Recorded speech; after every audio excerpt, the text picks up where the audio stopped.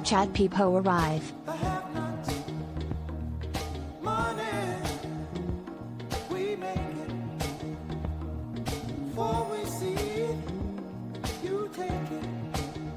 Oh, make me wanna holler the way they do my life. Yeah. Make me wanna holler the way they do my life.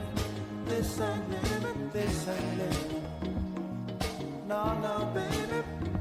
This ain't living. No, no, no, no.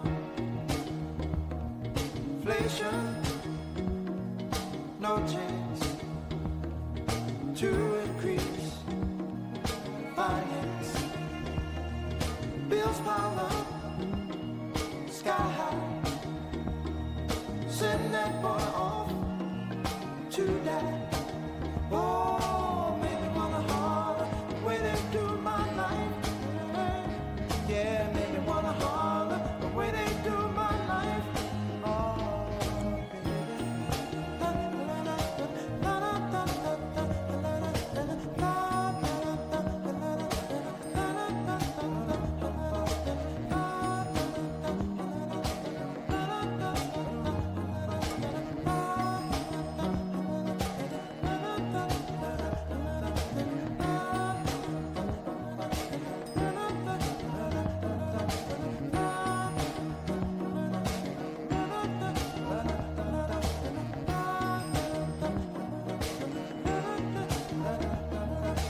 hang-ups, letdowns, bad breaks, setbacks, natural.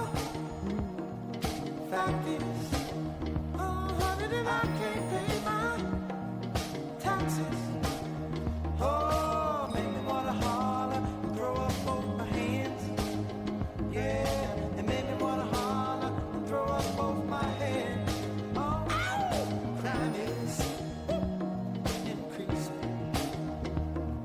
Trigger happy, policing. Panic is spreading. God knows where we're headed. Oh, right. And make me wanna holler, lay me down and understand. Make me wanna holler, that I understand. Oh, da da da da.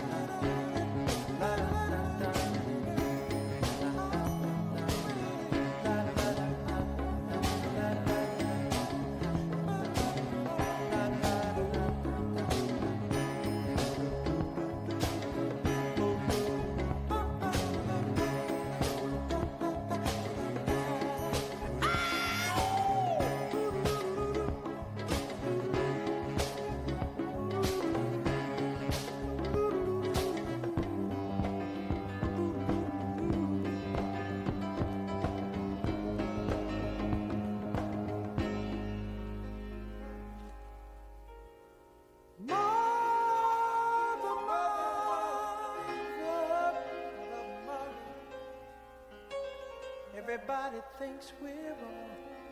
Mother, who are they to judge us? Mother, mother, simply cause we wear our hair long. Mother, mother, ooh.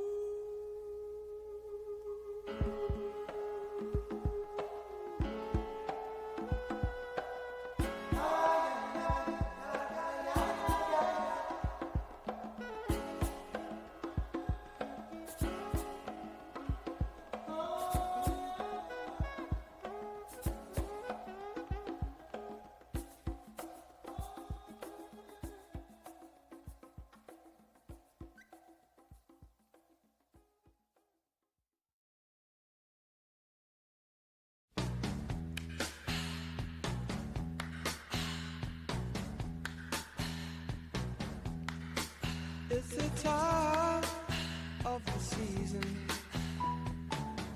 when love runs high.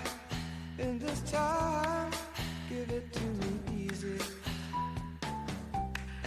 Let me try with pleasured hands to take you in the sun to promised lands, to show you everyone. It's the time of the season for loving.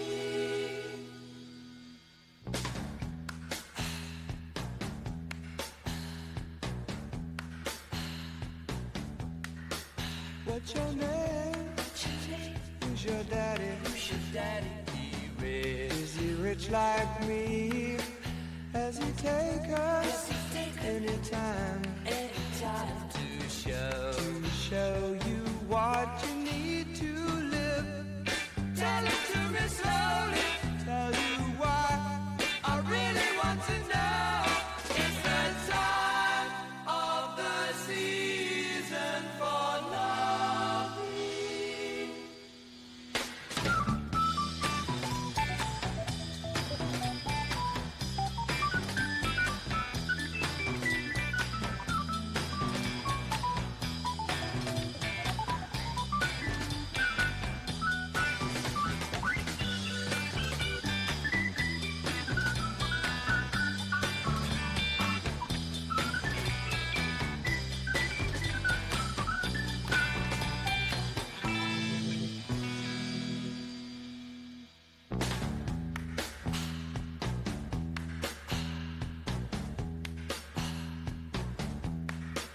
What's your name? What's your name? Who's your daddy? Who's your daddy?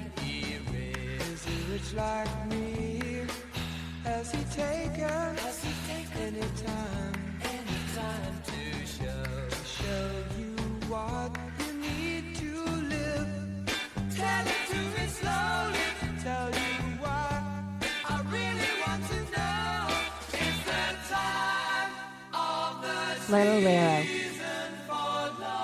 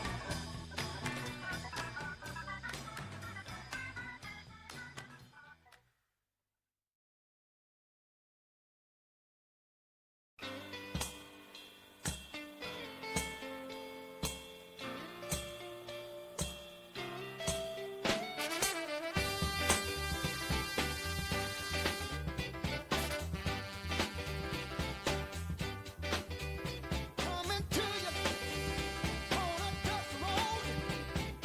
Good loving, I got a trouble load. And when you get it, you got something. So don't worry, 'cause I'm coming. I'm a soul man. I'm a soul man. I'm a soul man.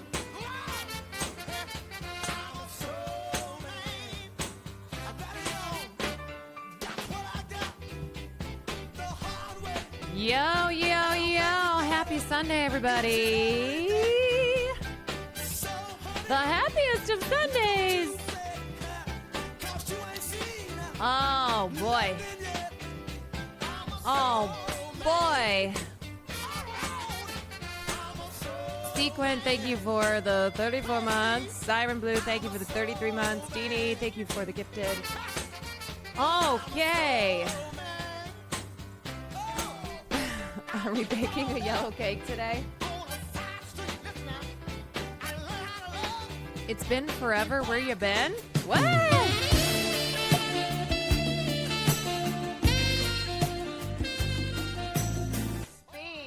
Speed. Razor, thank you for the 5 gifted subs. I think there are like 2 hours left for gifted discounted gifted subs.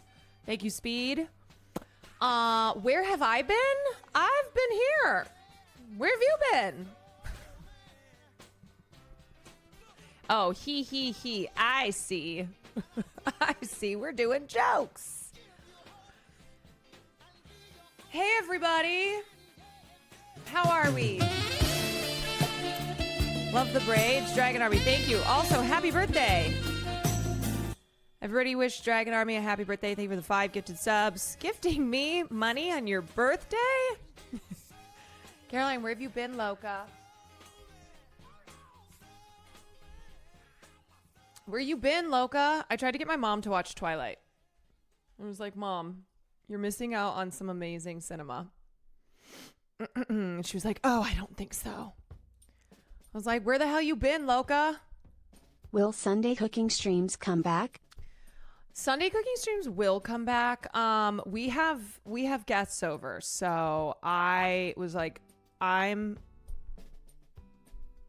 was not going to bring back the cooking stream today, but let's see. Okay, Sam and I are planning. We are planning a fundraising stream. We're trying to get it together to fundraise for Point of Pride.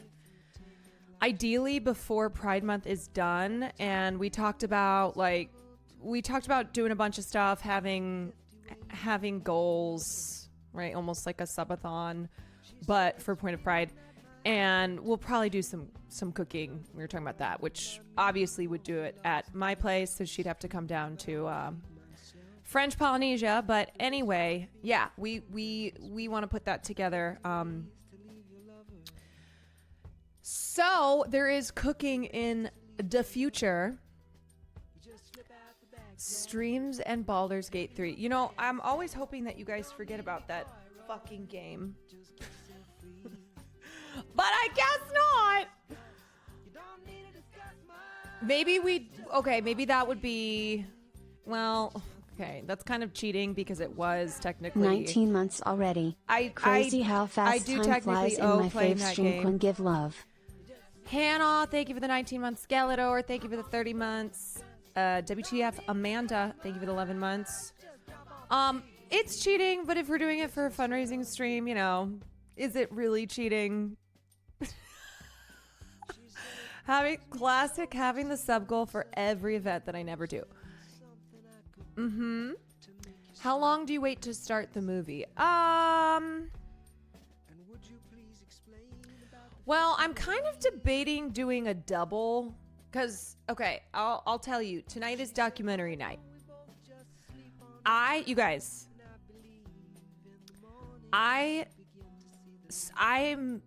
not kidding you. I spent so long today trying to find a film in the vein of LGBTQ representation that was available for free. So I settled on a documentary. I settled on a documentary.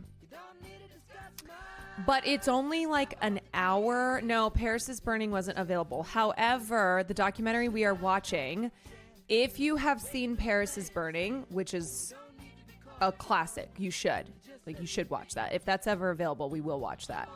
But the documentary we are watching, it's not Shrek 2. No, Shrek 2 is not a documentary, although it seems like one. We are watching the documentary that paved the path for Paris is Burning. So it is a very important, it's very important in the oeuvre of LGBTQ, not just docs, but film, blah, blah, blah, Okay, wait, hold on a second.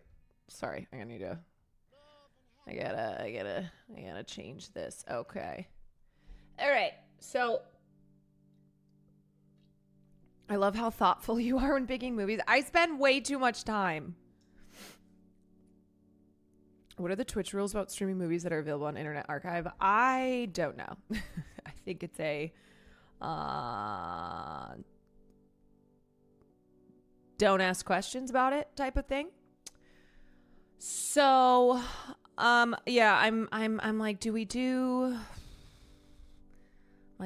a double? Because the other one that I'm thinking about watching is, I know usually Sundays I'm like, I don't do politics, but I have been wanting to rewatch Fahrenheit 9/11, which I haven't watched in a while.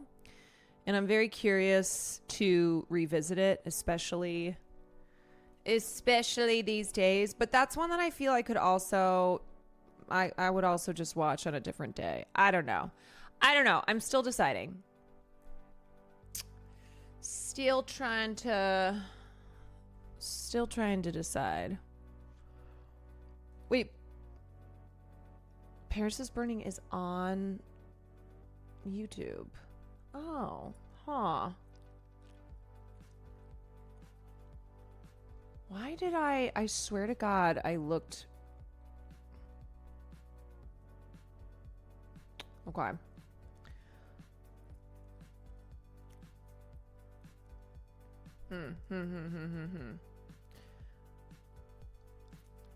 Maybe I save this and have Sam watch it with me, because I don't think she's probably seen it. Let's just do Fahrenheit. It still has to do with Pride Month. Does it? I mean, I guess everything has to do. I guess I could relate everything back to LGBTQ. It's not BY. I know. I know. You're right. Well, also recommend The Watermelon Woman for a lesbian film for Pride. Not a doc, though. The Watermelon Woman. See, no, it's on Amazon Prime, though, unfortunately. But it looks good. Watermelon Woman, an aspiring black lesbian filmmaker, researches an obscure 1940s black actress billed as the Watermelon Woman. Huh. LGBTQ, can we watch True Blood? No.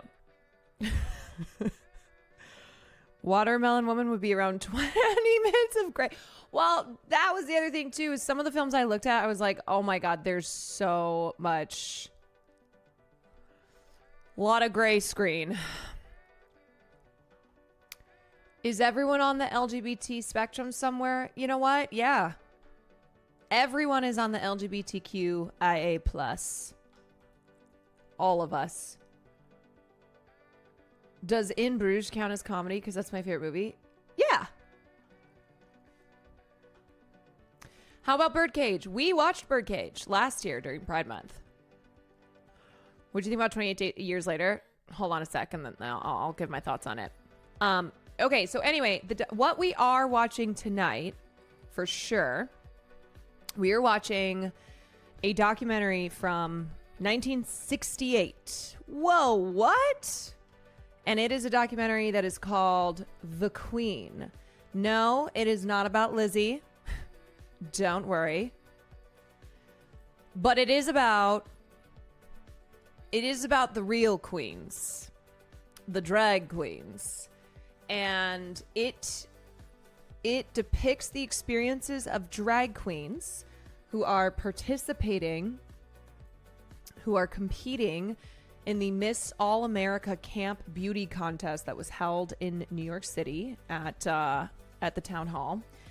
And this happened 2 years before Stonewall. And remember, drag queens were among the first stone throwers at Stonewall. But the reason that this was a really big deal is because it's the first time that drag queens were represented in a film like this. And so it exposed a wider audience to the inner lives of drag queens. And it was supposed to screen at Cannes Film Festival. But if you recall, like a week or so ago, we talked about the 1968 Cannes Film Festival, where it actually was So the festival began, and then it was canceled because of the civil protests that were happening in France. And you had some of the big French filmmakers of the time who aligned in solidarity with the protesters, and so the festival ended up getting shut down. So it was screened, but before any awards could be given out, the festival closed. Talia, thank you for the 17 months. But anyway, so The Queen is a documentary that came out in 1968, and as I said, it is the first to depict drag queens, and also, you know, not just drag queens, but one very iconic, very famous Black trans woman who was iconic not just for the drag that she performed in, but also because she reinvented ball culture. And there's a scene at the end of the documentary in particular that if you watch RuPaul, or if you're perhaps a fan of Frank Ocean, then you have seen or heard this very famous speech that one Crystal LaBeija, delivers at the end of this documentary. So you may recognize it because it has been it's had just such a strong influence on pop culture, and it's the reason why too this documentary led to this speech led to the documentary becoming a cult favorite. So I will not reveal what that speech is, but you will see what happens at the end. Frank Ocean sampled part of... Yes, he did. He sampled it in Ambience 001. Hi, CarolineKwan. Hi. Hello. God, I am sweating right now, but Poke, Gigi, and Will are sitting out there watching the basketball game, so I don't want to open the door. But I am... You guys... No, this has been an ongoing issue with our air conditioning. I just do not... Will does not... This is how crazy this is. The two places we don't get AC are in our stream rooms. We both just sit there like in a sauna. And I thought we had fixed the issue, but holy moly. I know. I think I'm going to have to go. It's like my fucking light is breaking. I have no air. Things are not good right now. Houseophobia, thank you for the 14 months. Was watching someone react to Star Wars movies. Someone compared the trap at Jabba's as a QTE from games. Another chatter said it was like you feeling the QTE. I'm getting roasted in another streamer's chat. Well, that makes sense. Okay. All right. So anyway, that's one thing that we're definitely doing. And then we might watch Fahrenheit 9/11 afterwards, because I haven't watched it in a while, and I am I think it's pretty timely for what's happening right now. Can I just say something too? Can I just do a PSA? Can we just do a little PSA? That second chatter was... See, it's all, the call's always coming from inside the house. I need Americans to cool their jets, okay? I need Americans to cool their jets. Enough with the... Okay, well, Ron, could you just hold off until I finish seeing Beyonce in concert, and then you can attack us? Or like jokes and tweets along those lines, where Americans somehow, it's amazing, somehow we always make this about ourselves. It It is just this American thing that we do where we make the Middle East being bombed about ourselves. And I'm not talking about the war hawks who are like, yes, more bombs in the Middle East. Like, yes, America. I'm not talking about them.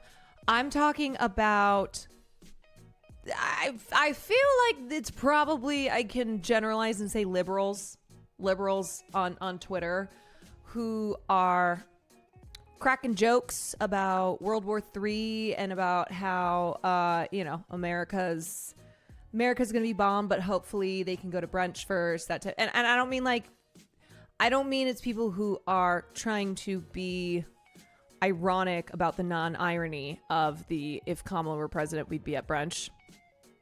You know? I love the tweets calling Americans self-centered losers, like, yes, clock them.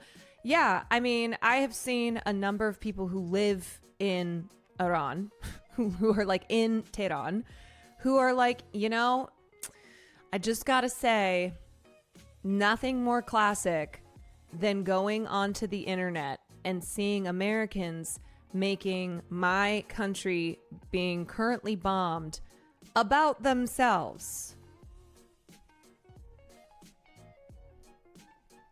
People saying it's to cope like they're actually in danger. Yeah, you know what it is? It is this deluded thinking that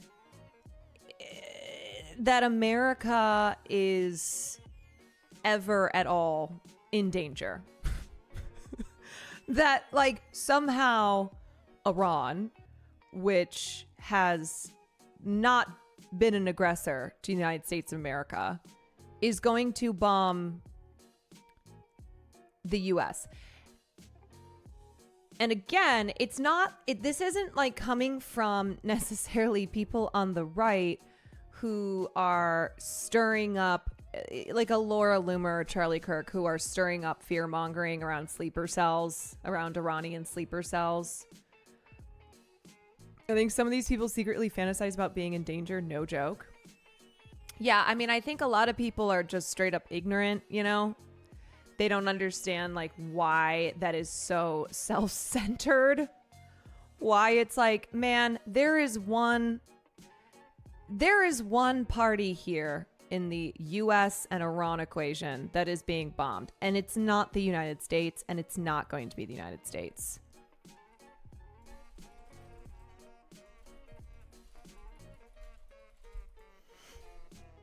It's insane that people think Iran can bomb Omaha, Nebraska, but that's what they thought back in 2001. And then, onwards when we eventually invaded Iraq and Afghanistan, they thought like people living in small towns in the middle of the country were straight up thinking that they were going to be bombed. They're like, they can get us anywhere.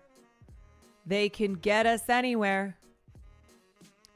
I just got back from a baby shower and it's feeling so burnt out all the time emotionally with around the genocide, but I just have to lately keep taking a few days not paying attention because I already have my own mental health stuff because I'm scared I'll just become a feeling if I watch it all the time. Just horrible seeing the horror of it all. I can't do anything meaningful. Oh yeah, no, it gets overwhelming. It easily can overwhelm. I saw a TikTok earlier of a guy writing to Iran saying, please don't think we the people want this. Please don't bomb us. I have enough to deal with.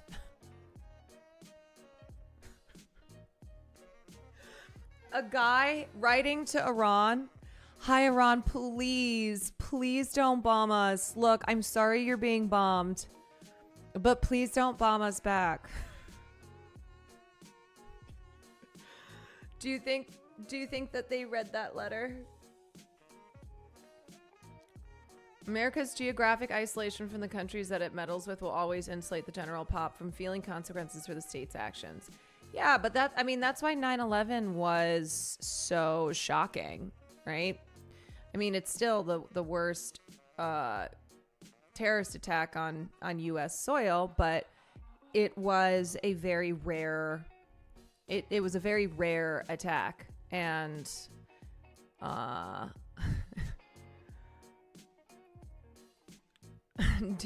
Dear Iran, if I was your mother, Speed Razor, thank you for the 2 gifted subs. Dear Iran, if I was your mother, I would tell you, shh, hush, little baby, don't get the nukes. Mama's gonna buy you a mockingbird. And the call came from inside the house on that one too. Well, certainly Fahrenheit 9/11. 9/11 asked those questions. Gee, yeah, I saw a TikTok earlier that was like, please spread this to World Talk. What the fuck is World Talk? What are all these talks? We, the American people, don't want this. Yeah, I mean, look, I think that's a good message to spread, right? To say we, the American people, don't want this, but not with the framing of, please don't bomb us. Please don't 9/11 us. We, the American people, don't want this. Didn't they get the memo? Vance says we didn't bomb Iran. We bombed Iran's nuclear program. Surely they can't hold that against any Americans. Yeah, they're like, no, we just bombed nuclear sites. We haven't targeted any civilians. No civilians have died.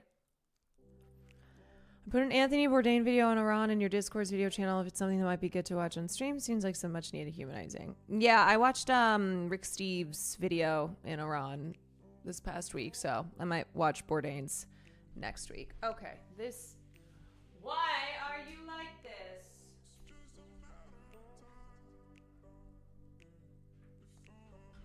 I swear, every time I think this is fixed, then it does some fuckery.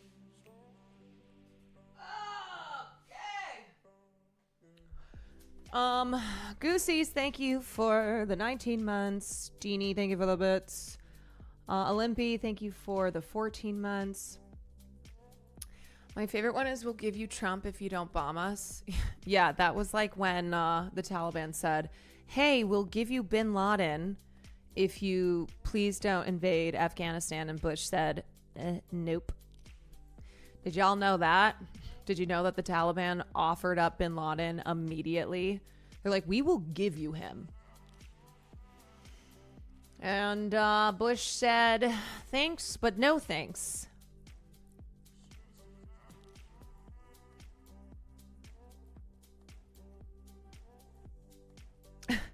Dear Ron here, you know, my mom was like, Donald Trump is so stupid and he constantly is using his personal phone. Like, there's no way that if they didn't want to, that they could not locate him. Like, everybody knows where he is.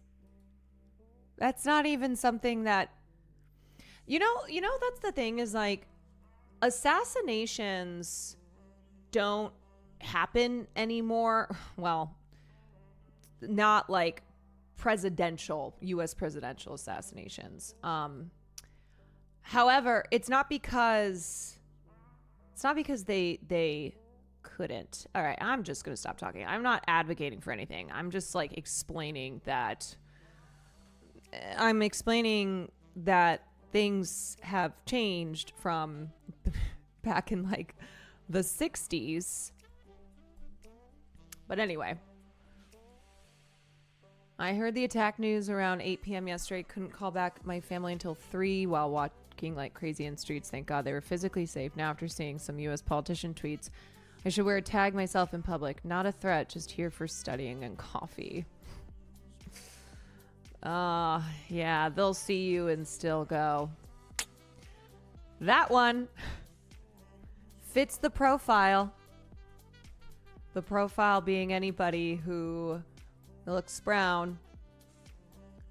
No, I just, you know what? You just gotta keep going about your life, right? I wasn't paying attention, but the Queen? Yes, the Queen. So why don't we start that in, 20-ish minutes? Shook, thank you for the 22 months. Okay, I am going to, I'm gonna have to crack open this door.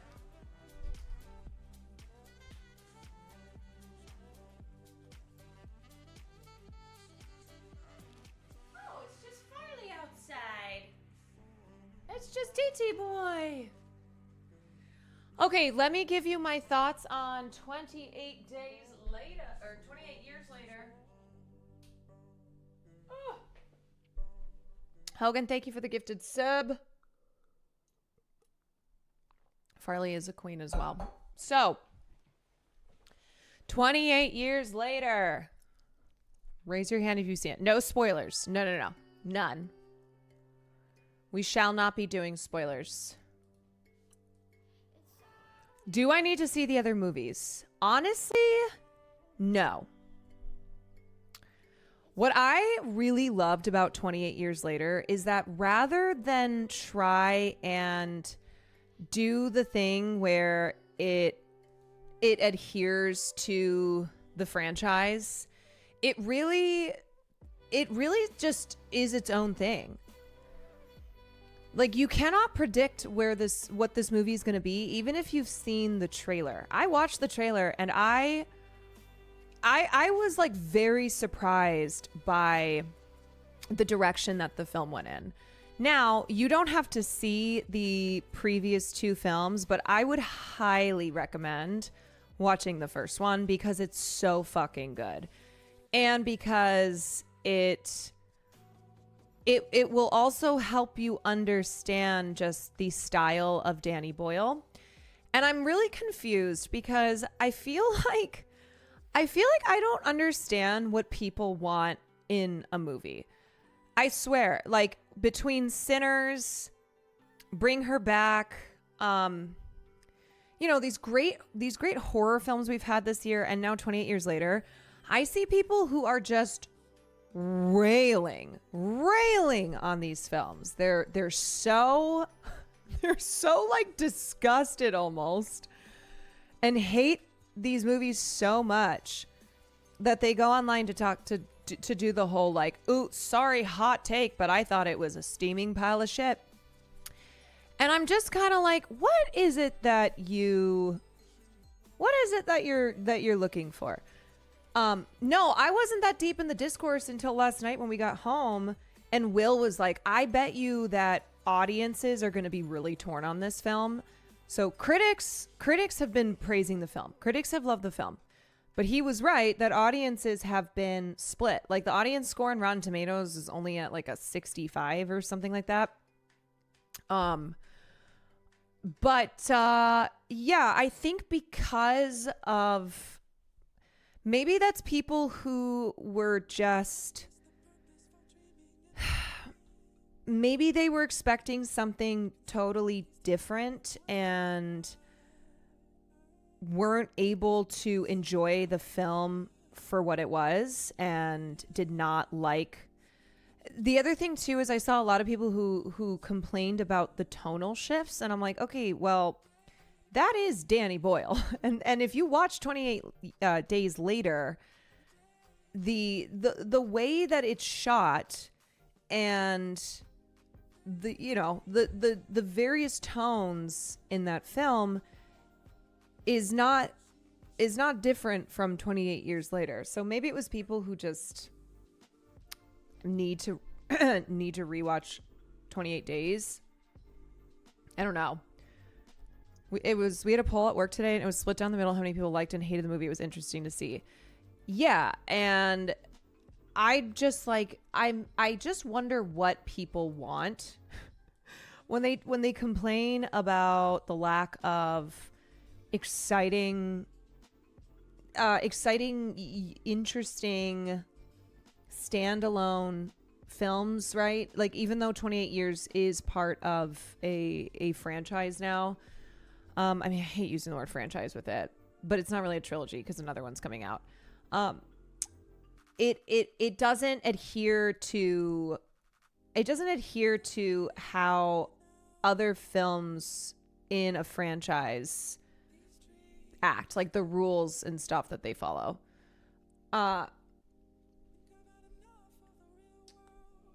You don't follow Arky back, huh?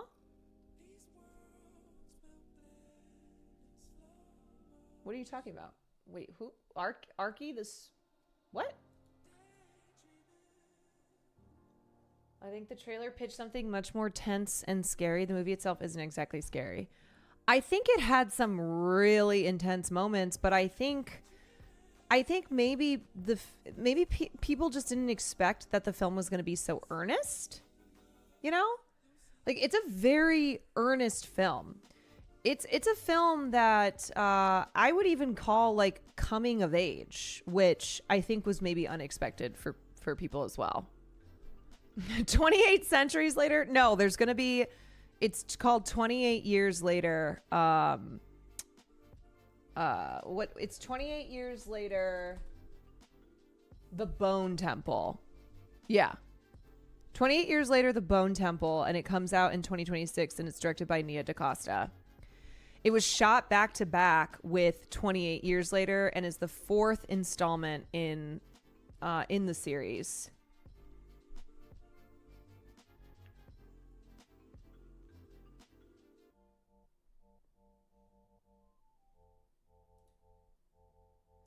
Yes, this is the real third 28 movie, the one on Amazon 28 months after. Wait, no. You guys. It's 28 weeks, 28 days, 28 weeks, and then 28 years, and now 28 years, The Bone Temple. And maybe we'll get to 28 centuries, 28 millennium. Maybe we'll just keep going. I love you and Will. I have given my friends that are with a great taste of movies, art, and your link. They love you. Great. I'm glad we can give them recommendations and also give our thoughts and stuff. Oh, we forgot 28 decades later. Yeah. I don't know why Nia DaCosta is doing Bone Temple. I am not sure why Danny is not doing it. And it does make me a little nervous. I think Nia, it's not that I don't think she's a good filmmaker, but Danny Boyle is just so singular. And the 28 days, months, years film series is very unique too because of his direction and his style. So I don't know if it's going to feel like an imitation, you know? If like Nia DaCosta is going to try and imitate the feel of Danny Boyle, because that's never good. And I don't know why he's not doing it. And I don't think we know.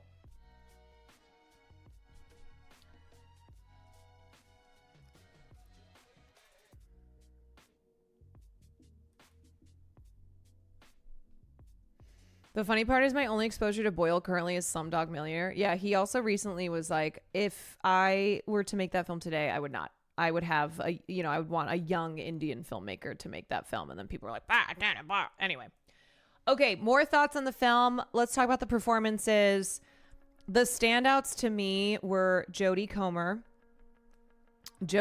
who plays Isla, and then Ralph Fiennes, who plays what's his name again?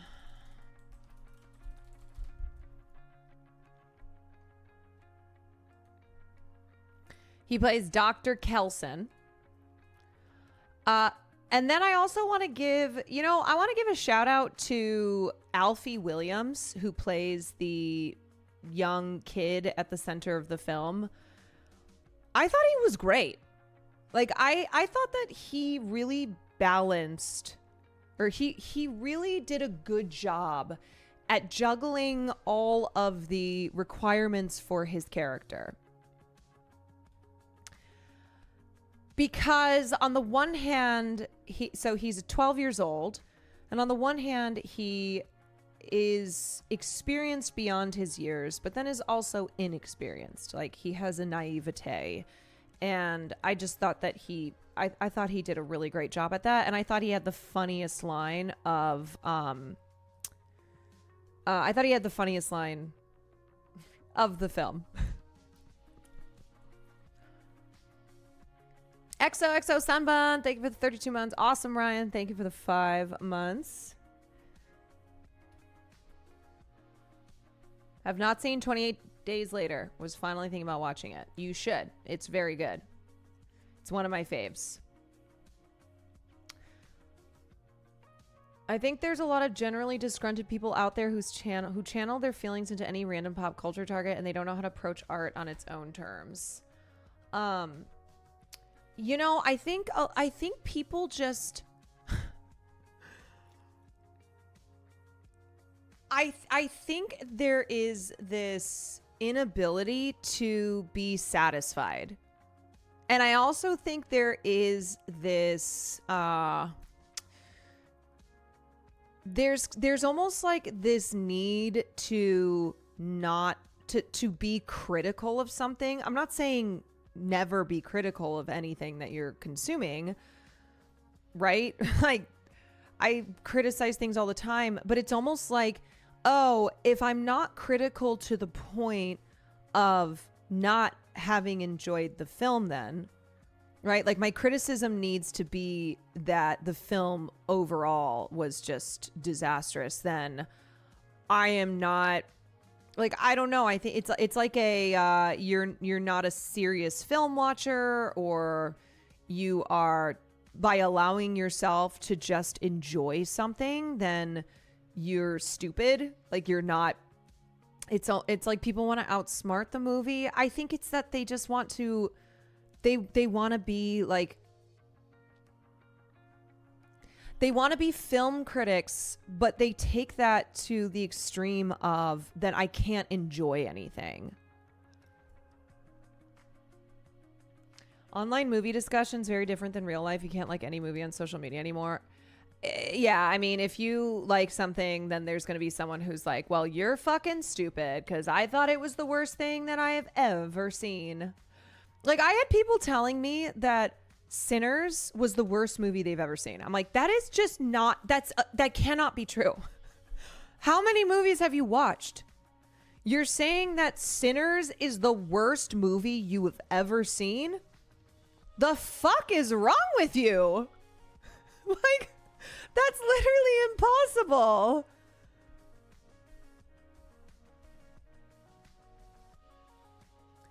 I think there's also people that just flat out can't explain why they enjoy something, and that irks people that they can't hold a discussion about it. I mean, look, I'm going to be for real. If you like something and you can't explain why you like it, I think that's more valid than not liking something but not being able to back it up. Simply being like, no, I thought it was trash. It's like, why did you think it was trash? You know, versus like, yeah, I just had a really good time. I just vibed with it, right? I just really enjoyed myself. I was along for the ride and I had a good time on that ride. Writing these questions for Will whenever someone brings up Andor. A lot of people don't have opinions and they can't verbalize it because they have that kinetism. I have that kinetism. You have the kinetism where you can't communicate why you loved a film. I mean, yeah. Yeah. But I think a lot of times I didn't like this film is because it leans into the contrarian behavior that people of the internet love to partake in. Palmy, thank you for the 8 months. Okay, so let me just talk more about why I enjoyed 28 Years Later without giving any spoilers. So, as I said, I was very surprised by the film because the first and second halves of the movie are quite different. The first half feels more like 28 Days Later, and I thought, okay, I was seeing how this could be the direction that the film was going in.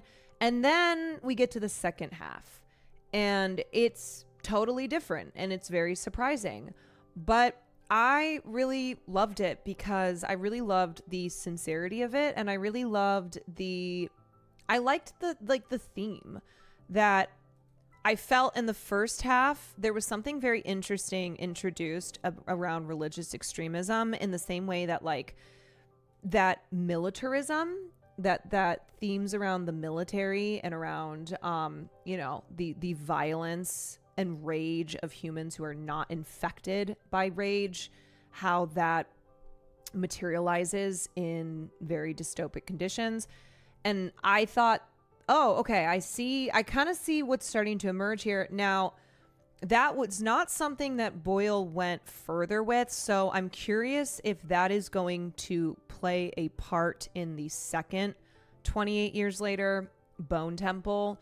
There are quite a few things that are introduced in 28 years that I totally forgot about that this was going to be a two-parter, right? That these films were shot back to back.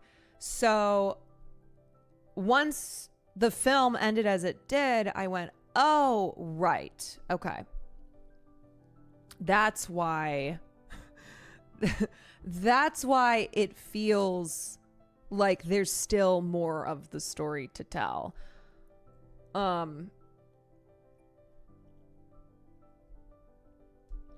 So as I said, there the theme around religious fanaticism, kind of, the cult feel of the island that that this film is set in.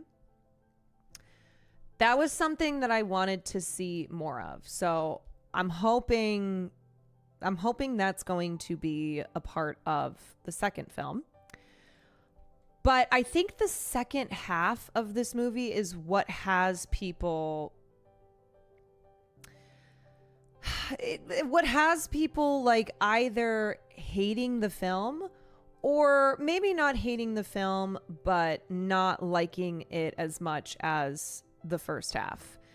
And I think too, there's this expectation that there's going to be a lot of, okay, I don't really want to give spoilers away, but I think there was this idea of people had going into the movie where they're like, well, I thought this was going to be a zombie movie. I thought it was going to be like a zombie movie in the way that I understand zombie movies to be, and it's not. My sister after the movie was just confused as to what she watched in the second half. Yeah, I mean, look, Boyle is very committed to his vision, and he never lets up on that. And because his performers were very much so along for the ride, I was there as well. I was along for the ride as well. And I think Ray Fiennes, who features heavily in the second half, he's such a good part of the film. He's one of my favorite characters across the three films that I have seen now. That he and Jodie really anchored the second half for me. My dream is to make YouTube commentary movies that I go watch after I see a movie. Do it. Get in there. Wee Potato, thank you for the 24 months. Does this movie feel like it was made during the early 2000s, or did it feel like a modern film? No, it didn't feel like it was made in the early 2000s, but it definitely has that signature. It definitely has that signature Danny Boyle style, especially Danny Boyle of 28 Days Later. So it doesn't feel like they're trying to force it into the early 2000s, but also remember that this is a timeline. So the series starts in 2002. So that's when the infection breaks out. So 28 years have now passed. So it's not trying to like, make you think that it's in the early 2000s. I think Alfie was an integral part two. If he hadn't been able to hold his own, it would have worked. Yes, and I shouted him out, and I thought he did a really, really wonderful job in the film. So there's just a lot of really gorgeous shots. A lot of the cinematography of 28 Years Later is just really stunning to look at. And then, you know, mixed in with the really drastic cuts and the freeze frames and that type, you know, those very stylistic things that 28 Days Later established. The hill shot is so beautiful. The shot when they're running on the what's it called? You know, the path, not the path. The causeway. Yeah. Oh my God. I mean, that whole segment there, that whole scene was just like, it's gorgeous, but you're also clenching your butthole. When did you go see it? I went and saw it last night. So I streamed and then immediately went to go see the film. One of the best causeway shots in all of cinema. Yeah, it's so good. And let me see if I can find Danny Boyle shooting on iPhones.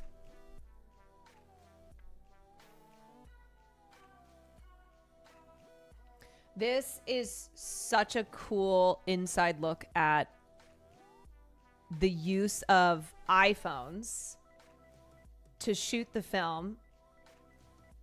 So he famously shot 28 Days Later on Canon digital cameras. So that really gives it a very grungy look. If you've watched 28 Days Later, it is grungy as fuck. And that's because he shot it on Canon digital cameras. And it really, that the feel that it gives you is that the world is just in decay. And it makes the fast moving zombies immediately terrifying. Yeah, it's the grungy look is so cool. So this time, rather than using digital cameras, what he used was an iPhone. Well, he used multiple iPhones. So they set up a rig, as you can see here. They set up a rig and they have 20 iPhones. 20 iPhones, which they refer to as basically a poor man's bullet time. And that is how they captured a lot of the action sequences. And they would have a ton of different angles that would then be stitched together in a really chaotic fashion. Should have been 20. You know what? Should have been 28. I can't believe they didn't use 28 iPhones. Even when he wasn't using the rig, Boyle said the iPhone was the movie's principal camera, albeit after disabling settings like automatic focus and adding special accessories. Filming with iPhones allowed us to move without huge amounts of equipment, Boyle said, noting that the team shot in parts of Northumbria that looked like it would have looked 1,000 years ago. So the iPhone allowed them to move quickly and lightly to areas of the countryside that we wanted to retain their lack of human imprint.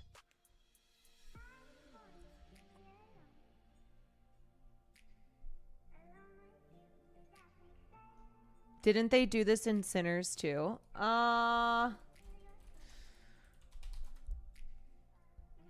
No. They shot on IMAX and 70 millimeter cameras. What I'm trying to see what you're referring to. Sinners is a very different looking film from 28 Years Later. Deanie, thank you for the bits. No, we are not watching Shrek 2 tonight. Sorry to disappoint. Fenric, thank you for the 19 months. What's up, peeps who just got here? I'm just giving my thoughts on 28 Years Later, which I saw last night, and I really loved. I also really fucking love the ending. I'm not going to say, no spoilers, but the ending, I was like laughing, and all I will say is I saw a tweet that said a compatibility quiz should be, what did you think of the ending of 28 Years Later? Will and I both loved it, so luckily we can continue to remain in a relationship, but I think that's a way to figure out if you are compatible with somebody, is to say, what did you think of the ending of 28 Years Later? It threw me off. No, it threw me off too, but I thought it was fucking hilarious, but also terrifying. Like, I think it was equal parts. What the fuck? What is happening right now? This is so bizarre and almost campy, but then had this really sinister underbelly. Can we get Farley's take on the ending? Farley thinks whatever his mama thinks. Farley's like, whatever you thought, Mom, I have the same opinion. Apparently it's something about UK pop culture. I don't want to give it away, so I'm not going to say, because the film just came out. But yes, there is a reference. There's a reference, something that they are referencing in the end that makes it very sinister. And then when you realize that there were little clues sprinkled throughout the film to tell you why this is going to be quite quite sinister for the next film. Can you go into the movie blind, or is it more recommended to watch the first one? So what I said was, you don't have to watch 28 Days in 28 Weeks. I highly recommend watching 28 Days. I think it's one of the best zombie films ever made. It's just one of my favorite films in general, but you don't have to see either of them in order to follow along in 28 years, which I thought was great. I loved that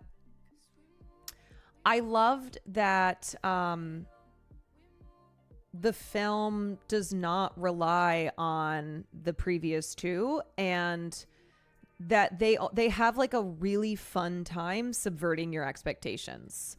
You know what it felt like? It felt like filmmakers who went, I'm going to make the movie that I want to see.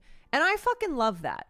Rather than going, I'm going to make a film that the studio wants me to make, or I'm going to make the film that I think people on the internet want to see.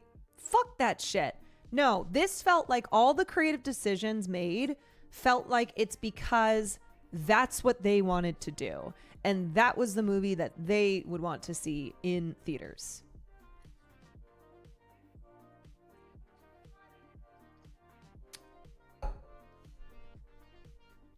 Can you DM the spoiler? Go see it. Go watch it for yourself. I believe Danny read the script and said to himself, I'm not going to fight again with Alex for this. I'll follow whatever Alex is cooking here. No, it definitely felt like a joint effort. I feel like both those guys took great pleasure in making something that is equal parts beautiful and also gruesome. It is very gnarly, and Danny Boyle loves making a gnarly film. He loves those low budget, grungy, indie, like gnarly ass films that will just like have you in awe of how much he did with the film for such a low budget. Like, if you've watched, Train Spotting, if you've watched 28 Days Later, if you've watched even Sunshine, like Shallow Grave, these are films that are really like, because he does a great job too at his character work. Characters in his films, they feel like real people, where a lot of times they make decisions that are not that great, but it's not like a Deus Ex Machina type of thing. It's not making a bad decision for the plot. They feel like real people. Oh, you know who I also want to shout out? I want to shout out Aaron Taylor Johnson. I think Aaron Taylor Johnson was also... He was great in the film, and I think his character is morally complex, and I saw comments about him that were very dismissive of him as a good father, and I think that's too... I don't think that was fair. I think the criticisms of his character were not totally fair. Right? And I think I think his roles as a father and as a husband are separate, you know? I don't know about him. He's been in a lot, and I still have a hard time remembering his roles. He is in a lot. I thought it was some of his better work, too. Also, here's a spoiler. You will see giant dick. And you will see quite a bit of it. So, if that's something that you're not about, then you might not want to go see the movie 28 inches later. You're going to see some big old peen. Just to let you know, okay? There is peen, and it is quite big. Did you see this? What is this? The Alpha Zombie Speaks. 28 years later star Chi Lewis Perry on Samson's huge prosthetic. Ripping out spines and his scary injury on the train. Also, Danny Boyle came out and was like, just FYI, all the peen and all the nudity, it's prosthetics. There were children who are a part of this movie. It is prosthetics. Okay, what did he say here? While Samson has been drawing plenty of attention for his ferocious and hulking on-screen presence and monstrous roar, something else has caught the eyes of critics and online commenters alike. With the infected now naked, he's been generating high headlines for sporting a rather impressive prosthetic manhood, which the camera doesn't shy away from.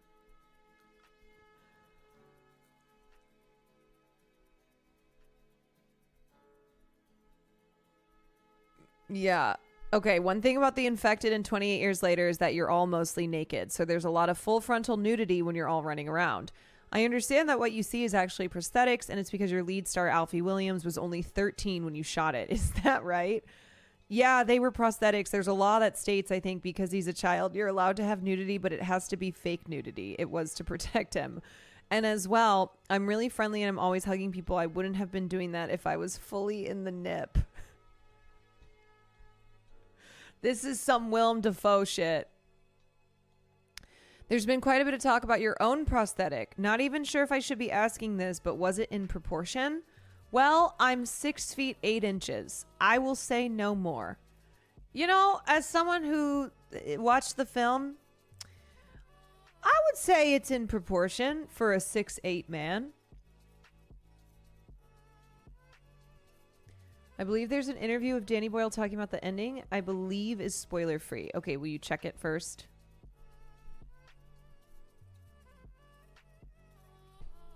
Giving someone a hug when you have your big... There is something about that where it's like, you know, I get that it's a prosthetic, but that still feels... Was he going around hugging people on set with his big peen prosthetic? Nah, he's capping. That thing was free falling at 10 feet. It was pretty big. It was a pretty big peen. What did Will think of the peen? We all were like, oh, especially the first time that you see the infected, the alpha running, and his big peen is just swinging side to side. It's flopping around. I also was dying laughing at the part where the infected pops up in the field. This was the part from the trailer.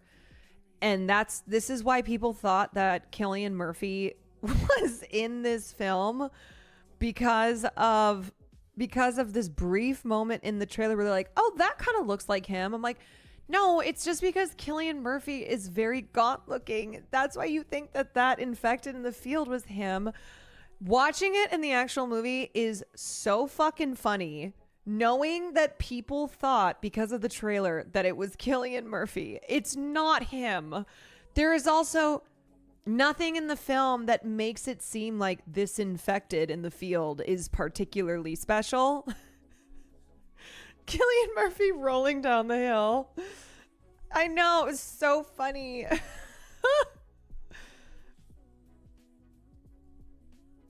Stuff like that doesn't even register with me anymore. I didn't know people cared until I went on Letterboxd. What, big, huge prosthetic peen? You're like, I've seen that a bunch. I've seen that a million times. I am also curious how they're going to incorporate Cillian into the next film. I don't know. I'm not sure. And if the second film is anything like this film, then I think the ability to predict, to assume anything should go out the window. Here's the clip of him talking about the ending. No real spoilers in it. Okay. That Alex sent. There were these characters that appeared at the end of the film called The Jimmies, and it is shocking. It returns you to the fact that this is a horror film, but not in the way you might be expecting. They go on to dominate the second film. I thought this is the most original piece of writing I've seen since Clockwork Orange. That's what I thought. That's honestly what I thought. So when I read the screenplay that Alex sent... Yeah, I hear what he's saying there, where, again, the film in the first half, you're like, oh yeah, okay, this is a zombie movie, right? This is, or the infected, which is what they call them in 28 Days. But then the second half, it changes things up.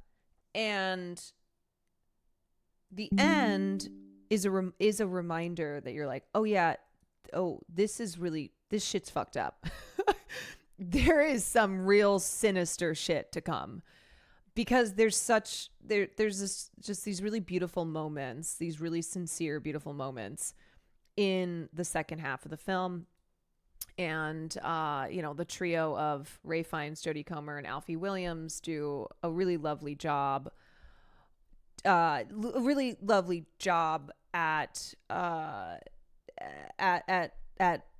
hitting those notes in the second half. And then you get to the ending and it shocks you because it's suddenly this thing that you haven't seen before, but also because you've kind of been lulled into almost a sense of security, I would say. And then it's like, whoa, bam. Hey, I was shocked at how good the child actor is. Britain has been producing some really great child actors. The kid who was in Adolescence, this kid, sorry, Stranger Things kids, but I mean, I guess they're really not kids anymore.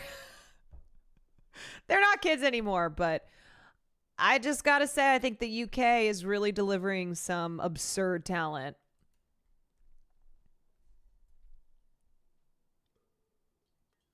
What time are we going to start the documentary? Probably about 5 minutes.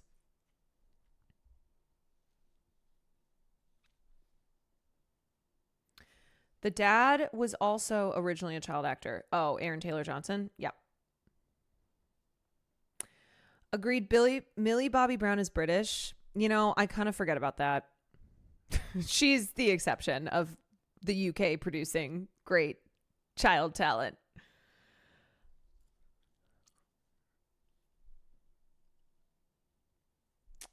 The way they've more or less shut down the ability for working class kids to get into the expensive acting schools over there since COVID is real bad. Oh, I didn't even really think about that. Okay, what else can I say on the film?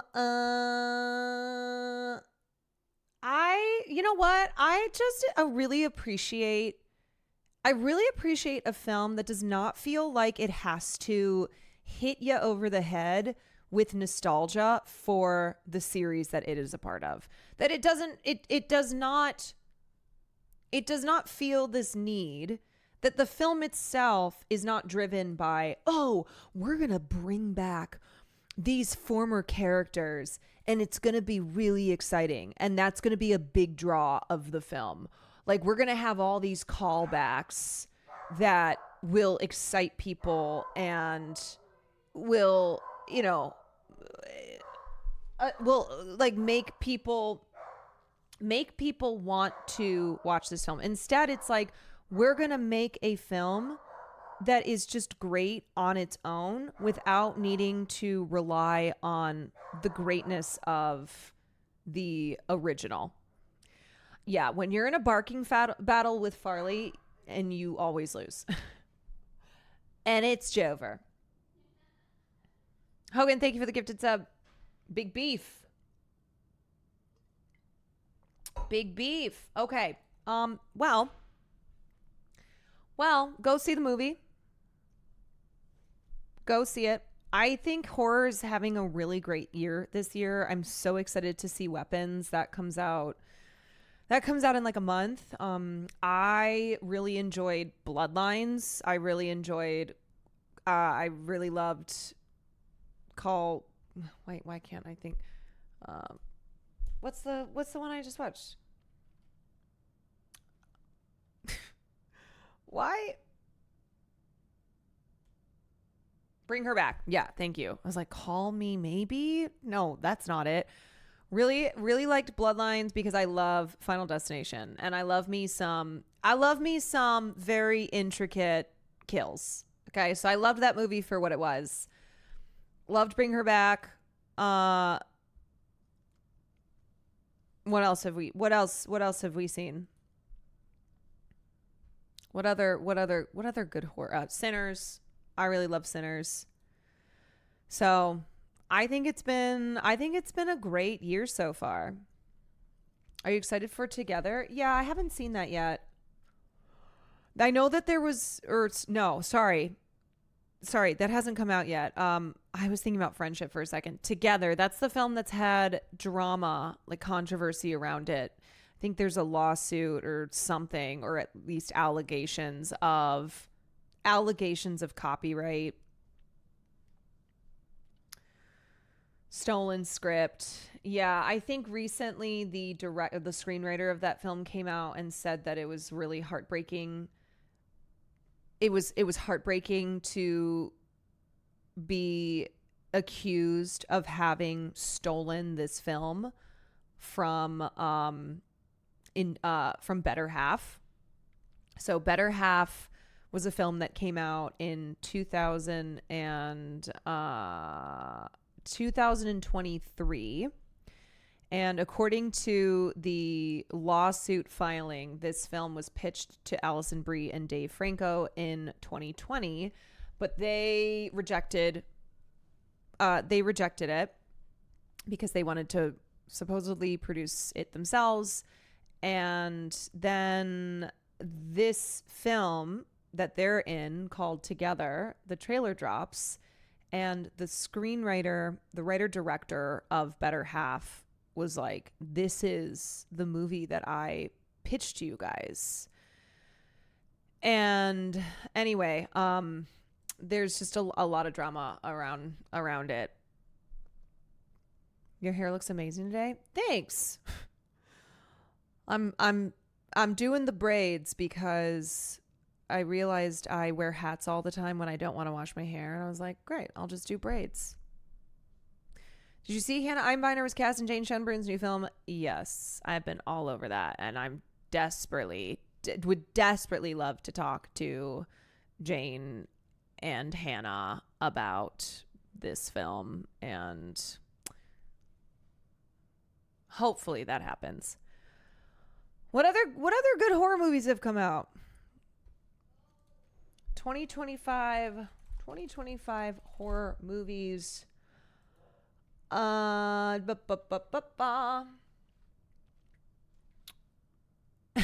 Amelia Perez. Oh, Megan 2 is coming out. That's right. Oh yeah, Companion was this year. I thought Companion was good. I also liked Ugly Stepsister. That one was pretty gnarly. And then coming up, we have Weapons. What else do we have coming out this year? Presence was decent. I liked Presence too. That was Steven Soderbergh. 2025 horror films coming out that are also... Oh, the new I Know What You Did Last Summer is coming out. There's another Osgood Perkins film. This man makes movies. He makes them fast. He just did The Monkey.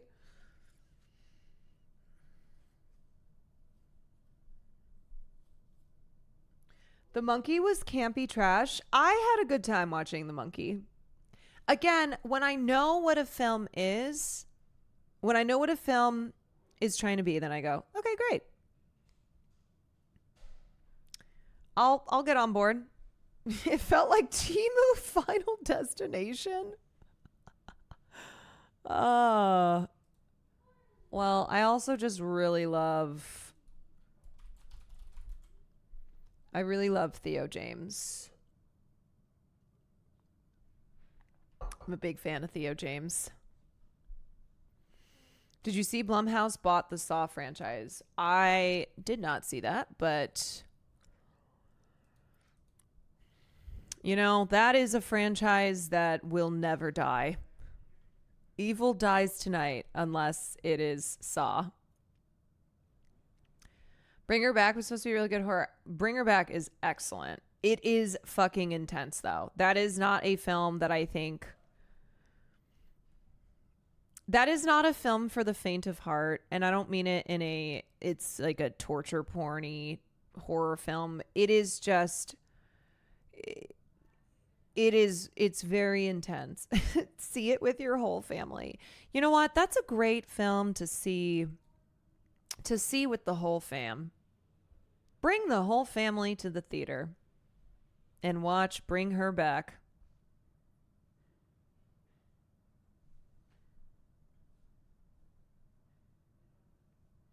My friend is squeamish and we watched it together. I loved it.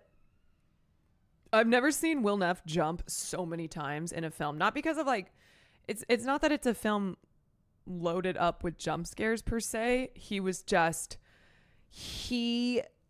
There's one part in the film that like I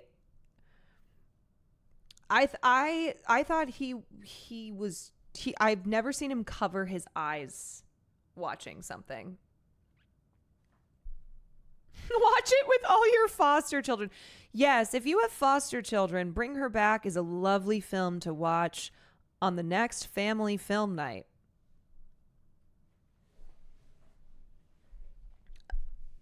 Okay, positive 2F. Thank you for the 23 months. All right, you guys, let's get this going. Let's get this underway. So, what we are watching for LGBTQ Pride Month Sunday night film class is we are going to watch a documentary called The Queen. And it is a documentary that came out in 1968. And it depicts a group of drag queens in New York City. And they are competing in the Miss All America Camp Beauty Contest. And they are all like beauty drag queen winners in their hometowns and then are coalescing for this big competition. And it's the first film to depict drag queens. So this documentary exposed a wider audience to the inner lives of drag queens. It maybe was the first time that people even saw a drag queen. Like, it may have been their first introduction. And this film was accepted into Cannes, and it screened there, but this was the 1968 Cannes Film Festival when it ended up getting shut down because of civil protests. Students were protesting in France. They were protesting against the conservative politics of then President Charles de Gaulle, but also were protesting the Vietnam War and just a lot of civil unrest that was happening. But anyway, we are going to watch this.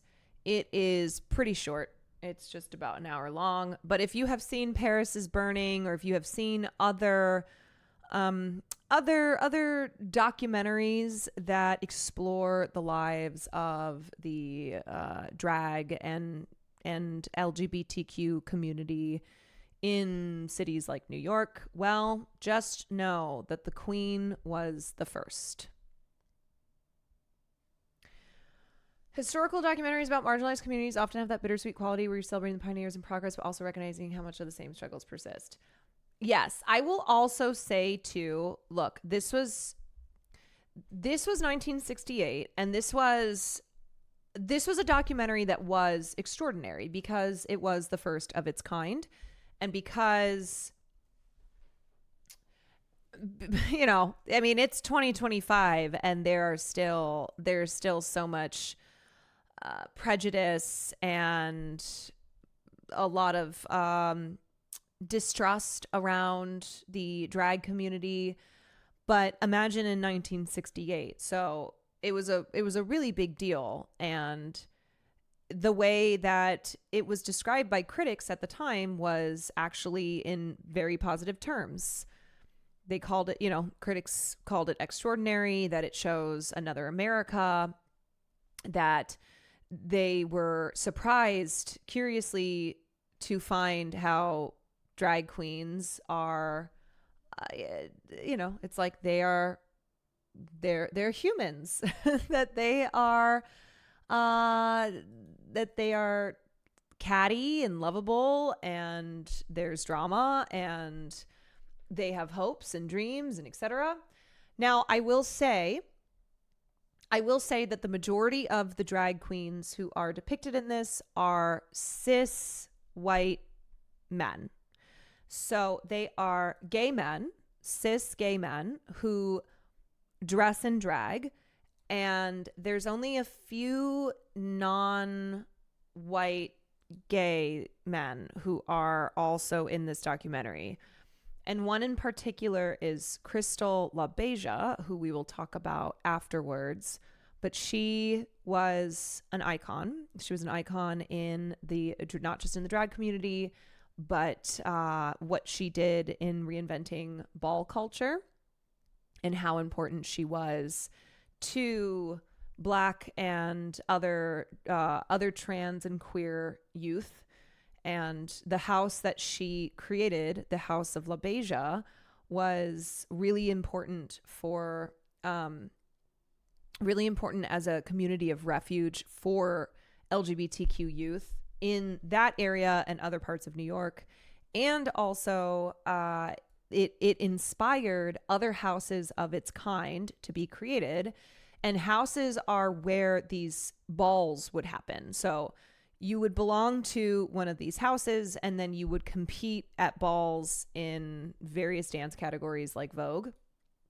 And so these were places that marginalized youth could come to as not only a refuge, but also a place to get to explore their developing interests in dance and in performance. I remember her from Paris is Burning. So if you've seen Paris is Burning, House of LaBeija members of House of Beja are heavily featured in Paris is Burning.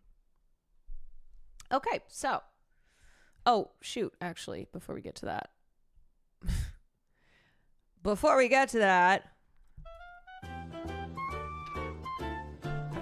it's a groovy time for a movie time, so grab your gap and grab a seat, and don't forget to get something to eat. Delicious meat and nutritious meat. You can't beat my meat for a special treat. Sucking on me is really neat. Don't be a jerk and don't be a fool. Be a good neighbor and follow these rules.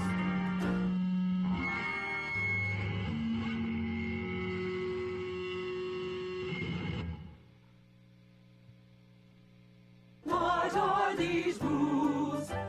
Remember to keep your shoes on at all times. Don't pull your penis out unless you really need to. Indecent exposure is a class 2 felony.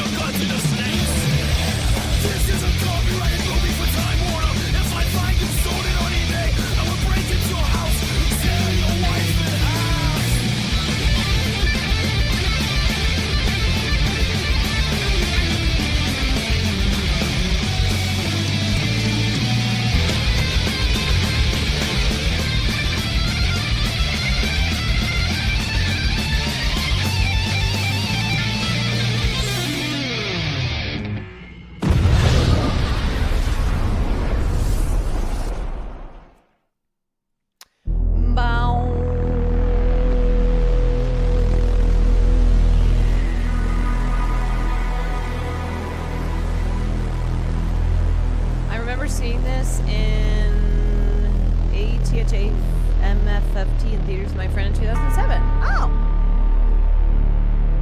Oh. Okay, everyone. Here we go.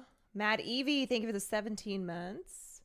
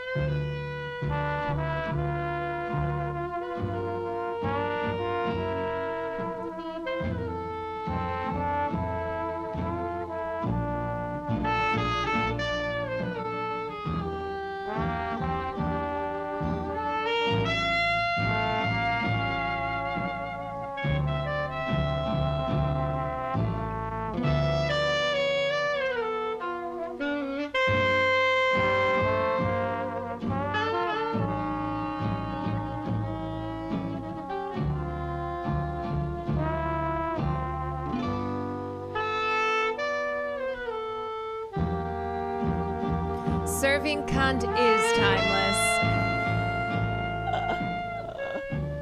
That is true. want you to come up tonight. I want you to get up here as fast as you can. That's all. Okay, Is that dear? your mother? Yeah. Okay, then come up tomorrow, darling. See you tomorrow. Okay, honey. No, I won't. Go. See you tomorrow. Okay, darling? All right, sweetheart. I love you. Yes, just come to New York and come to the apartment right away. Are you driving or are you, all you do is take a cab to number 5 East 73rd Street, and here we are. Yeah, All the drag queens by the time. All right, dear. See you tomorrow. Love you. Bye-bye, darling. What about dinner? What about dinner? My name is Jack. Well, my mother calls me Jack. Everybody that cares about me calls me Jack. That's my name. But I work under the name of Sabrina. And all the queens all call me Sabrina whenever I see them. I go up to this queen and I say, "What's your name?" The queen says, "Monique." And you say, that's marvelous, darling, but what was your name before? And the queen will look at you straight in the eye and say, "There was no before." I don't try to compete with them. Look, I'm 24 years old, but in drag I come on like 110. And I do this whole bar mitzvah mother thing, you know, gaudy gowns and pushy, but it's a good relationship with them because they don't fear me as competition, they respect me, and it's commercial. All drag queens want is love, and they try to get that love by being sexy and beautiful. For some of them, baby, they sleep during the day, and they do all their work at night. Because they're night people. Some of them are not experienced or have ever seen day people, or worked with day people, or seen the outside world. A lot of them know their street corners and their bars. And their favorite YMCA and their favorite bathhouse. But they're beautiful. All right, that's the smallest I will make it, because otherwise it's going to be too small.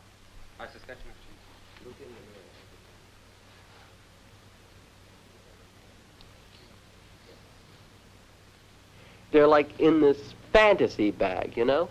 But who's not in a fantasy bag?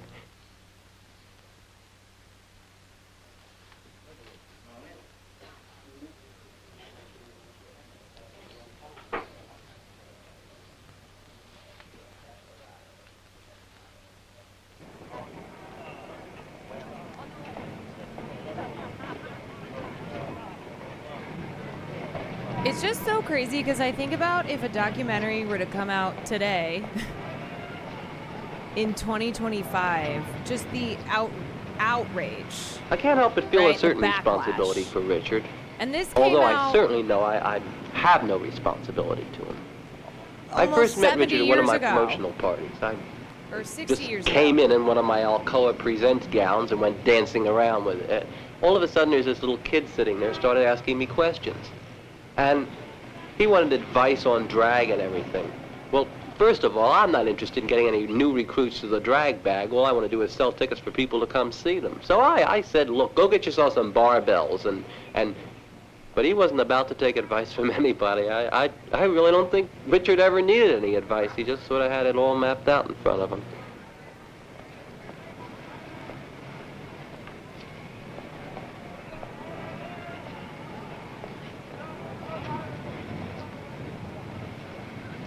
Oh! Hello. Hi. It's here for Washington. Elliot! Someone's here. Washington here. Washington is here. Yes. Hello, how are you? Okay, baby, how are you? Where were you going Take your coat off, honey. Pardon? Where were you going? That is Andy. That is Andy Were Warhol. you calling from Washington? No, I was here. You were here in New York? Mhm. Oh my God. We called Washington. We thought you were back. I called there. Washington, thought you were back there. No, I don't think the woman ever understood what I was. Okay, now we've got to check you into the hotel. In Washington, you were Miss Universe, right? Well, in our contest, you won't be Miss Universe. You'll be a part of the you'll be Miss Greater Washington. Okay, wait, Okay. no, sorry. That's not Andy Warhol. Andy Warhol is in the documentary, though. Did you Okay, fly so- all the way in or did you take a train? We Mary Alice Louise, may I please speak to a contestant? From Washington. Looks similar to Andy Warhol. Hi. You want to take her coat, Elliot? We'll check in with Joey and if in the same place we did yesterday. Joey. Joey. Yes, This is mine. This is... Check in. Hi, girls. Hello. How are you? Hi, baby. Shake it off. But I wanted to see it. That's her. Who's this? Let her see it first. No, that's Nicole. I run these contests all over America, from Boston to the Ozarks. And drag queens are all the same. You get them together, it's like a convention. As soon as you get out in the Midwest. And so when I got out of the cab, he said, we were talking about the show, and he said to me, at first, he said to me, "You are a woman, aren't you?" And because they started talking about it was a female impersonation contest. He said, "You are a woman, aren't you?" I says, "No." I said, "I'm one of the contestants in the contest." He goes, "Oh." He said, "Oh, you certainly are pretty." And he said, on the other hand, which is more, he said, "I thought the other one had just got out of the car with the dyke." After recess. Hi. So, to whoever had a question, I doubt this had a major publicity run in the 60s, and I would expect that lots of bigots at the time made quite a mess. So, interestingly enough, I believe some of the most vocal critics were drag queens and trans women because they were worried about this potentially leading to too much scrutiny. Because at the time, remember, a lot of trans people feel that they need to live in, they prefer privacy because they're being attacked every single day. But there was fear that this would lead to public scrutiny, that there could be backlash to like the mainstream, the public watching a documentary about drag queens and then being like, wait a second, oh, this looks like something that we have to get rid of from our society. This is Jay on your New They were worried about the trap of visibility, which leads to hyper scrutiny. Right. It's kind of it's a double-edged sword of, okay, so this is representation. It's good, it's good to have visibility, but then can also lead to the wrong people being like, oh, okay, now I've become aware of this, and now I'm going to do something. My name is Mega. Thank you for the 9 bucks. Okay, great. Like, stay here now. We're going to check into a hotel. It looks great. Canal? You didn't like Last it, night, I guess. You'll be checked into a hotel. You just got Richard, would you please get in here, and everyone else? Joe's in charge of the entire East Coast contest. What Joey says is it. McNamara, what color hair do you want? Shut up. Don't Everybody please be quiet for a minute. Yes, would everyone please be quiet? Kids, may I have all of your attention, please?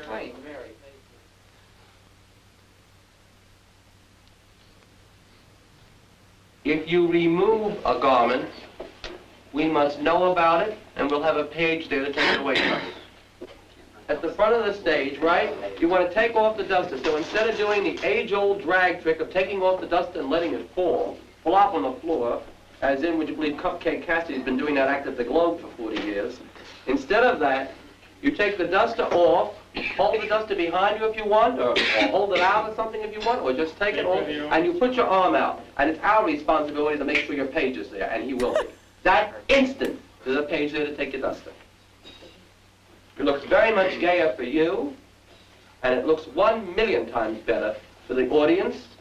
And if you don't do it, the judges will take points off. Number 2, if you are difficult or uncooperative, in the opinion of all those people in charge of you, which I'm sure none of you will be, but anyhow, I'm telling you this so you'll know about it, you may be dropped from the contest. Or if you stay out on stage longer than the time allotted. And this you'll learn in rehearsal. And no cruising in front of town hall. Yes, and you may not bring numbers to the room, unless you share them with Nationals Academy. The National Academy is me. I promote and run the whole shtick. The point system again, 5 points for walk, 5 points for talk, 5 for bathing suit, 5 for gown, 5 for makeup and hairdo, and 10 for beauty.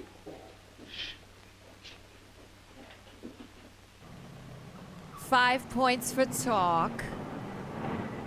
Okay, we've got these 3 problems. Number 1, finding a hotel with 28 empty rooms. Number 2, finding a hotel hip enough to let our guys in there. And number 3, keeping the guys in.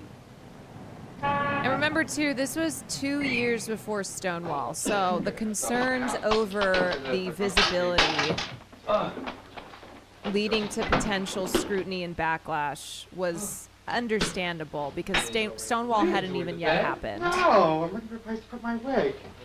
Gotta put it in the closet. Put it over there somewhere. Okay. I'm looking for a place to put my wig. Where's the bathroom? Oh, somebody left their cologne. Where's the brush? This thing's a mess. Don't even ask. No, Stonewall was Look at this. 1969. Falling apart. I'm gonna have to reset it.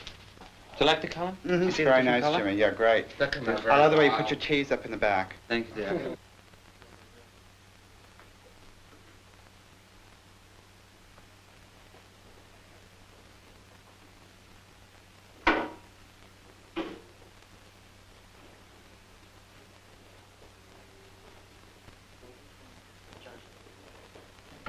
On the Hi, bed. Jessica. Yeah, nice day. Let's see your coat. Let's see your cape. Take it out. Take it out. Two bottles of scotch, please.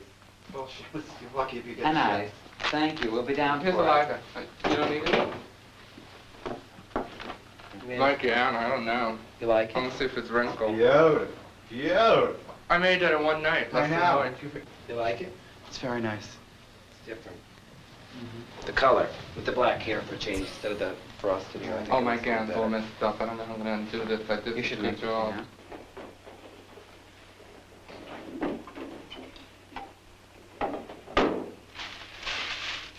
Also, just a little bit more context because it's hard to imagine maybe since you look at like RuPaul's Drag Race and it's such a, it's such a huge show. It's a mainstream hit.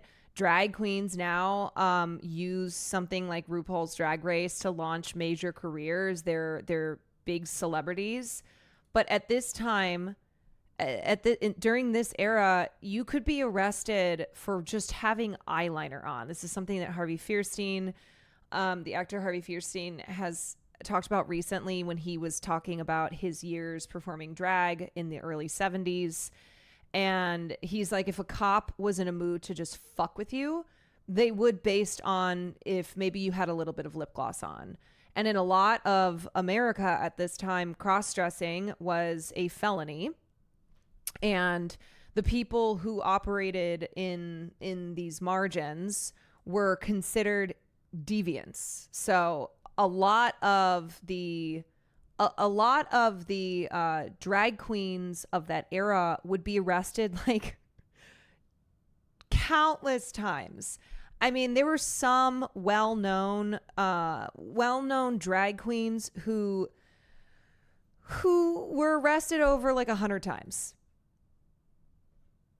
Drag is technically illegal in Iowa now. I mean, it's one of those where we see progress, right? You go, wow, things have changed, but then also we see backlash to progress and how there are things happening today that in some regards feel even more regressive than an era where it was incredibly regressive. But that's because when you have progress, backlash to that progress feels like it hits really hard.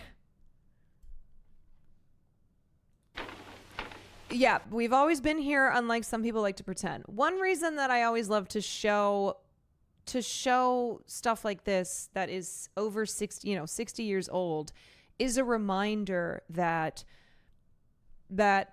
being trans, performing in drag, being gender nonconforming, this is not something that is new.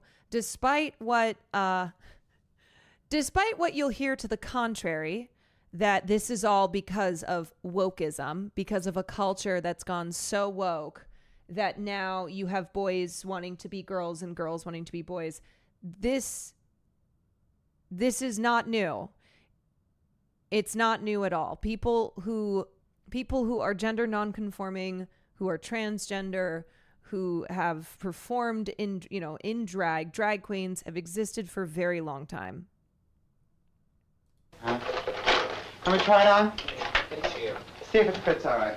These are the earrings on we were debating, so look. Aren't You these have to pretty? fix them, though. One's I broken. fixed them already. What's wrong with it? They were just Where's the loose, brush? you know? Now, do you have the brush? Yeah, I have a brush in here. Jimmy, remember that Did you get stuff the- for the beards. Remember that stuff for the beards. We need that stuff to cover our beards. Hey, I have to go get That it. stuff she told us to get to cover our beards so they No, don't they come through our said that. We have makeup. always existed. Oh, We yeah, will they're always rehearsal exist. tomorrow. That's right. Rehearsals are at 2, Jerry Leroy Studios. Are you going to be able to get this fuzz out, Frank? Yeah, well, Did you put lanolin on it? No, I have to get Fab. some. That'd be cool. The thing is, you know, when you're made up, I want to get an idea of it. I am gay from a country where I could end up in prison for 7 years. I am sorry those are your circumstances. And what I would say is right now with the bombing of Iran and running back the playbook on how we need to liberate women and gay people in the Middle East, said by people who want to oppress and have been oppressing women and the LGBTQ community in the United States. What I will say is that social progress for marginalized communities cannot happen when everyone living in those countries is under the threat of bombs. When your country is so destabilized and that it opens up then a power vacuum and dangerous groups come in and fight for that power and further leads to tyranny amongst the general population. So we cannot have social progress when people are fighting for just survival. Same thing in Palestine. Enough of, oh yeah, well, they don't have gay rights in Palestine. They don't have any fucking rights. They don't have any rights. So unfortunately, the insert rights, depending on your, if you are a woman or if you are a trans person, that comes secondary to having to fight for literal survival. And of course, we want there to be, we want every nation to be truly progressive. But when you are under the, when you are being bombed, when your country is further being destabilized, it does not leave room for social progress. It makes it much harder for leftists and progressive groups to advocate and win the freedoms that they are fighting for in their home countries. Thank you for the love and support so much. The internet is truly an escape. Right, which is why I also will never say to get rid of the internet or that kind of crazy stuff. It's weird. You're not bothered. Yeah. All right, but that's good. Ayatollahs and their radical Islamic ideology are worse than bombs. Bombs kill you in a moment, but their rotten radical mindset tortures you and makes you suffer over time. Cold turkey. I need you to stop for a second. Do you think that being killed by a bomb in a moment is worse than a government that is repressive? Like, seriously, one of those, you immediately die. Use a little bit of logic here. Okay, anyway, I'm getting sunlight. Yes, thank you. Let me move on. Come on like this. You know the old 1920s teacup crossing that we were always carrying on? Am I blue? Wait, then the pages come back on with 2 buckets of rose petals, right? And while I'm Minette's sorry. sitting up there totally unbothered, doesn't even see That's the on queen's me. crossing in front of her. She's still singing. The 2 pages are throwing rose petals on. Very much overdone. Dum, dum, dum. Very Shakespeare. Yada, You're not making dinner. Oh, it's going to be a start. My doll is as dainty as a sparrow. One I MD, thank you for figure the it's 31 something months. to applaud. Where she's narrow, she's as narrow as an arrow. And she's broad, where a broad should be broad. one. Time's up, fun. Ooh, that's my little honey bun. Get a load of honey bun tonight. I'm speaking of my sweetie pie, only 60 inches high. Every inch is packed with dynamite. Her hair is blonde and curly, her curls are hurly-burly, her lips are pips, I call her hips, twirly and whirly. Oh, she's my baby, I'm her pap, I'm her booby, she's my trap. I am caught, 'cause I don't wanna run, 'cause I'm having so much fun with Honey Bun. Believe me, Sonny, she's a cookie who can cook you till you're done. Ain't being funny. Honey, put your money on my honey bun. Okay, Soleil. If a lot of rehearsal, I could do it for the night today. If this isn't the vibe of the hangout, I'm not pulling up. You know what? Same.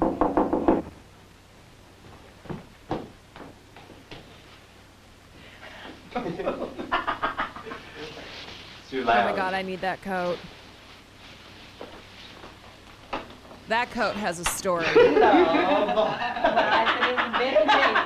are you, my dear Betty Davis? Well, I haven't seen you in years. Betty has gained some weight. I thought it was Alfred. My big bald head showing y'all. It's more like Jackie Gleason. No, this is Ricky's coat. Isn't it beautiful? Isn't it gorgeous? Glamorous for that. You know, they say that most Negro boys get bumps on their face from shaving. Because when I was working, they had a magazine, Ebony, you know, for Negro people, and they had a special depilatory, especially for the Negro boys, that takes all the hair off and prevents their face from getting. Boy, I was so tired of those rehearsals with those heels on, forget it. Oh, listen, I got a corn on my toe. You know, the kids did very Look well. at the powder coming out of my shoe now. The kids did well with that, I think.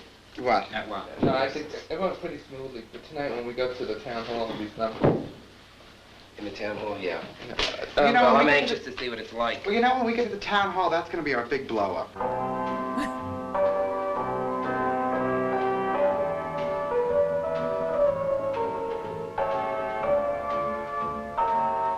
So they're coming in from all over the country, right? Yes. So they have all won, like,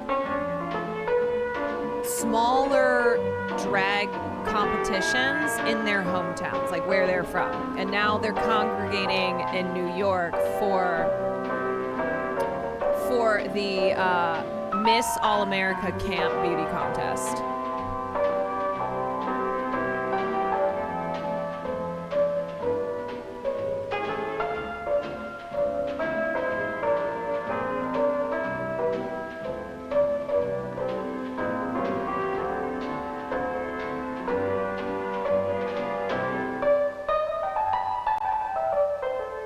Everybody,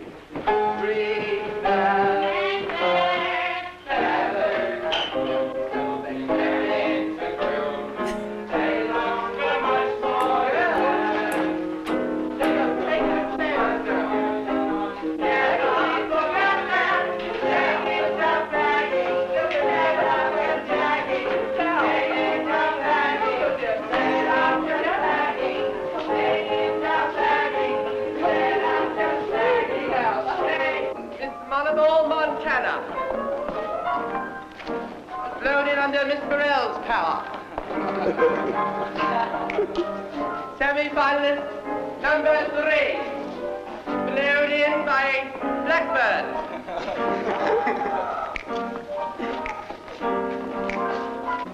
Semi-finalist number 5.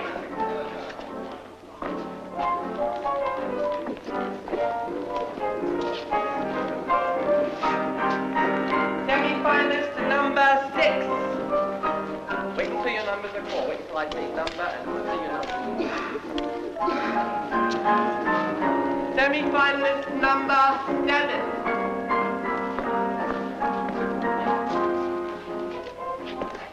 The Queen of the 1967 Nationals. That is the Queen who will reign over America as our winner tonight.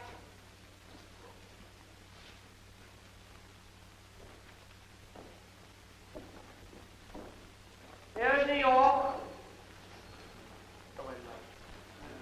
From New York, Miss Jack Jackie Morrell, the queen of the 1967 Nationals. This is our reigning beauty, queen of the 1967 Nationals. That's what it's like, only it's 5 times as bad. And it's better than Kamak Bass. 5 times as bad.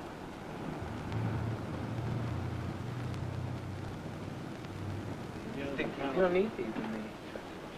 Come on. I'm a woman!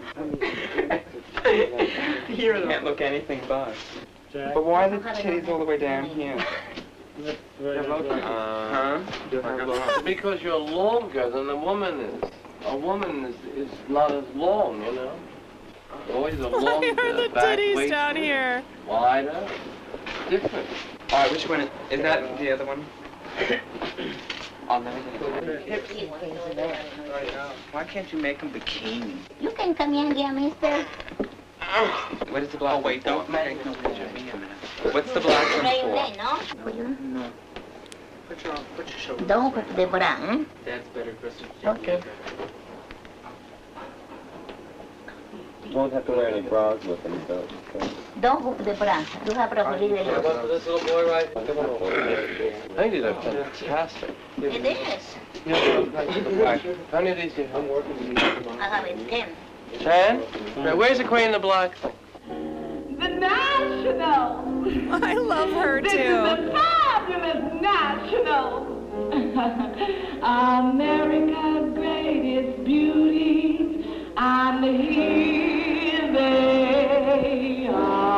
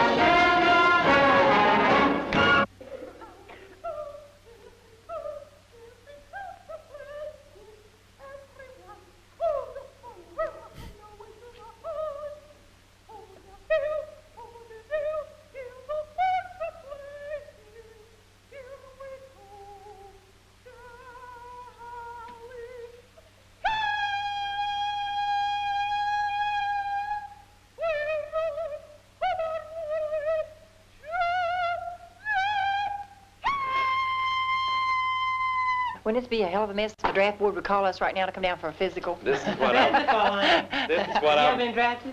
This is what I'm wearing to the draft board. You've already been drafted, haven't you? Of course not. I'm not old enough. Well, you know this friend of mine. that's Purple the draft Menace. board. Yes, and Well, that's something I we'll was just talk about talking to him, and I afterwards. said, why haven't you been drafted?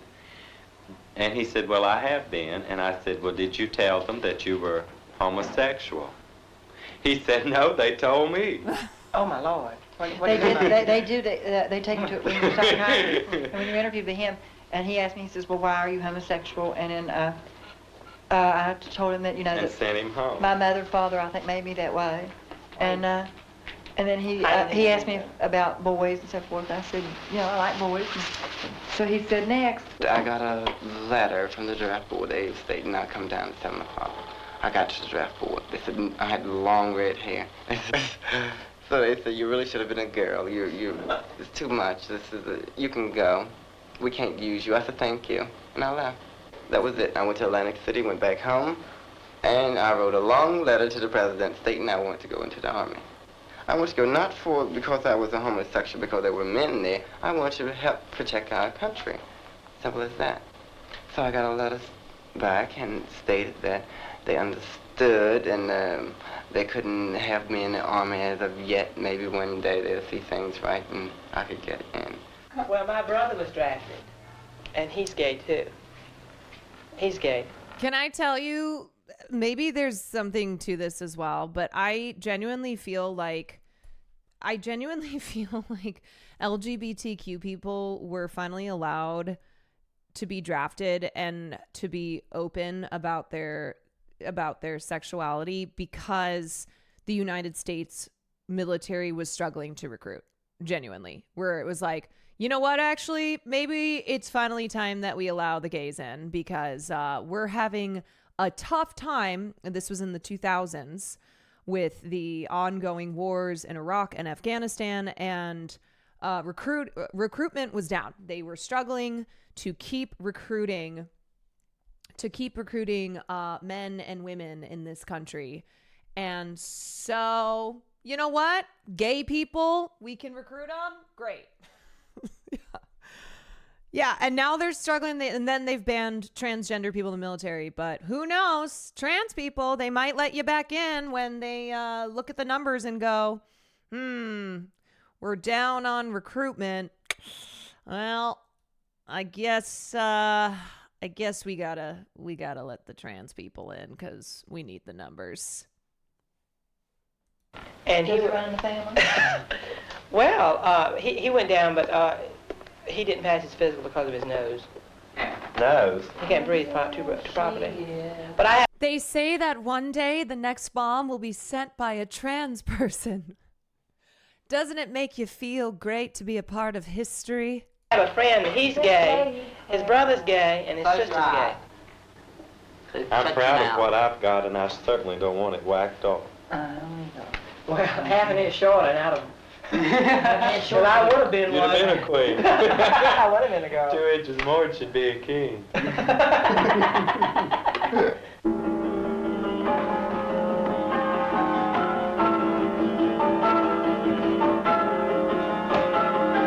Actually, on Sean's stream, we were looking at reasons people weren't drafted for Vietnam. They kept adding patch notes to allow more people. Yeah. They were like, oh, man. God, we really don't want these people to come in because we don't think they're American enough, but we also need the numbers.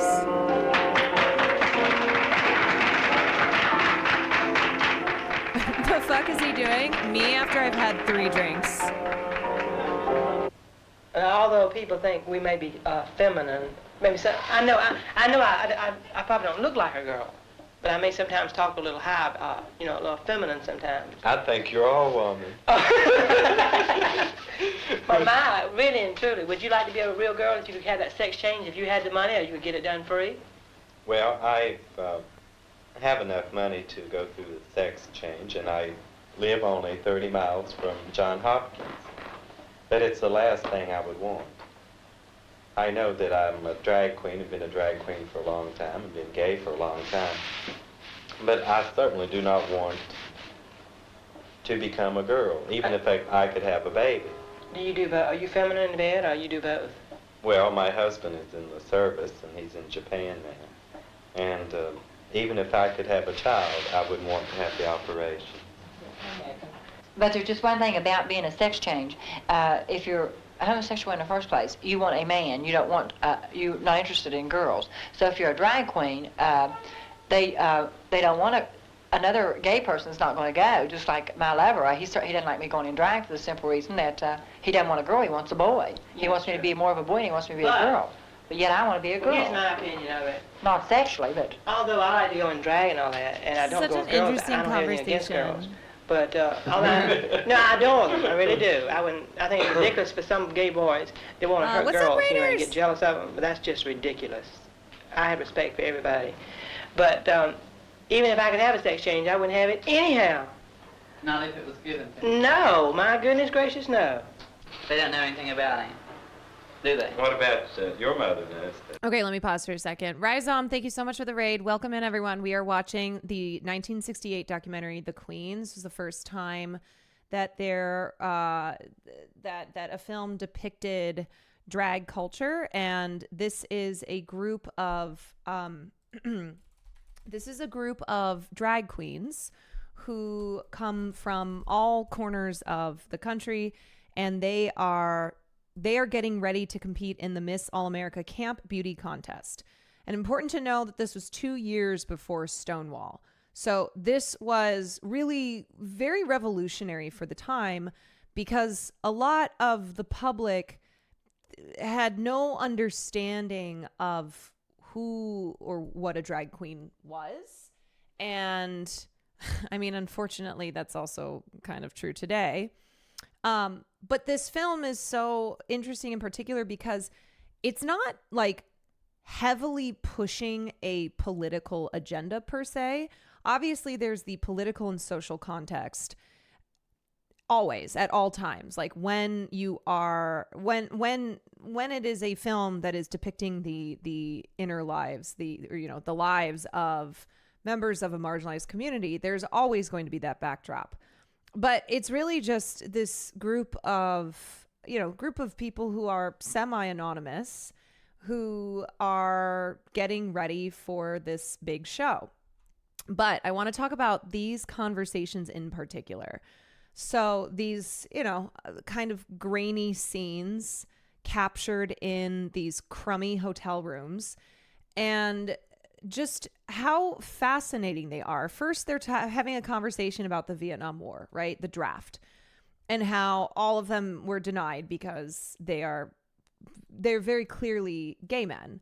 And so, of course, the military was not accepting openly gay men into the military. And so they're having conversations about that and making jokes. And then they start talking about gender and they start talking about transitioning, right? Like, well, would you have the sex change if you had the money to do so? And they're like, well, no, I know I'm gay. I just love to dress as a woman. Like, this is performance for me, doing drag. And you can hear how they're like fumbling with language and kind of with these concepts of gender and identity.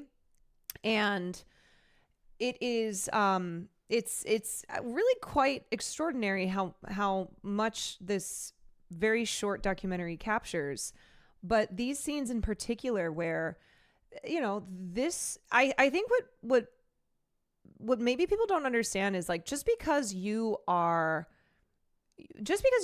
an identity that falls under the category of marginalization, right, does not mean that you have fully understand all that entails of gender identity and sexual orientation. Like, they're still grasping this language. Like, this discourse did not exist back then. Like, the understanding that we have today, when we talk about the spectrum of sexuality, when we talk about gender nonconforming, when we talk about, like, yes, there are people who are trans and they are straight, right? Trans people, if you are a trans woman and you are attracted to only men, you are straight. If you're a trans man and you're attracted to just women, like, your sexual orientation is straight. But these are things that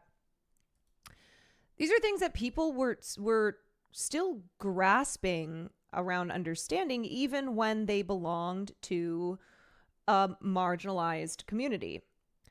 These are trans femme conversations that you basically never hear or see, as they pass out which of them are gay men who do drag and which of them are more trans. It's fascinating. And I think also there were and still are gay men, gay women who are actually transgender, but at this time, didn't maybe understand that. Maybe it took years. Like, you hear all these stories about well, not all these stories really, because representation for older trans people is still pretty non-existent, which is why a documentary like Will and Harper was so lovely to witness.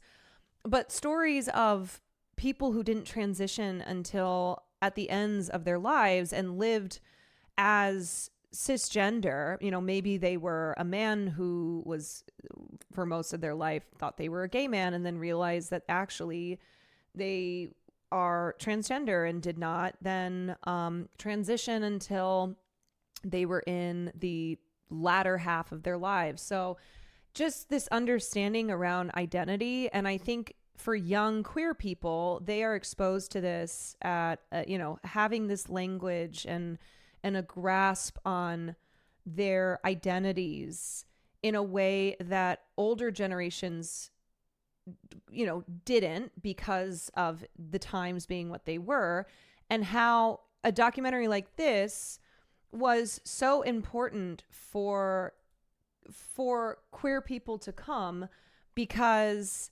this was something that, like, these people here did not have when they were growing up, right? They didn't see any of this type of representation on screen.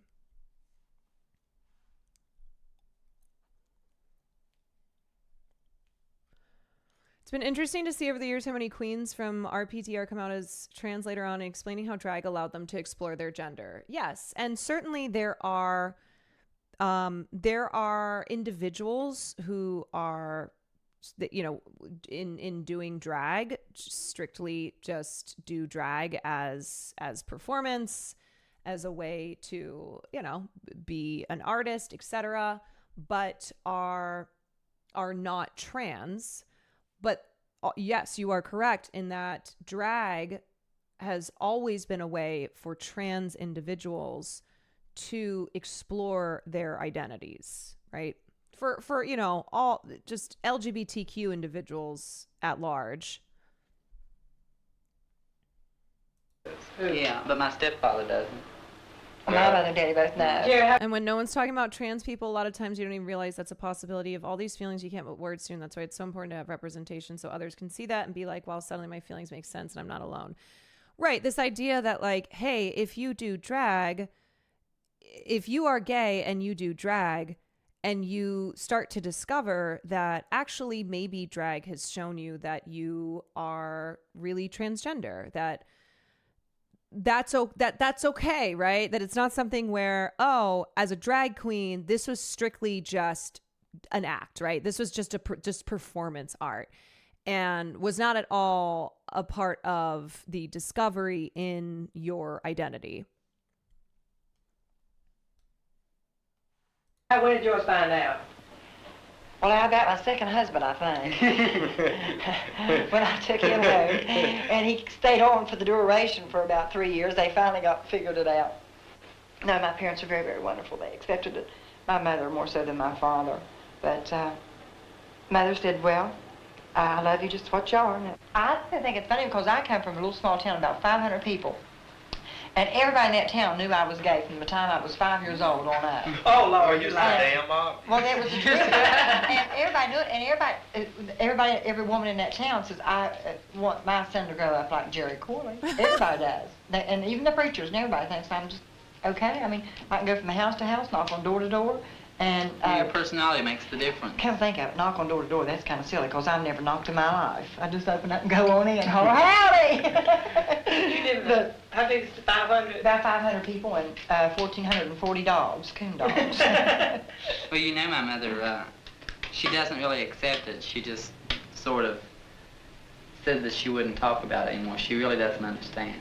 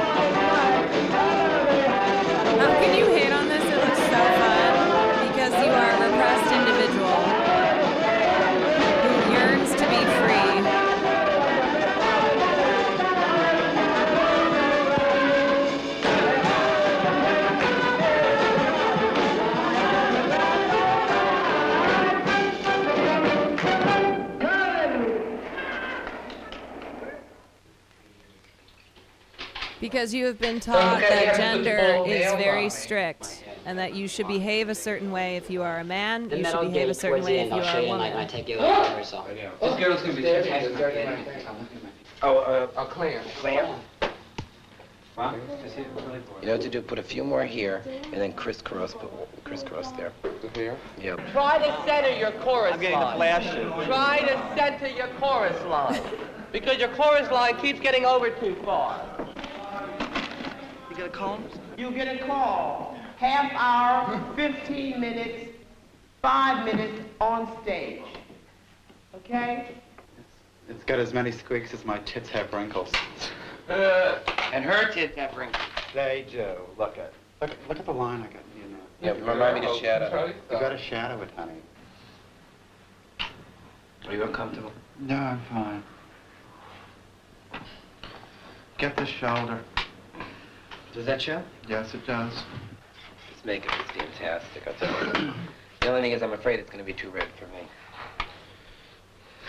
This is the color I always use, but it's very red. You think I should use that pan crow on Billy? How do you think it'll work? Where is it anyway? Don't do any experiments on me now, dear. Use the old shit. All right.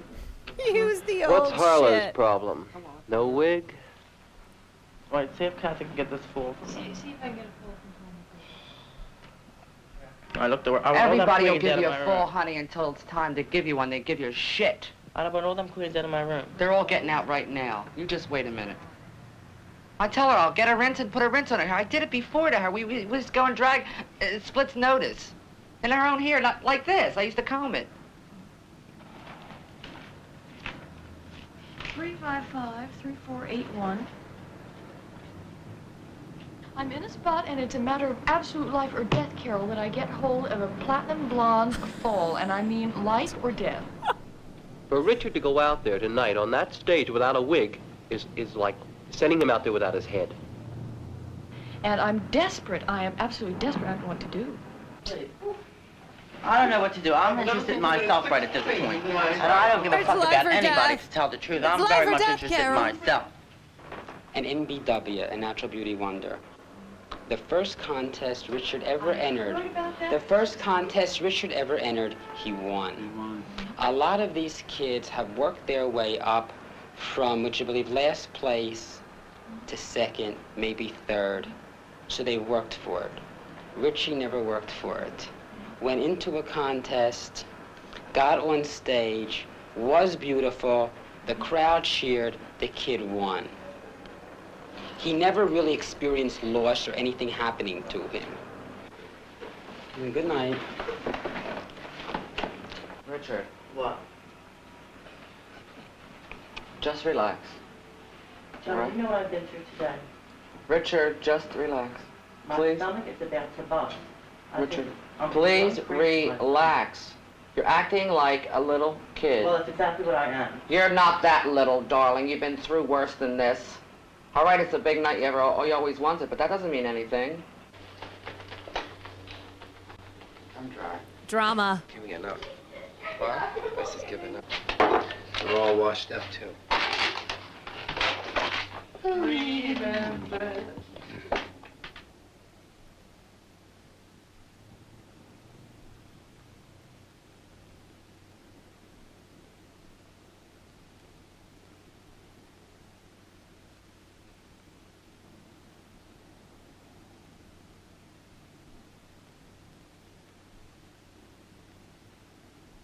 Just the silence.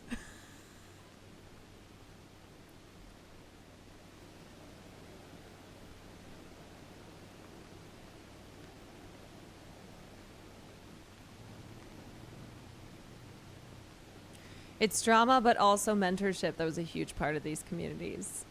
Yes. Yeah, teaching like tricks and makeup tricks and tips. You know, it's being a beauty queen. It's like they're going to war.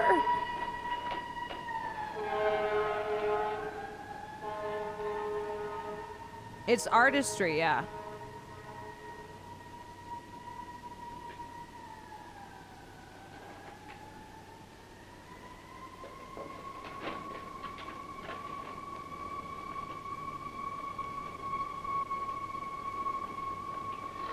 Well, that's how you're going to be on the stage. I can't see any beard or anything, and it doesn't look cakey. You think it looks cakey? I'm talking about my eyes, child, those wings.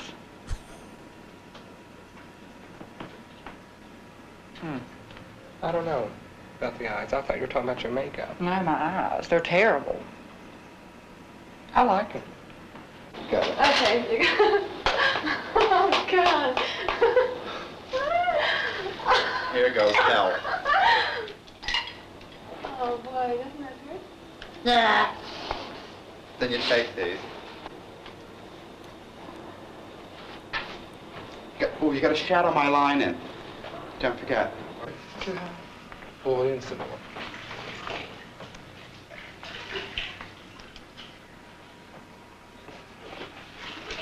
You got that double T again. It's the first time I've ever taped.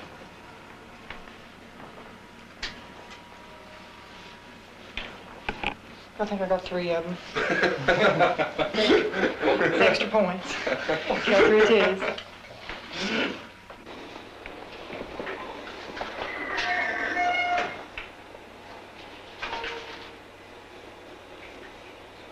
It over and over to me. I need you to go out right now and get me Q-tips and spirit gum. I need a fresh bottle of spirit gum. Where's my And I need it immediately. I have no idea, Jim. I have no idea. Find a razor from somebody else. I've got to go. I put it in here from the house. Remember, girl, it's the girl with the boys who'll get all the boys. You gorgeous darling. What time is it? This is what happens behind the scenes for every Fear and episode. Yes, I can. No, I want Joey. I want Joey. I can't operate without him.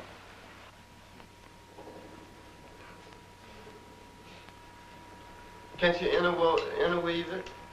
Yeah. Oh, I know how to interweave it. It's very easy. Just tease it up and mat it through. But is that orange necessary? Well, she wants it. She takes it. It makes the thing look fuller. That is all right. You won't really see it that much because when I brush it through, you don't notice it. It looks good, but I don't like it with bangs. It's not sophisticated enough. I don't think so. Really. I'm sorry. I think it looks better off her face.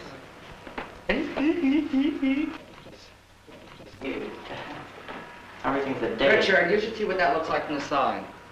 The worst? The worst. You look like every other doggone drag queen. She thinks I'm kidding her. Looks like everybody else. Shut up. Well, then take it off. Wear your hair straight back where you look like you got a little class. Where's the wig brace?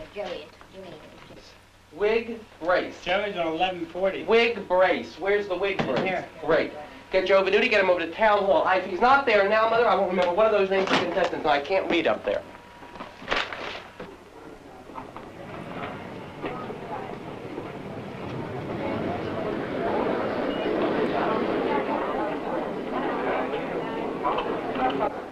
That's it, girl. Spread it out and step up a little. Don't put weight in this. That's the only room. I was waiting for the snap. I know. Can you say that?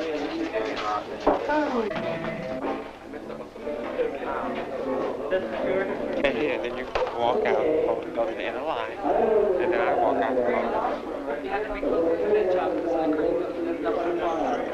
Oh, I feel like Maria Bach. Mother, thank you, baby, very much. I need a pound. Oh, I'm 32 and I'm proud of it. Oh, no, get the front out, girl. What happened? I just popped up. It's in the case. Where is it? What case? Oh, I gotta turn around. Straight in?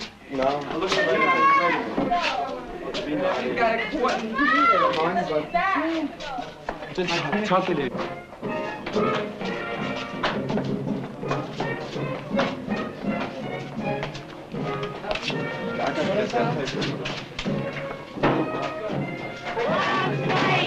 Is this the right costume? Yes.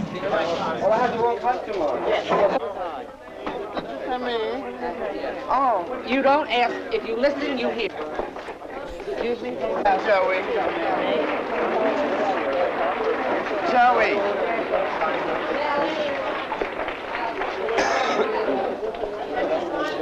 Also, I think the reason why this did not get shut down by the police was because Edie Sedgwick, who was an actress and a socialite, she was very famous, and Andy Warhol, they were like sponsoring it because they were judges. And so I think due to their influence and their celebrity, this event was, I guess, sanctioned, like not officially sanctioned by the, New York City's government. But I think that's why it was allowed to happen.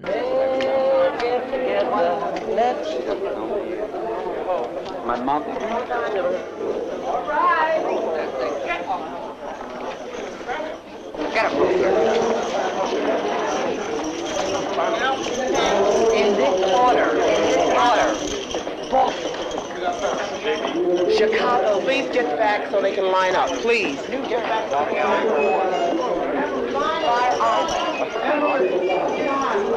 Brooklyn.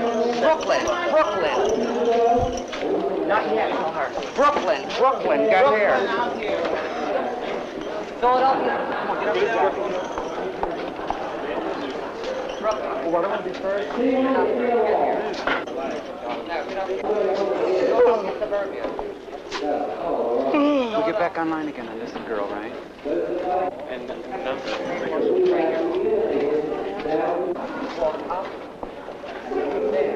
Okay, ladies and gentlemen, are you ready to see our contestants? Let's open up the curtain and take a look at our beauties. Let's hear it for them. Remember, every one of these contestants before they came here is a winner.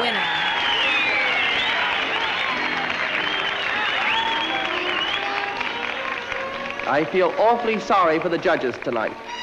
It's a hell of a responsibility having to pick out just one queen out of all of these brilliant contestants.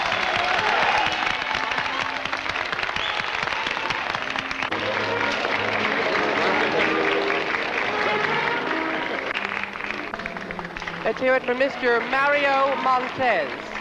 Mario, there he is. Let's hear it for him, come on.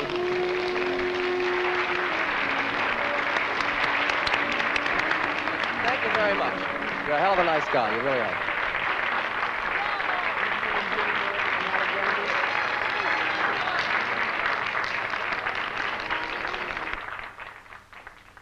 There may come a time when a hard-boiled employer are a girl's best friends.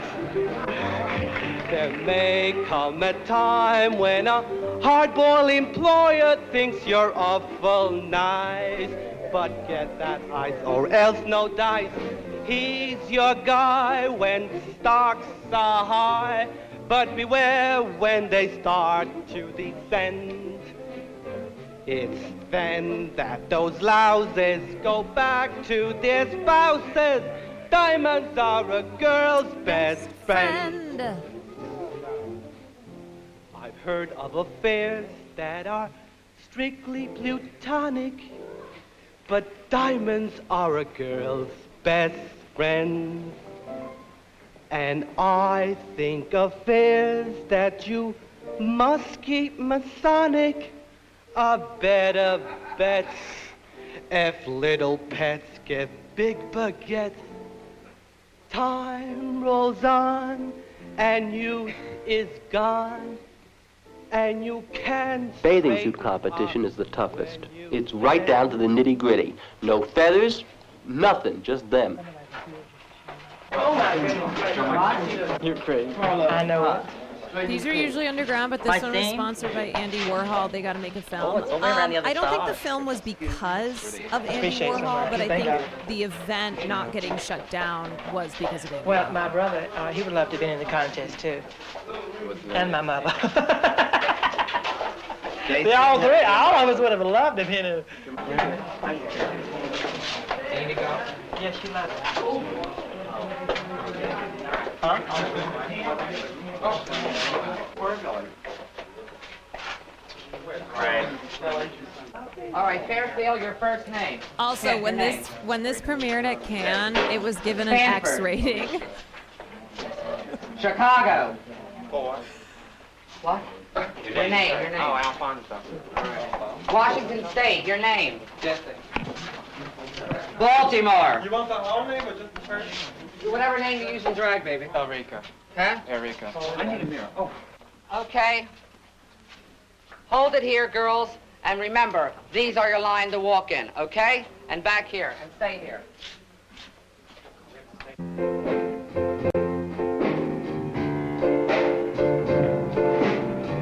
I'm just a woman, a lonely woman, waiting on the weary shore. I'm just a woman that's only human, one you should be sorry for. Woke up this morning along about town. Without a warning, I found he was gone. Why did he do it? How could he do it? He never done it before. Am I blue? Yeah, that was Crystal LaBeija. I just saw. Am I blue?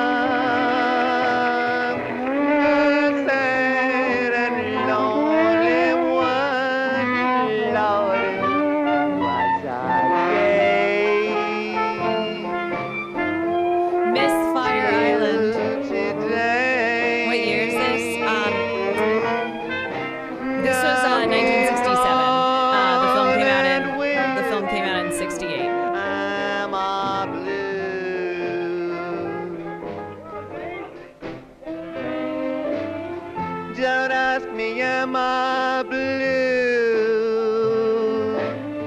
How come you ask me, am I blue? Ain't these tears in these eyes telling a tale to you? How come you ask me, am I blue? Well, wouldn't you? Now here's one of the contestants that did not choose to go in the bathing suit. Rather, this is very serious business. Rather, she chose only to go in the gown, please forgive me. This is Miss Boston, Massachusetts. Miss Billy. Miss Boston, Massachusetts. Miss Billy, let's have some music for her, Jimmy.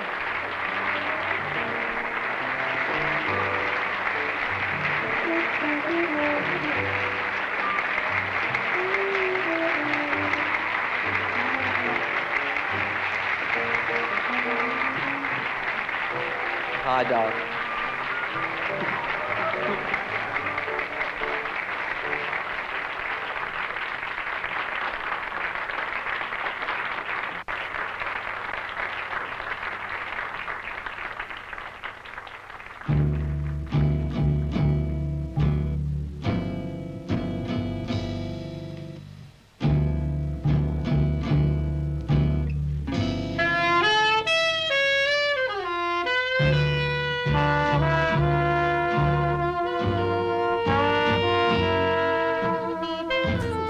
cigarette.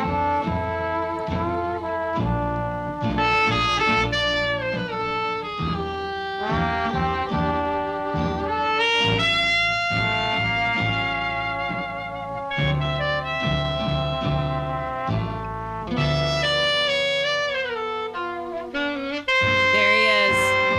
And that's Andy Warhol.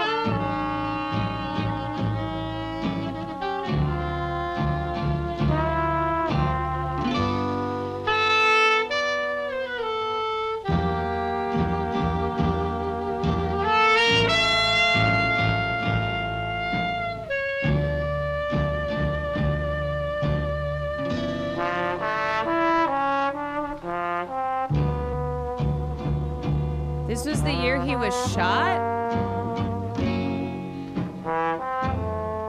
What? Andy Warhol died 20 years later. And he was not shot.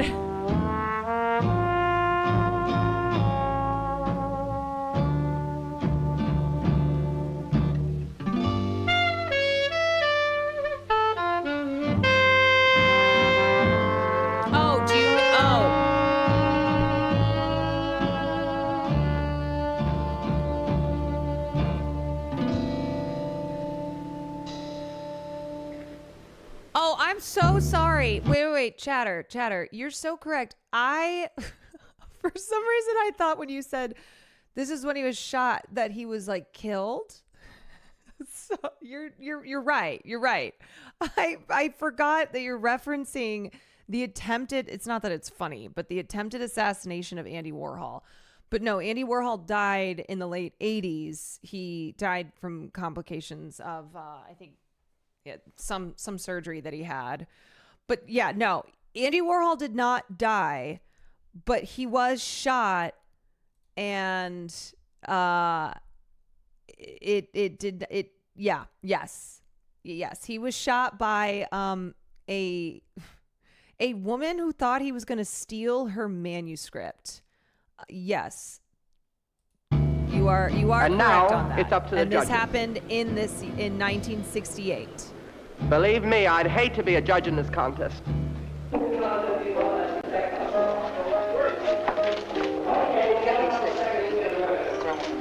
Valerie Solanas. Yes, Valerie Solanas. Boston, Philadelphia, New Jersey, Chicago, Manhattan. All right, we have the final five. The five finalists of 1967 Nationals, and they are from the state of New Jersey, Emory. From Chicago, Miss Alfonso. From Manhattan, Miss Crystal. From Philadelphia, Miss Harlow. Manhattan. And from Boston, Miss Sonia. You ready to see them? Let's open up the curtain and take a look at our five finalists for the 1967 Nationals. Let's hear it for them, ladies and gentlemen. These are our finalists.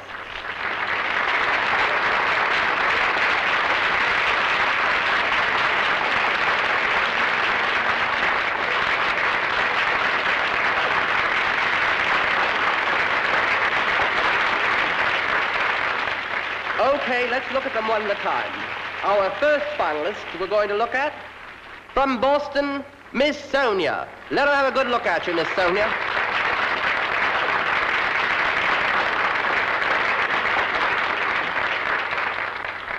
Our second finalist, from Philadelphia, Miss Harlow. Love that dress.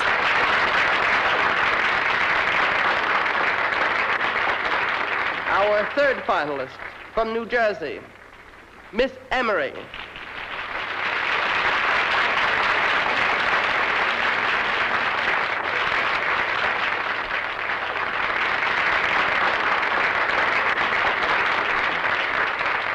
Our fourth finalist, from Chicago, Miss Alfonso.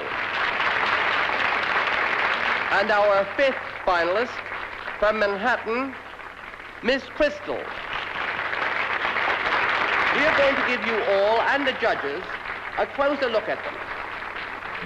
Okay, Crystal, you start it. Walk right down into the center aisle and pose halfway up the runway.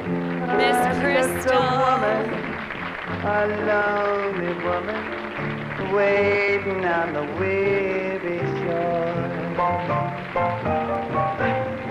I'm just a woman that's only human. One you should be sorry for. So Crystal LaBeija was already a ballroom legend at this time. She was well known within the drag scene. Warning, I thought he was gone.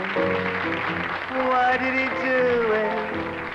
How could he do it? That's wonderful, darling. Come on back. He never done it before.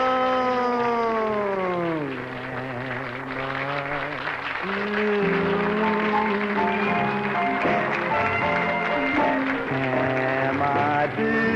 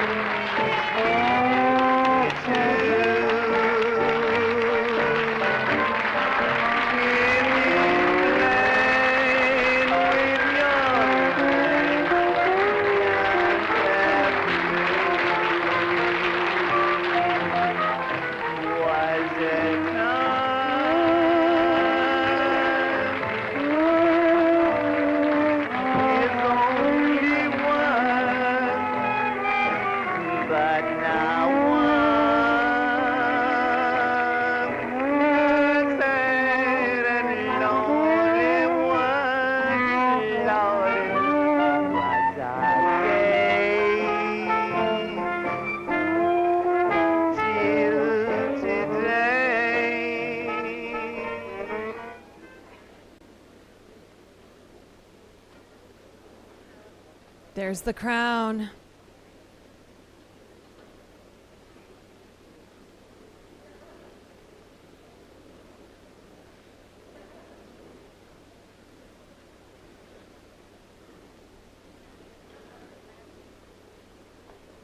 This is the moment we've all been waiting for. It looks like Joey has the final judge's decision.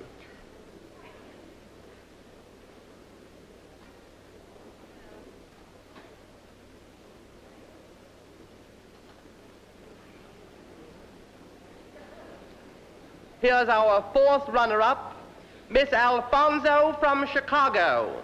Let's hear it for her, ladies and gentlemen. She's beauty and our she's third grace. runner-up in the 1967 Nationals from Manhattan, Miss Crystal, ladies and gentlemen. Let's hear it for her, the third runner-up in the 1967 Look at Crystal. Nationals. Okay, now we're down to the real nitty-gritty. And here are our three finalists. Come on, kids. Come on up here to the front of the stage and let the audience have a good look at you.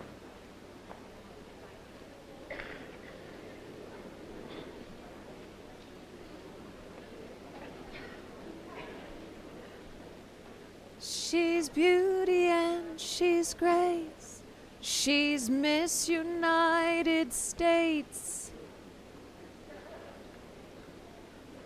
Look at the throne.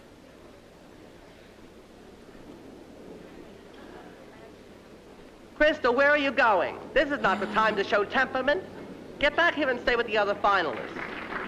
Crystal's had enough. You've got to expect losses. Okay, we've got to continue with the business at hand. Here it is, ladies and gentlemen, the name of the second runner-up in the 1967 Nationals. Miss Sonia from Boston, ladies and gentlemen, let's hear it for her. Miss Sonia, second runner-up in the 1967 Nationals.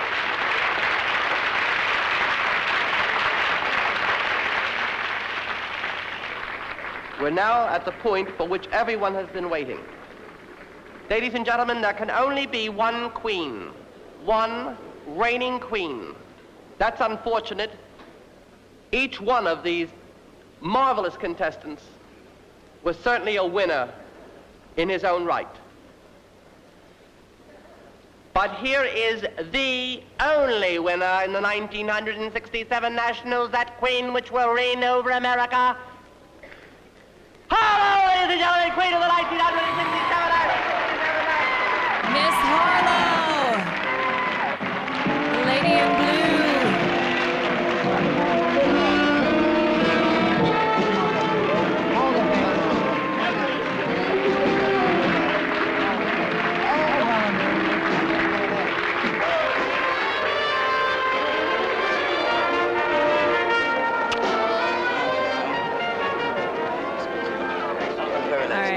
We're reaching the end. We're about to get to like the scene.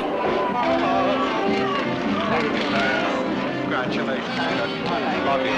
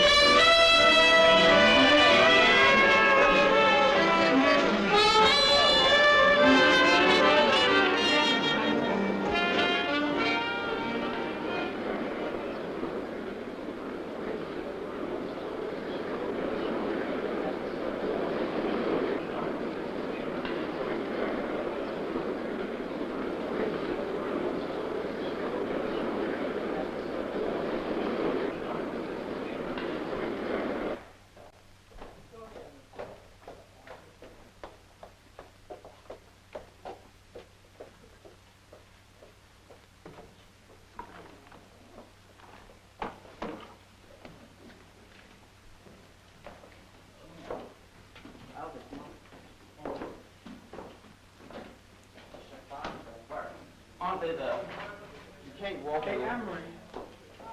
Hey, I can walk. Who's blowing you? I had this have to be a night or something. Do you think she is not beautiful, has no qualifications, and she's think body she deserved lacks. it? Did you think she deserved it? Darling, she didn't deserve Answer nothing. me. You're not speaking from the damn camera. You have a mind. Do you think she deserved it? You know she didn't deserve it. All of them, the judges knew it too. But she was terrible. And her explanation for why she wanted the money, to put it in the bank. She's not getting any money because Sabrina is not going to pay her. They're good friends. It's only publicity, and it's bad publicity for Harlow and all the rest, because I'm declared as one of the uglier people of the world. And next time she should drop And her they're not outfit off going at to the wreck cleaners in New before she York, wears it darling. on stage. She better get the hell back to Philadelphia because she's one of the worst. And where's Miss Sabrina? Because I'll sue the bitch. Did you sign a I will release? sue. No, I didn't sign any release. And if she releases any picture of me, I will sue the fool. She won't make money off of my name, darling. She can make it off of Harlow and all the rest of the fools that will flock to her. But not Crystal, darling. Anybody but her. You can take all the pictures you want of me, but I better not see them on the street because it's over. Get a picture with me and Harlow and see which is more beautiful, darling. The judges didn't have any taste. It was with you that the judges was with, darling. You were in it. It was all week, 2 weeks. Monique told me not to come. That's why Monique is not here in dress, because she's one of the... Monique, darling. Monique was not here as a friend of yours. She's a friend of mine, darling. Monique, would you tell her why you didn't come? Because she knew it's Victor Harlow. She said, Crystal, darling, don't go. Because you're not going to get it. And that's why all the true beauties didn't come. It's in bad taste and you're showing your colors and stuff. I am doing it bad, but I have a right to show my color, darling. I am beautiful, and I know I'm beautiful. Don't tell her about she's showing no color. May I say this to you? Taking the wrong way. Shit, she looked bad. And no way of what you say can do about it. Look at Harlow's outfit. That is crazy. Don't bother her. Don't bother her. It's not Harlow's fault. It's not her fault. I know it's not her fault. Harlow has nothing. She can't help it because you're beautiful and you're young. You deserve to have the best in life, but you didn't deserve. Miss C, I don't say she's not beautiful, but she wasn't looking beautiful tonight. She doesn't equal me. Look at her makeup. It's terrible. And But look, darling. Wait a minute. Did you complain to the judges? no, I didn't. I wasn't thinking really. Why don't you show Look justice at and complain look to at them? this. But they told me, Sabrina, that you had it fixed for Harlow. Everyone knew about you having it fixed for Harlow for weeks and weeks ahead. Now, we listened to you. I listened to every word you had to say. Now, wait a second. Hold it. There's a party after here. Every one of the judges is going to be there. You may feel perfectly free. I'll cart you over myself, and you can talk to each one of them. Most of those people I never saw before in my life. I don't know them. I went down to the Dom one... Wait a second, dear. You listen to me. I went down to the Dom one night trying to influence Mr. Warhol to come up here as a judge. We sat down there for 2 hours and couldn't even get an audience with Andy Warhol. He's running around his factory making a movie or something. Oh, you have to open his door. Look at Harlow. What'd you say? Just caught in the middle. Everybody go outside. Everybody go outside. Show us over out. Yeah, we're going out right now. Everybody out. Let's go. That's all. Nothing.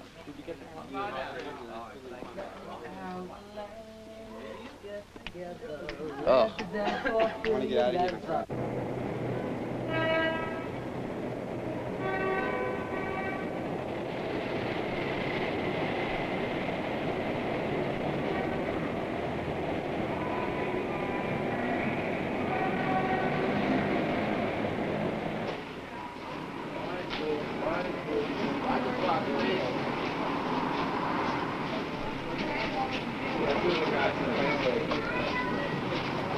So many quotables. Yeah, I want to watch the scene with I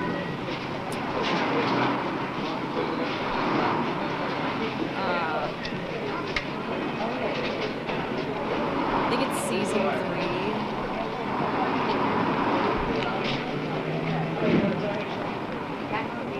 Yeah, okay. We can watch this afterwards. From Drag Race. And that's the end. Okay, let's talk. All right. Okay, let's talk because there's some really, really important context here. Really, really important context. So, first of all, Harlow actually ended up transitioning in 1970, I believe.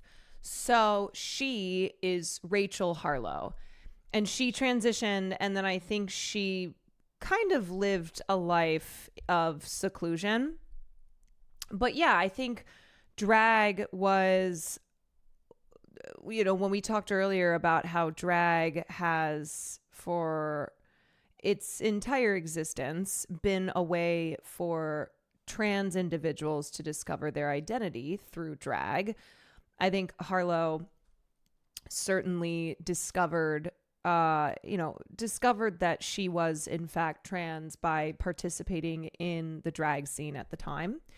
Now, Harlow was Miss Sabrina, who now I want to give Sabrina her feathers because she was a big part of the New York drag scene at that time. She was an organizer. She had been arrested like over 100 times, but like she very much so was a big part of putting on drag performances, like kind of finding little baby drag queens and then bringing them under her feathers, etc. So Harlow was one of Sabrina's proteges. Now, let me break down why Crystal LaBeija was so upset. Because, and this is just how things go, even within the drag queen world, there was racism. Racism is endemic to every single aspect of society, even those parts of society that are already marginalized. So black drag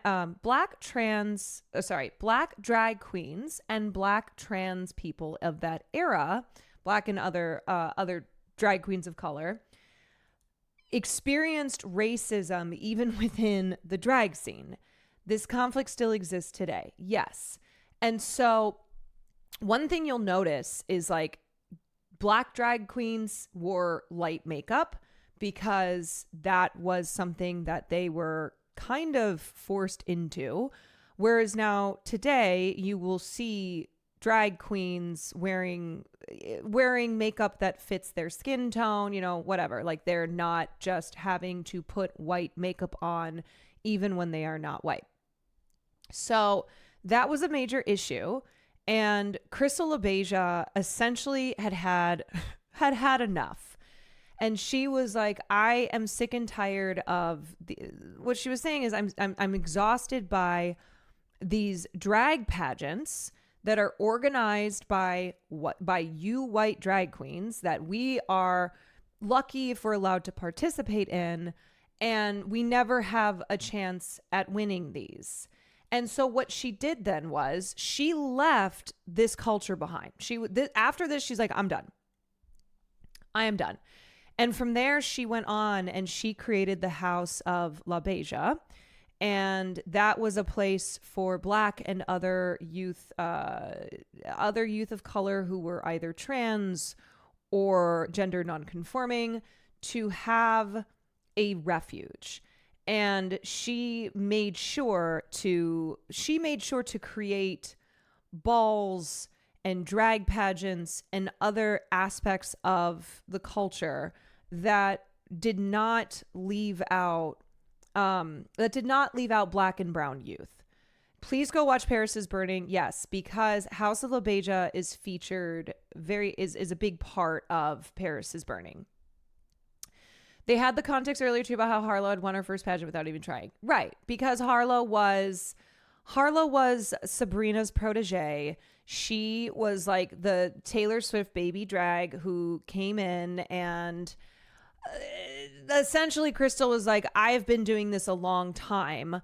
Look at how my hair, my makeup, my getup, as opposed to everyone who just lifted you up to success.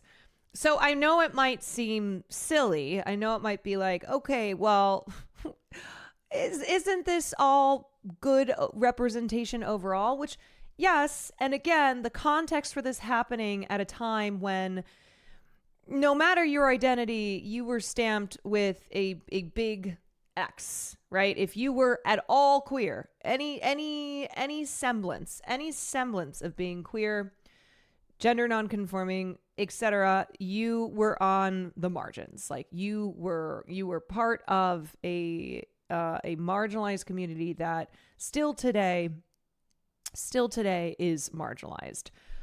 But I think it's important to still know the interconflicts at play here, that this, and then of course we had Stonewall happen 2 years later, and black and brown trans women were on the front lines of Stonewall. But when the gay rights movement of the 60s happened, that was essentially taken over by white cisgender gays who did not want trans people involved in the movement.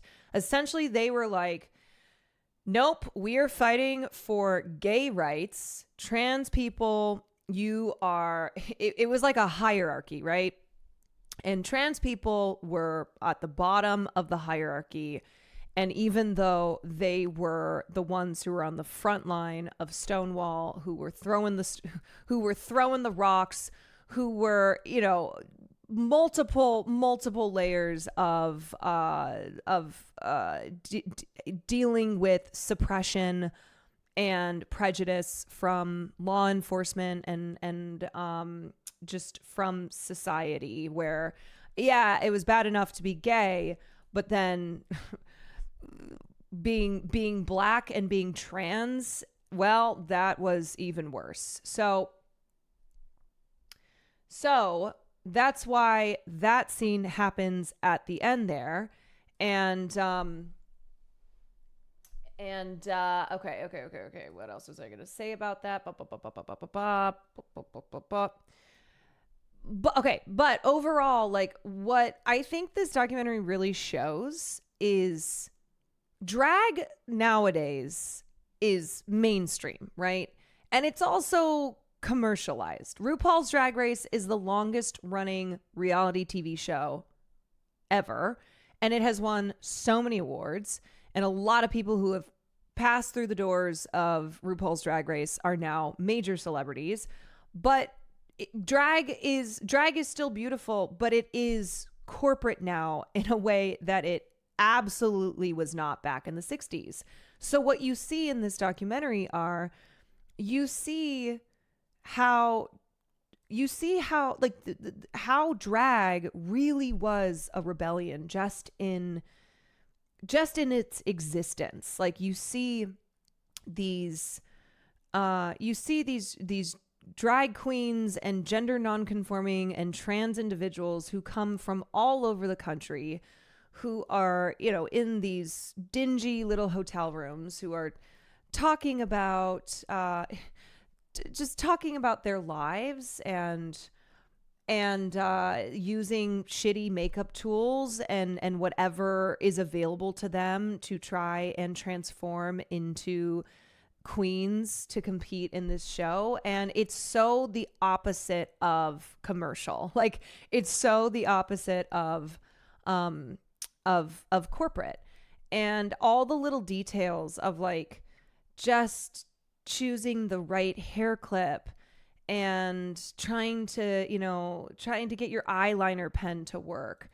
And it's really, you see drag in its early iterations. And of course, this was not the first time that drag, the 60s was not when drag was invented, but you see how different drag back then looks now. Is drag no longer as much of a political act as it was? That's an interesting question. And look, at a time when drag queens are being painted as pedophiles by the right, when gender nonconforming and trans people are being, their existence being criminalized, like, it is still a political act to embrace your identity, to play with gender, to be non-conforming, even at this stage, right? At this time. Art is inherently political, yes, but I think the difference is that yes, there has been backlash to the progress, but there has been a massive evolution, right? There has been much more normalization around drag, right? You can go to brunch, not even in, like, just West Hollywood, and you can go watch a drag show. Again, RuPaul's Drag Race is one of the biggest shows of all time. And it's the evolution of drag that you see in The Queen to drag how it is now. So becoming more commercialized does not mean that bigotries still don't exist, that these marginalized communities are still not under threat.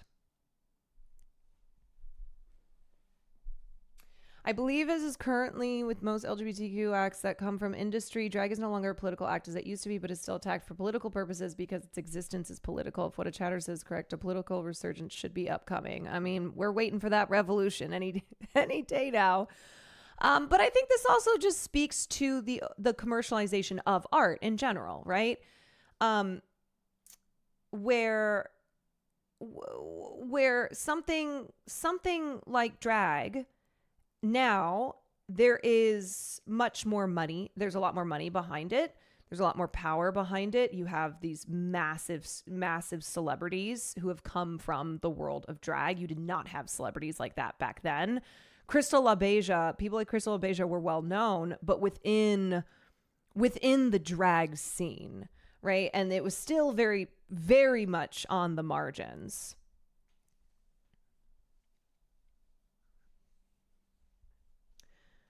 It took ages to get trans women on Drag Race too. There was so much BS around whether or not they should be on it. Yeah, so I think it's recognizing the discrimination that occurs even within marginalized communities, and unfortunately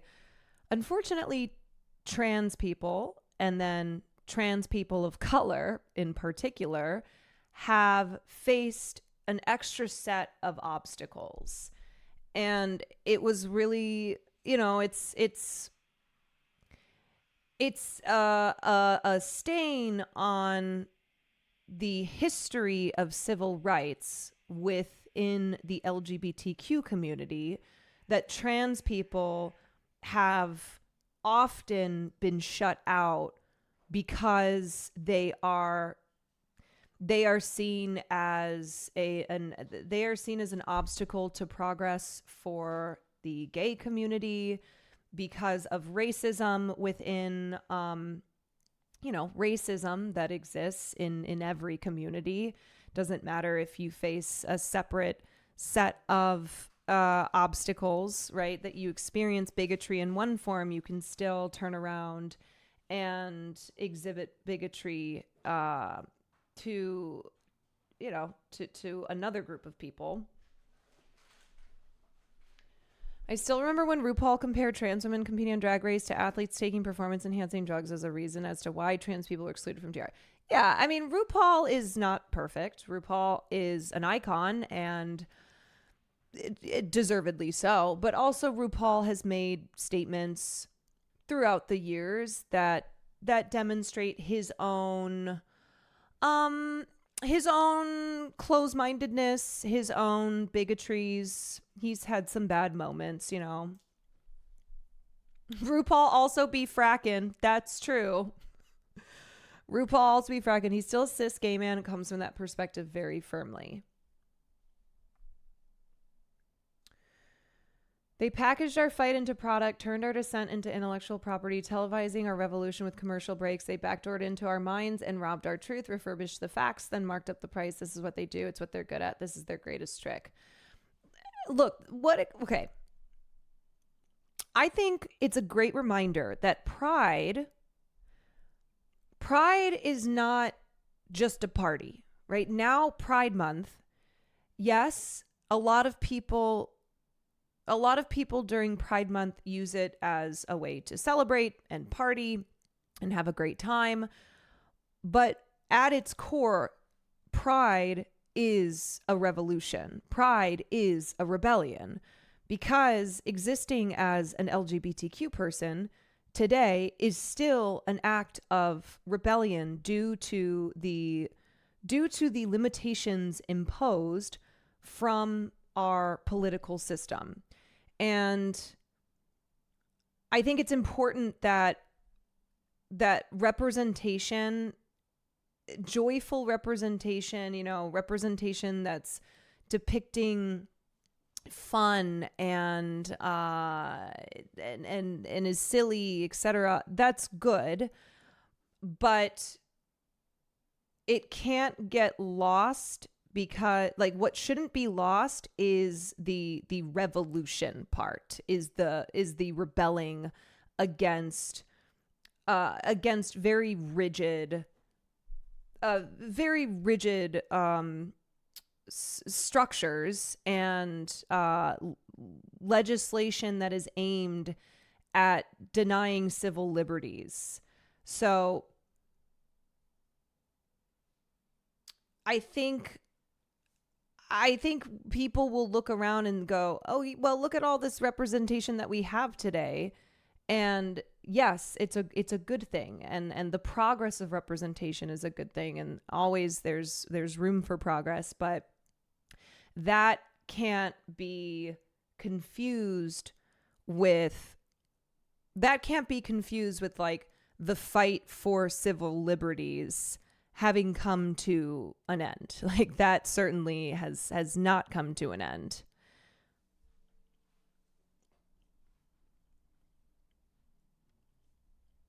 In Chile, pride marches have been festivalized, but dissenting marches are still alive and well. They walk in parallel avenues, demanding the people see that as long as there is material inequality, there's still LGBT inequality. Okay, I want to show you this scene from RuPaul's season 3 of RuPaul. This is Aja, I think is how you pronounce Aja, who's performing as Crystal LaBeija.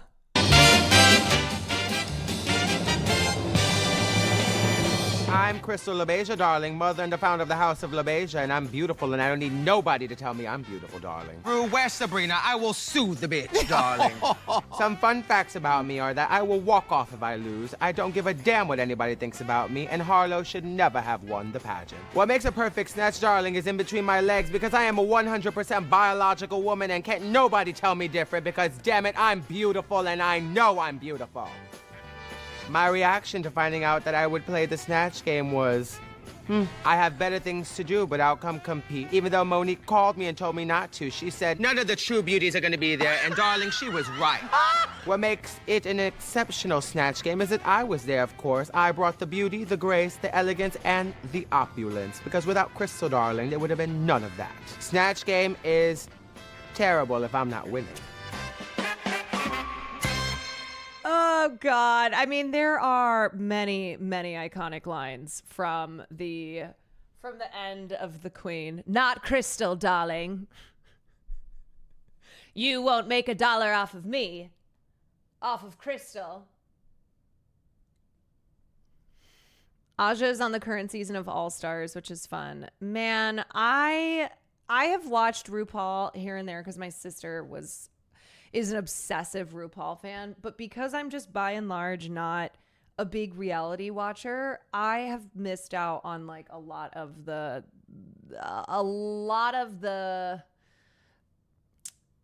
kind of iconic moments, I think, from RuPaul. It's like a world that I have yet to really dive into.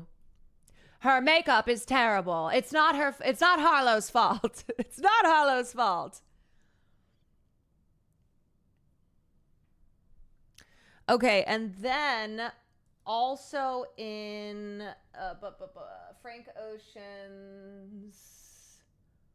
Hold on, let me find it. Frank Ocean. Crystal LaBeija.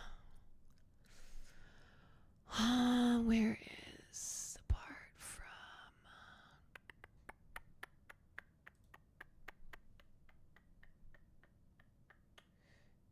Okay, feature on track for and I think it's Endless, maybe.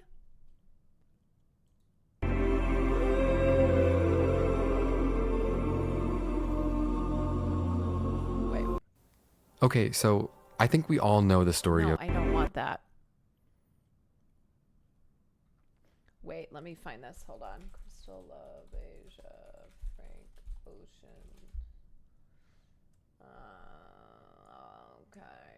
Okay, it's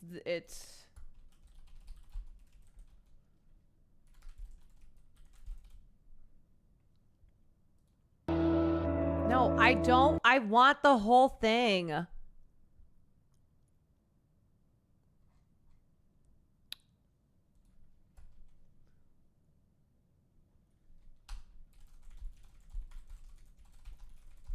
He's never coming back. No, I know.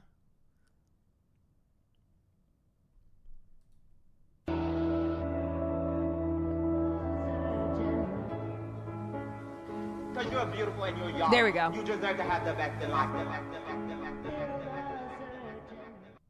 Yeah, it's just a snippet. It's a snippet from her iconic iconic speech. Caroline, there's so many compilations of iconic moments and lines from Drag Race. I think you'd love them. No, I know I would. It's like this weird thing with me where, again, it just has to do with the fact that I really have not watched a lot of reality TV. So it feels overwhelming when you have a show like Drag Race where there are a million seasons. Let's just watch the Crystal LaBeija again. Did you think she deserved it? Darling, she didn't deserve it. Answer me. You're not speaking from the damn camera. You have a mind. Do you think she deserved it?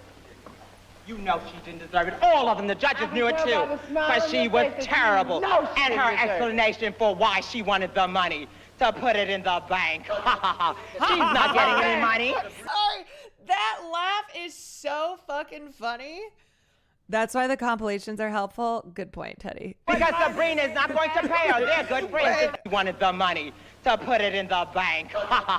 She's not getting any money because Sabrina's not going to pay her. They're good friends. It's only publicity, and it's bad publicity for Harlow and all the rest, because I'm declared as one of the uglier people of the world. And next time she should drop the outfit off at the cleaners before she wears it on stage. She better get the hell back to Philadelphia because she's one of the worst. And she better get the hell back to Philadelphia. Miss Sabrina, because I'll sue the bitch. Did you sign a release? No, I didn't sign a release. And if she releases any picture of me, I will sue the fool. She won't make money off of my name, darling. She can make it off of Harlow and all the rest of the fools that will flock to her. But not Crystal, darling. Anybody but her. You can take all the pictures you want of me, but I better not see them on the street because it's over. Get a picture with me and Harlow and see which is more beautiful, darling. The judges didn't have any taste. It was with you that the judges was with, darling. You were in it. It was all week, 2 weeks. Monique told me not to come. That's why Monique is not here in dress, because she's one of the... Monique, darling. Monique was not here as a friend of yours. She's a friend of mine, darling. Monique, would you tell her why you didn't come? Because she knew it's Victor Harlow. She said, Crystal, darling, don't go. Because you're not going to get it. And that's why all the true beauties didn't come. It's in bad taste and you're showing your colors and stuff. I am doing it bad, but I have a right to show my color, darling. I am beautiful, and I know I'm beautiful. Don't talk about she's showing no color. May I say this to you? Taking the wrong way. Shit, she looked bad. And no way of what you say can do about it. Oh, then she's like, but it's not your fault, Harlow. I want you know, I want you to be beautiful, darling. Have you ever did you ever watch Pose? I have seen some of Pose. I know Pose was, of course, inspired by Paris is Burning. It was a major inspiration for the show. Do you think you'd be able to watch early seasons of RuPaul on stream? No, I don't think so. I don't think so.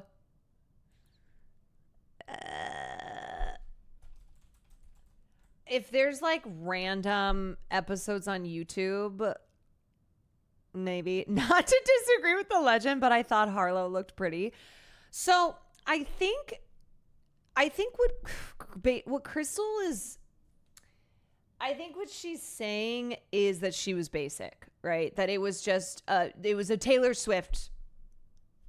Like, okay, you pick Taylor Swift as the winner, where it's not about being like, I don't think it's about being pretty, right? It's about, I mean, yeah, it's about the bigger issue, of course.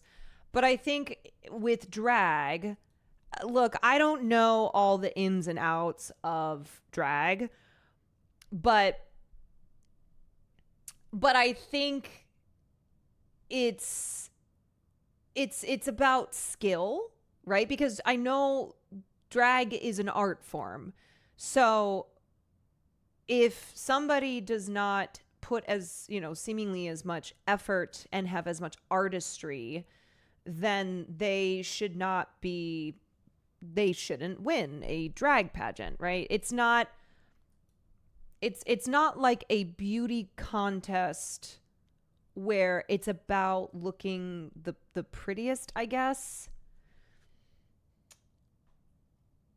Crystal never got her flowers, even though she felt. I also think that Harlow, and Crystal says this where she's like, it's not Harlow's fault. Like, essentially, it's like, I'm not trying to, like, this isn't about you, Harlow. This is about me and Sabrina and the current of racism in drag culture that I am so sick and tired of. Right. She basically was like, it's not personal towards you. Even as she's saying, like, she is not beautiful. Drag is so much skill, comedy, dancing, singing, makeup, tricks.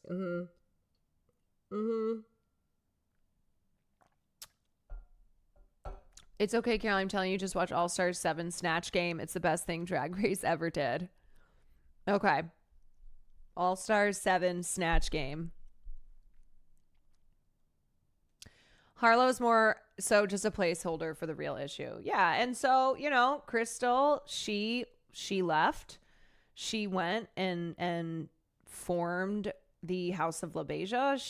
She did her own thing. She created a very a very safe and welcoming refuge for Black and other youth of color to be able to to be able to learn ballroom and participate in balls and not be kept out because of their skin color, Crystal criticized her makeup, which can be seen as criticizing Harlow's drag mother. Ah, yes. Yeah, I think her coming for Harlow's look was coming for Sabrina because she was Sabrina's protege.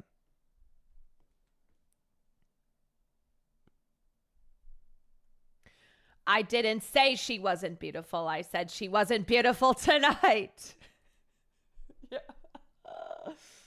Yes. A great movie I recommend people check out about ball culture and discovering your identity is Saturday Church. It's an amazing movie musical that captures some of the joy and sadness of that scene. Plus, it has India Moore and Michaela J. Rodriguez in it. Michaela J., who was the first trans performer to win an Emmy. You learn anything interesting at school today? Not really. What do you think is going to happen to him in this world? His father's dead. He's crying out for help. I don't know why you're freaking out. Mom and Dad told you not to wear Mom's clothes. I won't do it again. I'm Ebony. Ulysses. What kind of name is Ulysses? I think it's kind of cool. I like it. Where are you going? Saturday Church. You want to come with? You want to join them? Have you ever painted your face? You forget my face and you forget my name and you. This needs to stop. I'm trying my best. Try harder. You lied to me. How dare you! Oh, don't you ever think about coming back here again!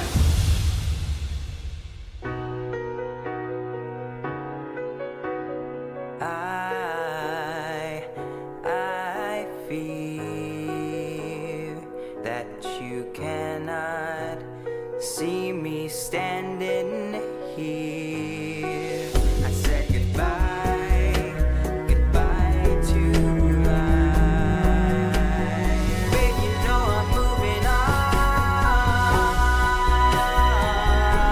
Oh, yes.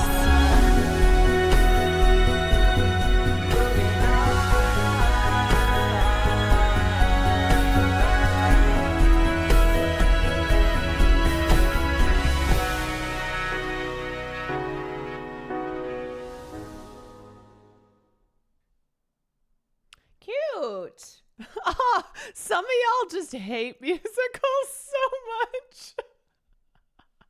You guys are like, oh, I would watch that, but I fucking hate musicals. I have talked to Vivian because she takes ballroom lessons, and I was like, I really want to set up a stream where we learn ballroom.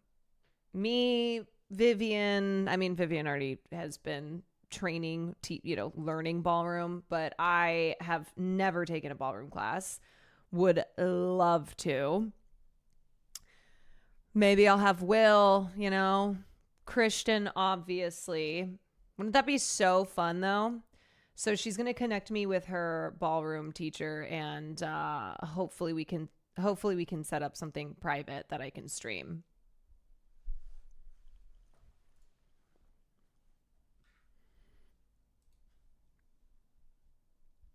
I hate everything that's not a musical. Yeah, you know what? If it's not a musical, then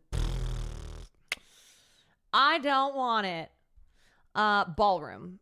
Yeah. I gave the warning it was a musical. It's never enough. From Almost Hollywood, it's time to play the All-Stars 7 Snatch Game with Leslie Jordan. Oh my God, R.I.P. Leslie Jordan. Natasha Lyonne. R.I.P. Natasha Lyonne as well. No, I'm just kidding.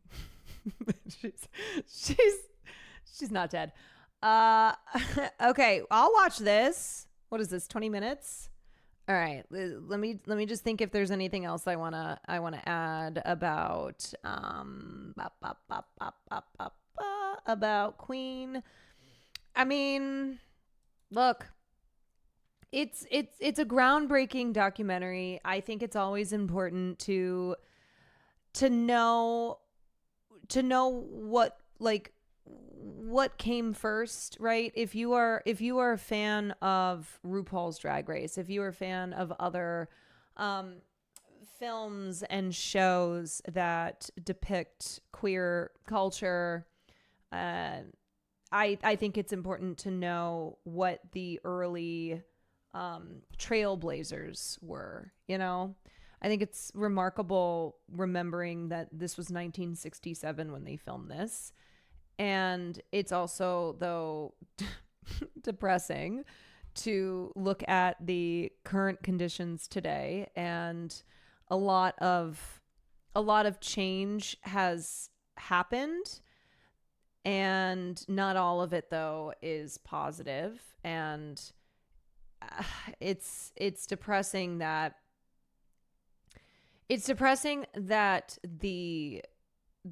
systems that were in place in the 60s still exist today. But I think a takeaway is that social change begins with normalizing our differences, right? With being visible.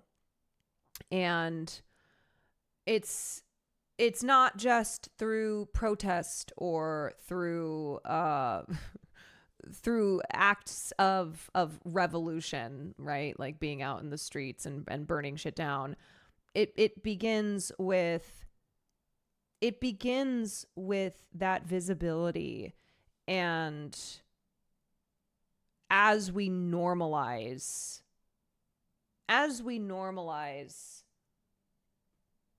the differences that exist between the groups that make up this country and this world, then that is how we achieve progress. Because look, right now there's a lot of laws that are being introduced, a lot of bills that are being introduced, some which pass into law, some which don't. But it doesn't mean that the country overall, that the people who live here, that their beliefs are reflected in the legislation that is very cruel and very regressive. Back in the 60s, a lot of people had never even seen a drag queen, didn't know who drag queens were, and maybe just had an idea of what they were. And I think because of representation, and because over the decades we've worked to show that doing drag and being somebody who does not fit in the long held norms of, long held societal norms, does not mean that it's bad, that our differences are what makes this world beautiful. Alongside popular representation, we have tried decades of visibility. We need material assistance. No, I'm not saying, I'm not saying that. I mean, that's how things begin, right? Like I'm basically looking at like the documentary The Queen to today, where back then just that visibility was rebellion, right? Where like in that documentary, they're not out in the streets protesting. They're not trying to make any grand political statement. They're just simply existing. And that was a way of like normalizing. I'm not saying this one documentary changed, overall, like changed people's beliefs, but I like to show films that are from these eras of history where just even being visible, just even having this little bit of representation was a really big deal.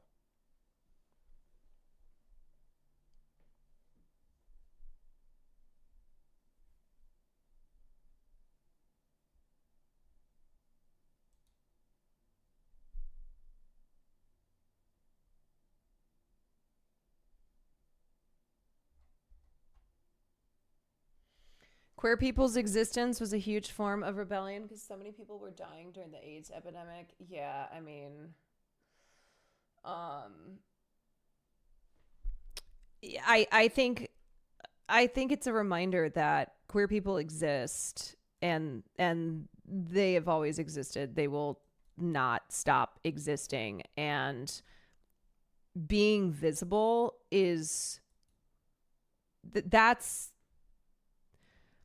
that's where the backlash comes from, right? It's like conservatives in this country, they want to remove that visibility. They are like, okay, sure, trans people exist, but you will not exist in public. Like, you will not be visible in society. You will return to the margins, because that's the thing. It's like they know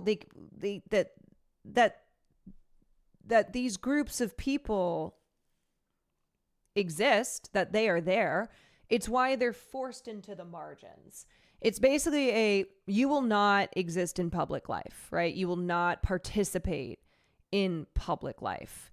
Yes, you are here, but we will force you into the margins of society. You will live on the fringes, and that is where you will remain. So having this documentary premiere at Cannes Film Festival was like a massive deal, and the audience responded with very generous applause. And this was the first time that a lot of people saw any representation of drag queens and gender non-conforming individuals.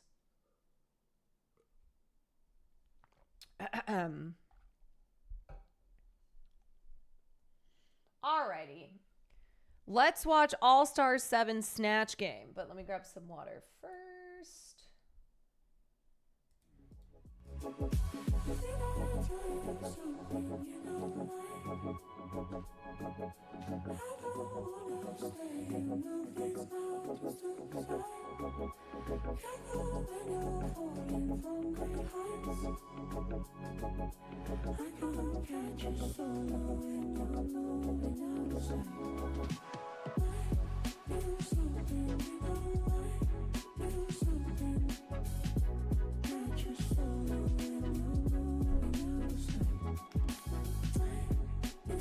You know what I should do?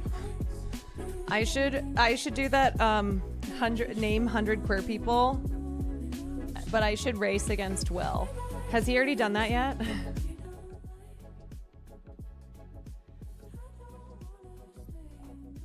If he hasn't already done it, I want to issue a challenge. Wait, he just did it? Oh shit.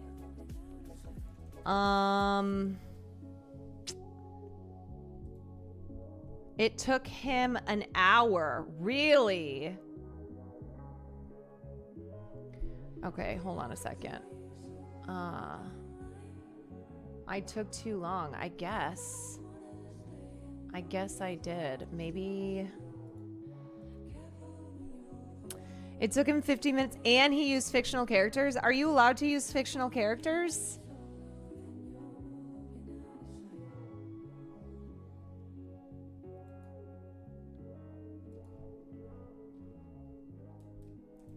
Christian didn't, but Will did. It took Christian 36 minutes. Wait, that is...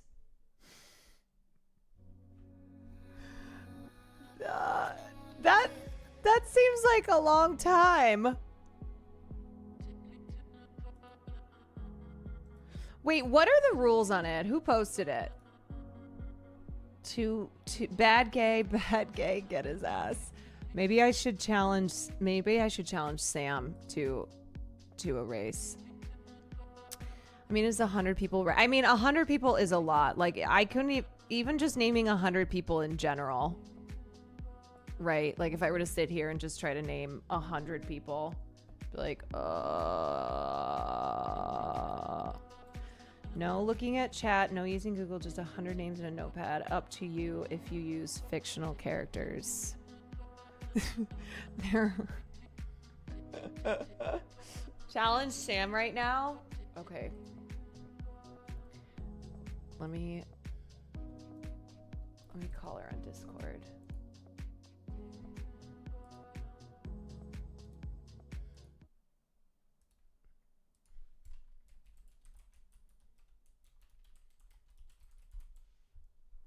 Let me see if she answers. Why are you calling me? I'm calling you because I want to know if you're interested in a challenge.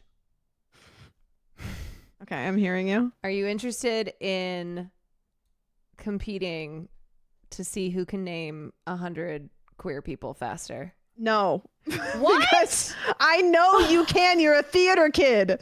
You are a theater kid. You are going to blow me out of the water, and we both know that. Okay, what if we did it? What if we did it for, since we're going to do a fundraiser? Uh-huh. What if it was one of the sub goals? Yes, I'll do it with you. You'll do it with me. Yes, I'll do it with you. I will not do it against you because you will blow me out of the water so much. Canceled. They'll take my Subaru away. They will. They'll take your Birkenstocks away. They'll take my Birkenstocks and they'll say, "Uncuff those jeans, bitch." Okay, Straighty, get out of here. Sam gets a head start. Goodness gracious. Okay. We can. Okay, let's do it as we'll do it as a sub goal for our fundraiser. Yep, that'll be great. Okay, fair. Yep. All right. Are we doing that next week? We have haven't to really pick, talked about it. Well, as soon as Pride Month ends, that's it. July 1st. July We're giving the money 1st. back. So sorry. Yeah, we go back to straight Pride. Yeah. Well, when should we do it? I mean, we have to come up with some ideas for it, but I think next week would make the most sense because then after that I'm going to be gone and it's July. You're so gonna be gone. What about Saturday? What's today? Monday? Tuesday? Today is Sunday. Today is Sunday. Let me look at. I don't think that there's anything wrong with Saturday. So like Saturday the 28th. Saturday the 28th. Are we gonna do it? Can we do it like I come to your house and then we? Yeah. Like do, because I think that there's more fun stuff we can do like in person, like cooking or like. Yeah, and now you know how to do the switcheroo thingy. We could go to Pop Mart. We could. Okay, so let's do Saturday. Has there ever been a straight pride fundraiser on Twitch? You could be the first. I'm sure Asmongold has already got that covered. Yeah, that'll be fine. There's a couple. He's got it. Okay, so Saturday, that will give us some time to come up with ideas, and also if our communities have ideas for goals. Yeah, that'll be fun. We came up with one of them that like the Love Island one. We did. Do you think Will would be down to sit and listen to me give a presentation on everything that's happened on Love Island so far? Yeah, duh. I want to do one of the sub goals I want to do is I give a presentation to Caroline and Will about everything that's happened on Love Island so far, and then I'm going to give you a quiz at the end. Yes. No cheating. 5,000 you guys get legally married. Well, it's not going to be yes. Not again. Well, you know what? I like how my objection to that was I was like, it's not going to be subs because it's going to be dollar amounts for what we raise. But Yeah, I like true. that I was like, well, it's not going to be 5,000 subs. It would be more like $5,000 and then we get legally married. You have to be able to pay for the divorce because I'm taking everything. Oh, you're taking everything? Farley, he's coming home with me. You want Farley? I mean, good luck. And the beanbag chair. No, you can't have the beanbag chair. Fuck. No, I'm sorry. I'm sorry. Like, that's where I draw the line. Yeah. Wow. A second divorce for Sam, you know? I'm collecting them like Pokemon badges. She is. Like Gotta catch 'em all. Horcruxes. Yeah. Okay, that's going to be great. So everyone mark your calendars. Mm-hmm. And then we And would then mark stream it the twice. wedding. True. You know what they do in Australia, apparently? They'll have like mock weddings where like two people will fake get married just for the sake of like having a wedding because it's fun to have I don't know. That sounds not fun. Yeah, you could just have a party. I'm not really sure what I don't the deal is. understand that. Australians are always doing weird Do you stuff have like a that. Do you have a barbecue? We should No, grill. I have don't. a barbecue I could bring. It's a little one you set on the table. Oh, does that work? Yeah, it's a Traeger. A Traeger? Which doesn't mean anything to you, but there's going to be at least one person in your chat that's going to be like, she knows what she's talking about. And I'm looking. Okay. I'm All right. watching. Well, I know Nandre also has a barbecue. He's always barbecuing. Okay, what's wrong with my barbecue? I don't know. What did you defer? I deferred to this barbecue. I don't. Have you ever used a barbecue? You just don't seem like a big barbecue let me girl. tell you, this is a side of me that you don't know exists. I know how to fucking grill. Really? I used to have like the full size Traeger, like the big one that has the app that you can check from your phone. Lost that in the divorce, GG's. But I did get myself a little tabletop one, and I can make a pretty mean steak on the BBQ. Okay. So the thing about Traegers is they're electric, but they're chips. So the electricity will burn the chips. And so it's actually a barbecue and kind of like a convection oven and a smoker all the same. So you get the delicious charring, but also the smoky flavor. Wow. You are doing a hashtag ad. I would, maybe. I don't know. I'd have to look into them, but maybe. Is this because you grew up in the woods? Is this where this comes from? We had cows. You had cows that you were, grilling on the barbecue? Mm-hmm. Yeah. I mean, it sounds morbid, but yeah.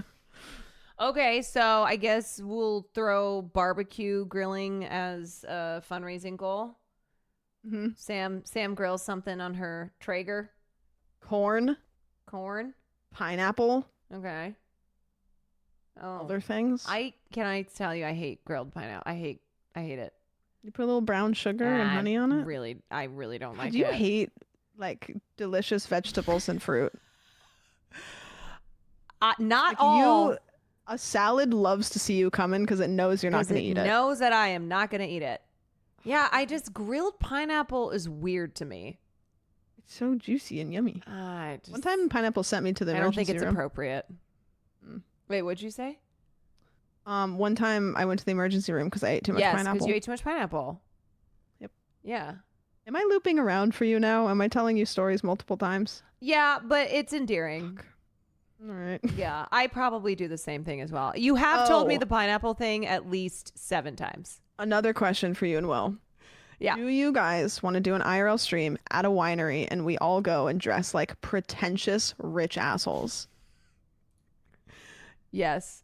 And then I get to use the gum, or I get to use the line from... gun? No. No, I get to use the gun if... I get to use the gun if they try to serve me Merlot. No, I get to use the line from Sideways where I turn to you and go, "Are you chewing gum?" Oh, okay. Okay. Then yes. Okay. If that's the stipulation, sure, why not? Yeah. We should... We were talking about that earlier. What? Just going to a winery and doing an IRL stream, and then I was like, wait, hear me out. Yeah. Yeah. Yeah, no, I'm down. Yeah, these are great ideas. See? Thanks. What about one where, let's see. Are we thinking of sub goals? One of them that I already got requested that we could make a goal is I teach you a TikTok dance. Ooh. Yeah.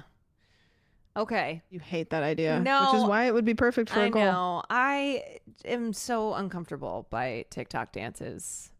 There's the one to Man-Child with Sabrina Carpenter, which is cute because it's kind of like a little country dance. Okay. Yeah. And then what should I teach you? A musical theater song? I don't know. What's something that you don't think you would enjoy?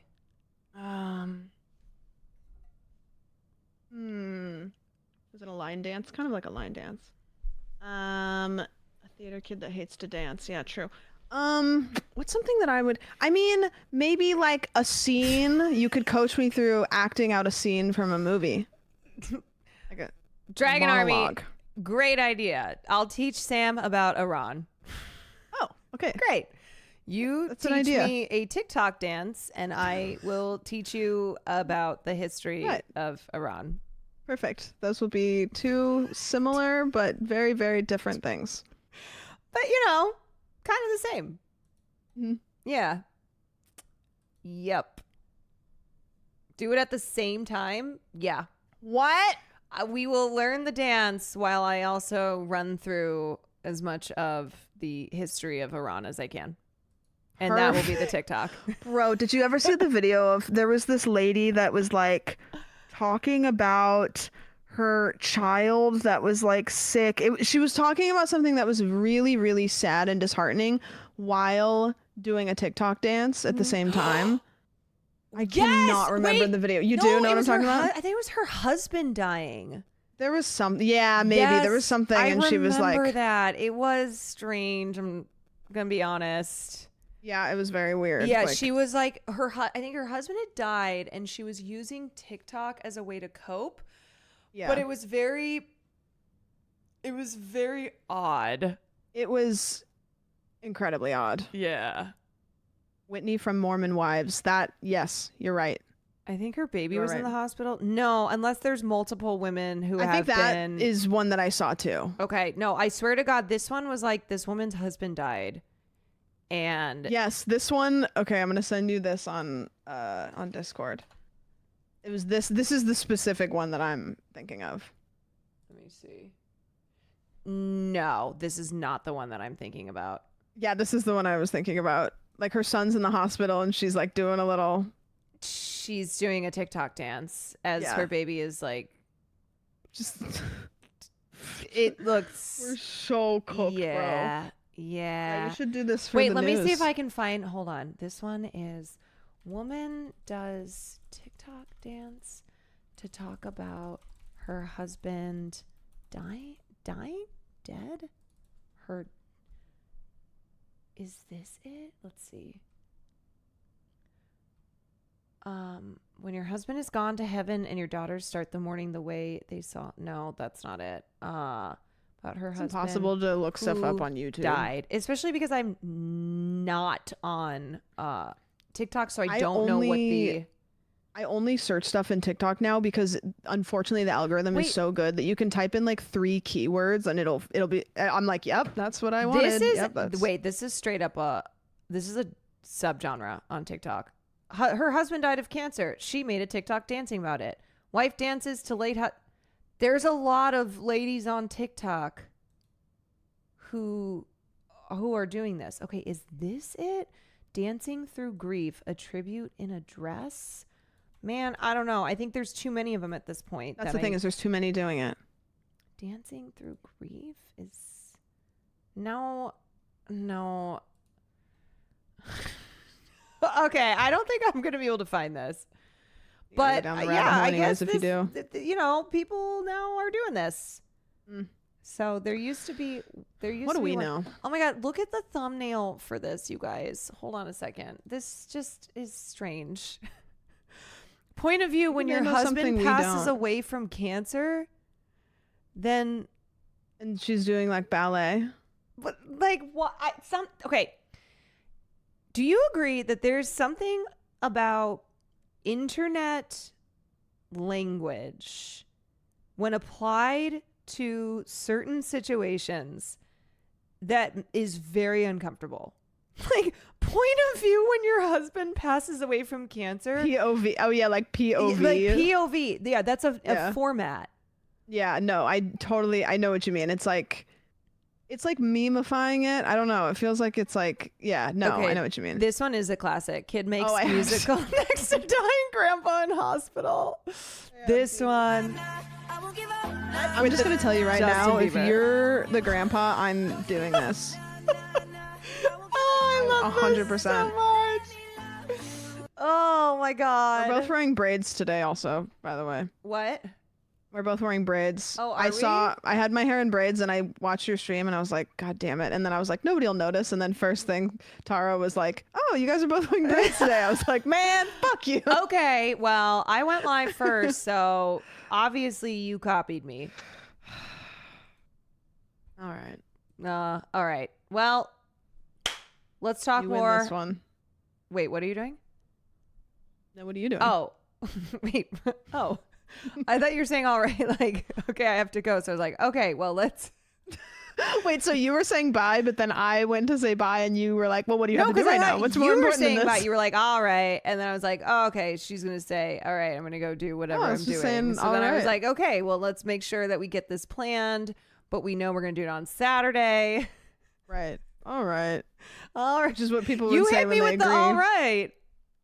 I had an all right day. All right. Can I tell you a story of what I did today? Yeah. So today, I decide that I'm going to have canes for dinner. Oh, delicious. yum. I'm going to treat myself. Yeah. So I get in my car and I drive to Cane's and I go up to the order thing and they go, hi, what can I get for you? I look, I realize that I had gotten in my car and autopilot drove to the coffee place that I go every morning. So now I'm in a position where I either say, never mind, and drive off, or I order something. Did not want a coffee in that moment. However, I had to. So I ordered a tea. Then I had to drive to the other side of town to get my canes. This is a very classic sandwich story. Dude, I should not be able to control a motor vehicle. They also always seem to involve this coffee shop. Dude, it's my life is my and then I went to Cane's. Your life is a movie. Cane's, and the guy who took my order, he was like, I was like, yeah, can I get the whatever? And then I was like, can I get an extra cane sauce?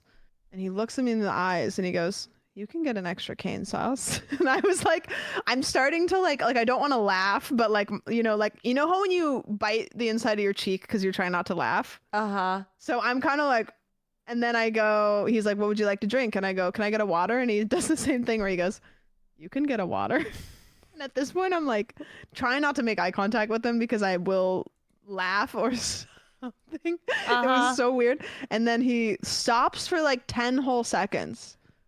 And then he tells me my order, or he tells me my total. And so I go to give him my card. And he's like, we're going to insert the chip now.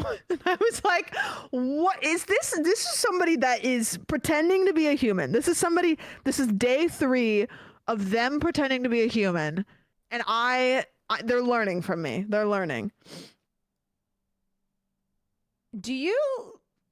When you go throughout your day, are you always like laughing at?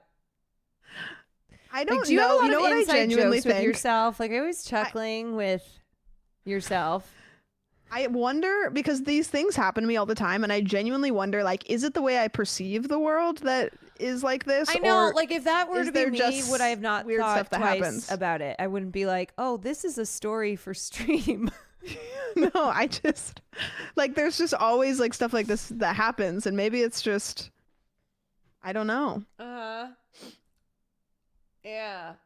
See, I think if that had been my day, it wouldn't have registered. Yeah. Like, I don't think that would. Maybe I just see the world a little differently. Maybe you do. And you know what? That's what we love about you. I just got a unique perspective Yeah, on the Sam, world. you know? gotta save these stories for the pod. Come on, we're recording tomorrow. Okay, Are you everybody gonna that have- listens to the pod, forget that I said that. You guys, I'm sorry, but it was just too good that we have Caroline's to gonna save pretend it for she's the never pod. heard it before. Yeah, so you've never heard it before either. First time. Mm-mm. Yeah. You're just so whimsical. I am whimsical. When I think of you, I think of whimsy. Thanks. Yep. You're welcome. What do you think of when you think of me? That's exactly what I was trying to think, so I could say it, but I'm trying to think. When I think of you, I think of the beginning to a bunch of theater songs that I've never heard the end of, and I've heard the beginning about 16 times. Mm-hmm. I also think of It's a great question. I think about the time that you were talking about your BO like the other day. That was a fun story. Okay. I don't know. Wow, when I think of you, I think of your BO. You don't smell bad, but like a couple weeks ago you were talking about your BO, and now I'm like, huh, that's funny. And now that is what you associate me with? No, but I'm just trying to think. I am now the smelly girl? You're like, I'm trying to think Caroline, of things yeah. that I think about, and Like, do the you funny smell things, BO and go, oh, I miss Caroline. Everything makes me think of her. Everything makes me think of her. I think of how I got you addicted to Red Bull, and then I stopped drinking Red Bull. Yeah, dude, but I have a headache because I haven't had my second caffeine of the day. That's how bad it is. That's how deep I'm in. I was so good. I was only having coffee in the morning. And then when I think of you, I think of my Red Bull addiction. I think of my second caffeine addiction. Yeah, we started doing the podcast, and I always had Red Bull in the house. And so I would be like, oh, do you want a Red Bull? And the first time you were like, nah. Second time you were like, okay. And then like third time you were like, do you have any Red Bull? I'd be like, fuck yeah, I do. Then about like a couple months in, I stopped drinking Red Bull because I think it made my heart feel weird. And then you were just locked in. I know, and now I'm so deep in it. So thank you. When I think of you, I think of my addiction. Yippee! Yippee! Yippee! All right. Now I'm gonna do the all right because I'm gonna go watch this. I'm gonna go watch. Have you ever watched RuPaul's? You're a big reality a little bit watcher. I haven't watched a ton of it, but I watched like enough of it to know that I probably would like to watch more of it. But yeah, I don't. Well, I'm watching All Stars 7 Snatch Game. I've been told this is a good one. August is closing my stream as we speak and sprinting. Wait, what? I have a chatter that knows everything about any RuPaul anything ever. Yeah, I definitely have people in chat who are like obsessives with RuPaul. Yeah. Yeah. There's just so many seasons. What happens is I get overwhelmed when I want to watch something, but there's a million seasons and people will be like, that's why you watch the compilation. I'm like, yeah, but I feel like that doesn't count as watching the show itself. Yeah, there's, you know what, I was talking about this with news, or not news, sorry, shows like Tonight shows, or like Tonight shows, like there's multiple, you know what I mean though, like the Tonight Show, TV, what am I trying, I know you know what I'm talking about, but you're not saying anything because you want me to struggle through this. Late night yeah, late night shows. Oh, okay. There's like, so now late night shows know that they work off of clips. Late night shows are clip farming. Yeah. Now. Because nobody watches, well, maybe they do, but most people don't watch the entirety of Jimmy Fallon, right? So Jimmy Fallon I think is you clip would probably farming. kill yourself. I would rather take 2 pencils and shove them into my eyes. Yeah. However, like, yeah, all of the late night shows are clip farming. So now they create segments. Yeah. Yeah, no, everything is just clips. Clip farming everywhere. They're gonna start doing that with like TV shows. It's gonna be The Pit, except it's just clip farming. Here, let's do a clip farm right now. You are. There's no way. Your first idea for a clip farm was to make a undiscernible alien noise. Like you could have done anything. What's happening? You know what's funny about calling you on Discord when we're on stream? Yeah. So your Discord has the noise gate. So a lot of times if something funny happens, because you're laughing, it cuts out. So I'm just in silence. So I never know whether you're reacting to something that is happening or if I'm the only one. Wait, mine cuts out? Yeah, Oh, so no, a lot of times if you're laughing really hard, like it just cuts it out and you're just dead silent. Oh. So you don't know. Oh, my clips are off. Hold on a second. I'm going to have to run that back. Wait, yeah, I turned my clips are off. Wait, hold on. Sorry. You know what's funny is like I actually don't know how to clip farm. That's what I'm doing right now. Oh. Blah, blah. What? See, what is that? What is that going to do? What are people going to do with that? What are they going to do with that? Like, where is that going to go? I don't know. What Twitter but I account think, is going to be like, CarolineKwan makes an undiscernible noise on stream? Look out, Jakara. Yeah, Dexterdo is going to be like, you'll never believe. And then people will be like, believe what's happening over here. Don't care. Holy shit. We're going to be 84,000 viewers before we know it. We're so cooked. Okay, you do something that you think would be farmed. Do you think I'll get banned? Just do it. No, I can't. No, I don't even know. A hot take. See? Oh no, that's It's the thing hard. is I don't even know where to start. Like what? Like when was the last? Is it like Okay, you want me to go again? No, because you're just gonna make another noise. Oh, do you want to? No. I don't know. I'm not gonna say a slur.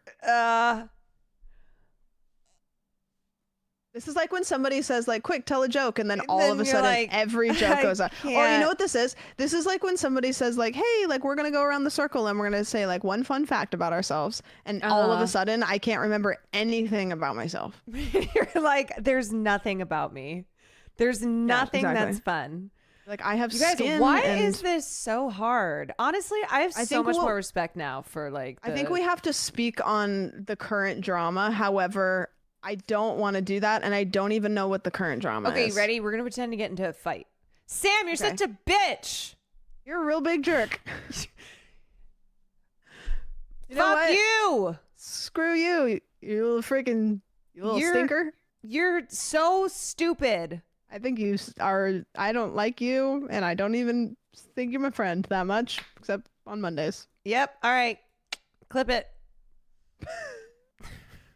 Clip it and ship it. Guys, get it out there. People need some new drama. The news is out. Is Bruno Mars People is be like, gay? CarolineKwan and Sandwich. And then people CarolineKwan be like, and Sandwich get in a yelling match, and the comments will all be, who Megalo?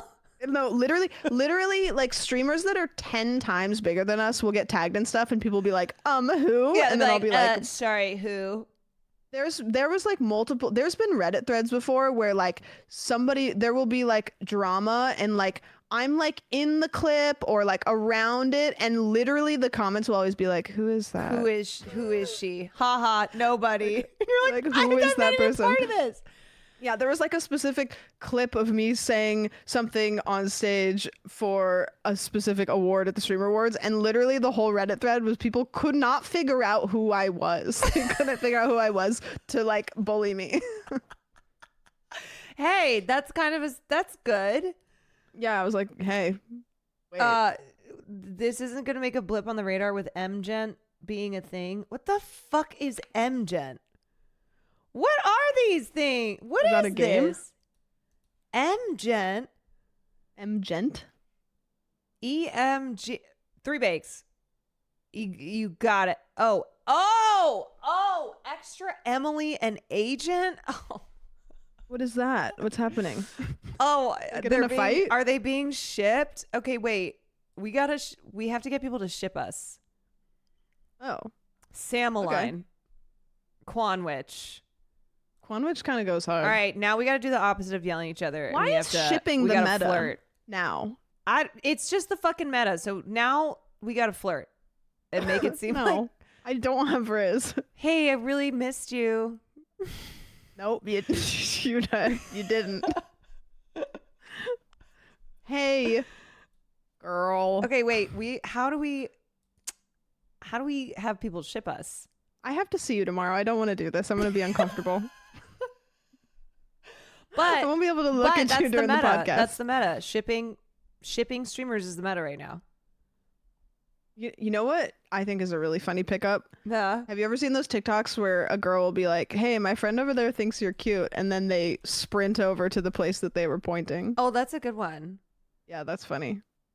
Okay, wait. Hold on. Don't ever run for a man. I just looked up pickup lines. This is the first. I find you attractive. Would you like to go on a date sometime? Okay, straight to the point. Okay, I guess that works. I find you attractive. Would you like to accompany me out on a night out? Okay, here's one. Are you a time traveler? Because I can see you in my future. Ooh. What's your favorite drink? I'm asking so I know what to buy you when we go out on our first date. Okay, you're not responding to any of these. I don't. Okay, ready? Imagine saying that to a girl. You're not responding to any of these. Hi. All the good pickup lines are taken, but you aren't. And then I go, oh. You're like, ouch. Okay, you calling me fucking single? I also just want to make it abundantly clear to everybody, like this doesn't actually get better in like real dating scenarios with me. Like it's about the same. I go, oh. They say dating is a numbers game. Can I get yours? All of them? Yeah. Okay, there's a 1 in it. You work your way from the inside out. Okay. Have you got one of the most genius comedic lines in The Office is when Kevin says, I got 6 numbers, 1 more and I'll have a complete phone number. Kevin, wait, which one was he again? He was the big funny fella. Oh yeah. Wait, Yeah. was he the one who would bring chili in? Yep, he would do that. That would happen, right? Or did I He's make the that guy up? with the chili. No, He would he have the chili. He brought the chili. He's a chili Yeah. guy. Yeah. Okay. I can't cook a good lasagna, but I can cook a great lasagna. No? No. All right.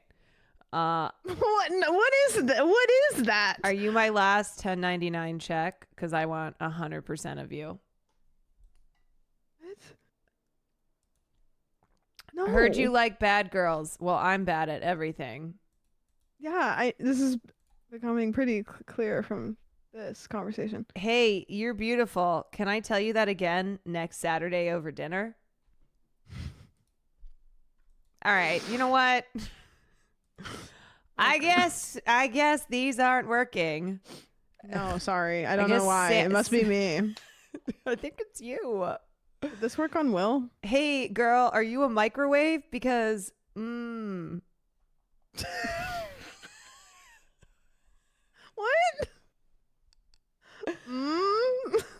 I don't know. Wait, you'll like this one. Redstone is red, lapis is blue. I'd rather quit to main menu than respawn without you. Huh? I don't know what's worse, that or the fact that you said you'll like this one and then proceeded to read a Minecraft pickup line. Like that might have been my 13th reason. Yeah, I think that's good. Guys, we have to pivot. I'm becoming Okay, a all right. political streamer. I'm gonna go watch All Stars, and I'm gonna figure out ways that we can I don't know, clip farm. Perfect. Okay. Great. If you have any ideas, Nah, let me know. No, nothing. nothing's coming to mind. Do you guys chats? Do you think that people maybe will ship us or no? We got some work to do. Yeah, I think that we have some work to do. Okay. No, they're saying no. They said we've been doing it. I think just you, No, buddy. I don't with a think so. broken heart. No. All right. Circle back. Do you want us to be parasocial? Yeah. No. Yeah. I want our community. Yes. We need. They're like, okay. All right. They're like, all right, I guess. Imagine a Twitch scenario where you're asking your audience to be more parasocial. like people are like, hey guys, like please don't, da da da, and we're like, guys, can you guys get more invested? Like, what's going on? I'm like, you guys, what the fuck? What is fuck wrong is happening? with you guys? You're not shipping me with anybody. God, I hate you. I just watched Will walk behind your doorway loomingly during this conversation, and it was so funny. Yeah, well, you know what? Who cares about him? Like, Because you talking to my girl? ain't nobody shipping us. So I got to figure out. I need my M gent. Hey babe, who are you talking to? Who are you on the call with right now? I'm talking to Sam. We're trying to figure out if people would ship us and it would have clips that go viral. Oh, he just walked past again. He's looming. Da-da. Well, do you think people, if Sam and I were to clip farm us like being shipped together, do you think people would buy that? Yeah, let's do it. Okay. Operation Sister Wives. No, but this has nothing to do with This you. is the second time this week but it he's has mentioned nothing that. to do with you. I said I was going to come over and make chicken and dumplings, and now he's on Operation Sister Wives. Yeah. No, it's not Sister Wives because you're not involved. No, okay, all right. Yeah, you planted the seed now. You just keep doing the thumbs up. All right. Stop doing the thumbs up, man. Okay. It's just continues to do the thumbs up. Maybe Operation Sister Wives. Yeah, but he's not involved. It's for Farley. Yeah. Farley, would you like? Wait, look at him. Hold on, I gotta go. He's looking back at it, kind of. Far, he does love to look back at it. Hey, He's peeking. Far, come here. He Man. don't give a shit. Mr. Man. Mr. Man. Mr. Man. Mr. Man. Are we shipping us as sisters or wives? No, it's sister both. wives. Okay, never mind. Oh, wait, what? Nothing. Oh, okay. All right, well, good to talk to you. Yeah, can you leave? I guess I can. You hang up first. Oh, wait. You hang up first. No, you hang up first. No. You do it. No, you hang up first. Okay. We're both going to hang up at the same time. Okay, she hung up before I could. Wow, you guys, I was really feeling some tension there. Who's feeling the ship? Who's setting sail? Kwan Witch.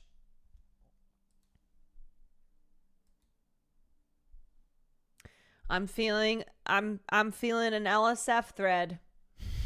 It was getting pretty spicy.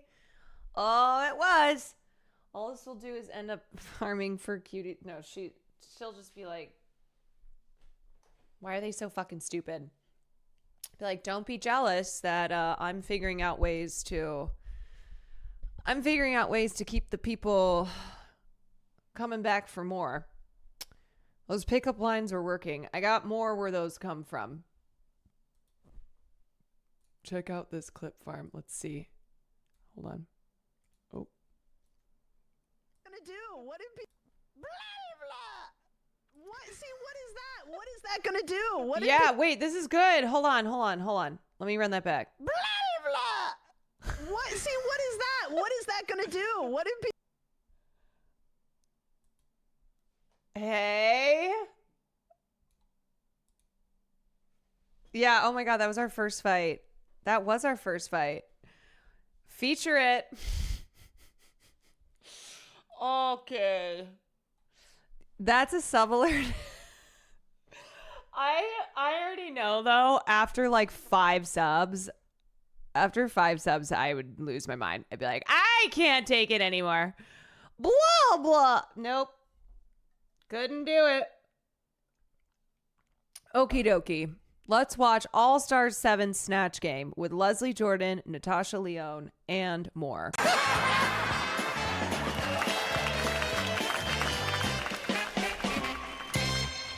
Okay. Jigs had to have won that season. That impression of Judy Garland is like the ghost of Judy Garland was with us. She's the only double winner. You know what's funny? You could see everybody be like, yeah, she did it. She's her. She is her. Do you know the lore with the song that she ends with? No, I don't. Like lore to RuPaul. I felt Judy with us. Is Judy with us right now?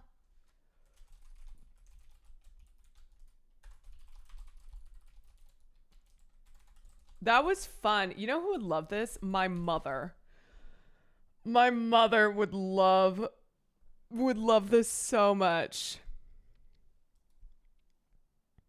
You might really love the lip sync monologue that they did. Two legends stand before me. Well, now you do. This is a drag lip sync staple. Most queens worth their salt know every word by heart. Oh, God. How have I not watched more Drag Race? As I said, I would watch it with my sister when she was watching it because she is obsessed. They interviewed Dave shortly after that aired, and he felt like Judy possessed her to give him closure. That's so fucking funny. Did you see that Jinx is all over Broadway? She's taking over Oh Mary in August. Yeah. Oh my God. I have been dying to go see Oh Mary. Oh, should we do a field trip? We should do a Quantarage class field trip to go see Oh Mary. Wouldn't that be so fun? I wish I could go back and watch all your film class vids. I know. The only thing about film class is you have to be here for it. Unfortunately, it is one of those. Gotta be here. I got here late. Did you see the insane Ben Platt diss that Jonah Platt commented on? Wait, is there a new thing? Ben Platt, Jonah Platt. Wait, what have I missed? Was there... Hold on. Last time I tuned in to see what was happening with the Platts, it was after Ben Platt had posted a photo of him after he voted for Zoran.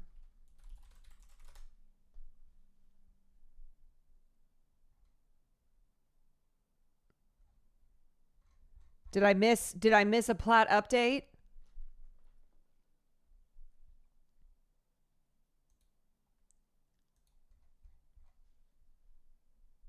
Is there a letterbox list with all the films you've watched? Somebody has a list. Someone's got a list somewhere. Okay, this is Jinx performing When You're Good to Mama. Oh my God. Chills. Oh, hey, everybody. It's me. She played it on stage and made Chicago become one of the musicals making the most money on Broadway during her season in it. Oh, she's so good. Would you say you're a gay man trapped in a straight woman's body? No. No, I don't think so.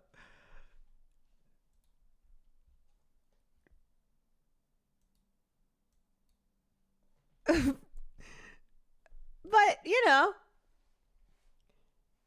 I'll consider it. That's Farley. Okay, wait. This is the Jonah Platt thing. Jonah Platt comments supporting an Instagram video that shames. Okay, wait. Let me see. If you love Zoran Mamdani so much and you think everyone in New York should vote for him, why don't you go to one of his speaking events for the Muslim community? I hate this fucking guy.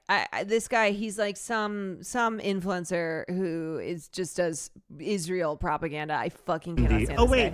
Jews get kicked out of those events. I'm sure they won't kick you out, though. You can show up and say, hey, I'm Ben. This is my husband. He's just like, he's just straight up a propagandist. But don't worry, I'm anti-Zionist. I'm sure they'd let you stay and ask a question. Zoran Mamdani literally has openly said he doesn't think Israel should be a Jewish state. The thing about that... Yeah, he said he doesn't think it should be an ethno-state. He doesn't think that one ethnic group should have rights above other groups. In the Palestinian territories, there are jihadists, ISIS-style terrorist regimes. If you don't know who this guy is, I'm sorry to introduce you to him. He is so obnoxious and such a racist piece of shit. Gay Israeli guys who are partying right now to live under Sharia law. Do you think we could have these sexy... Not the video cutting to him shirtless being like, do you think we could do this with Sharia law? Gay guy parties under Sharia law. Oh my God.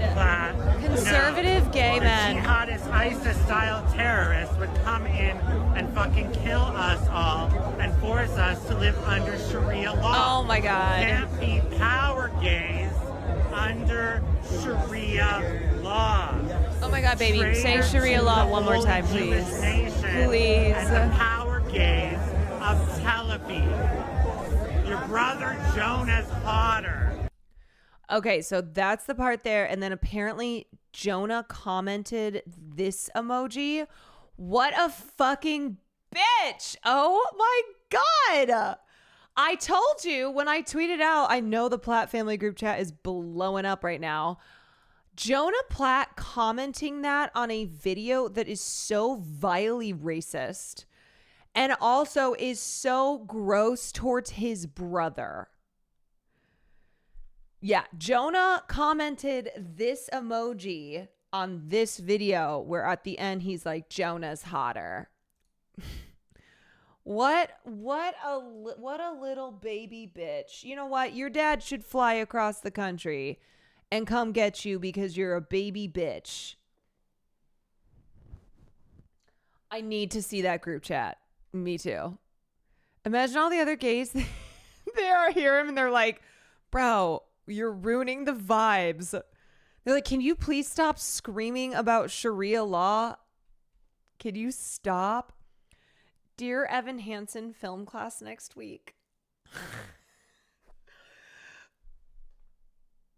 You know what? If Dear Evan Hansen is free, we're watching it. We are supporting our favorite 27-year-old high schooler, Ben Platt. Just wondering if it's worth trying. Like, honestly, that is so... That's so nasty. That's so nasty, bro, that you love Israel so much that you'll support someone who makes a disgusting video about your brother, not to mention just disgusting video towards all Muslims, but a video of somebody who is grossly attacking your brother, and you are such a narcissistic little bitch that you are choosing you are choosing Israel, man. God.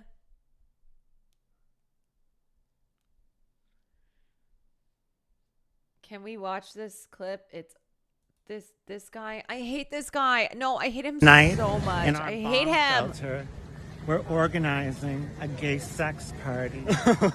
He found a bomb shelter with air conditioning. Very breathable. What is very wrong with him? comfortable. Why is he like this? The Iron Dome will protect us, enjoying the power What in of the raw, Quaaludes? strong Israeli manpower. No weakness. And if you're afraid of strong men... Look. There are gay rights and there are gay wrongs. You better watch out. I for hate how he weak talks. men. Or even worse, evil lesbian jihadis. What? We've got your number. Lesbian jihadis? If you're a lesbian jihadi, raise your hand. All of you terror supporters. Why you is he absolute monster. Why and is- tonight, Why does he speak like this? Why? He would hate lesbians. Oh, yeah. No, he is one of those conservative gay guys who is like awful to lesbians, awful to trans people, awful to people of color, like so gross. So gross.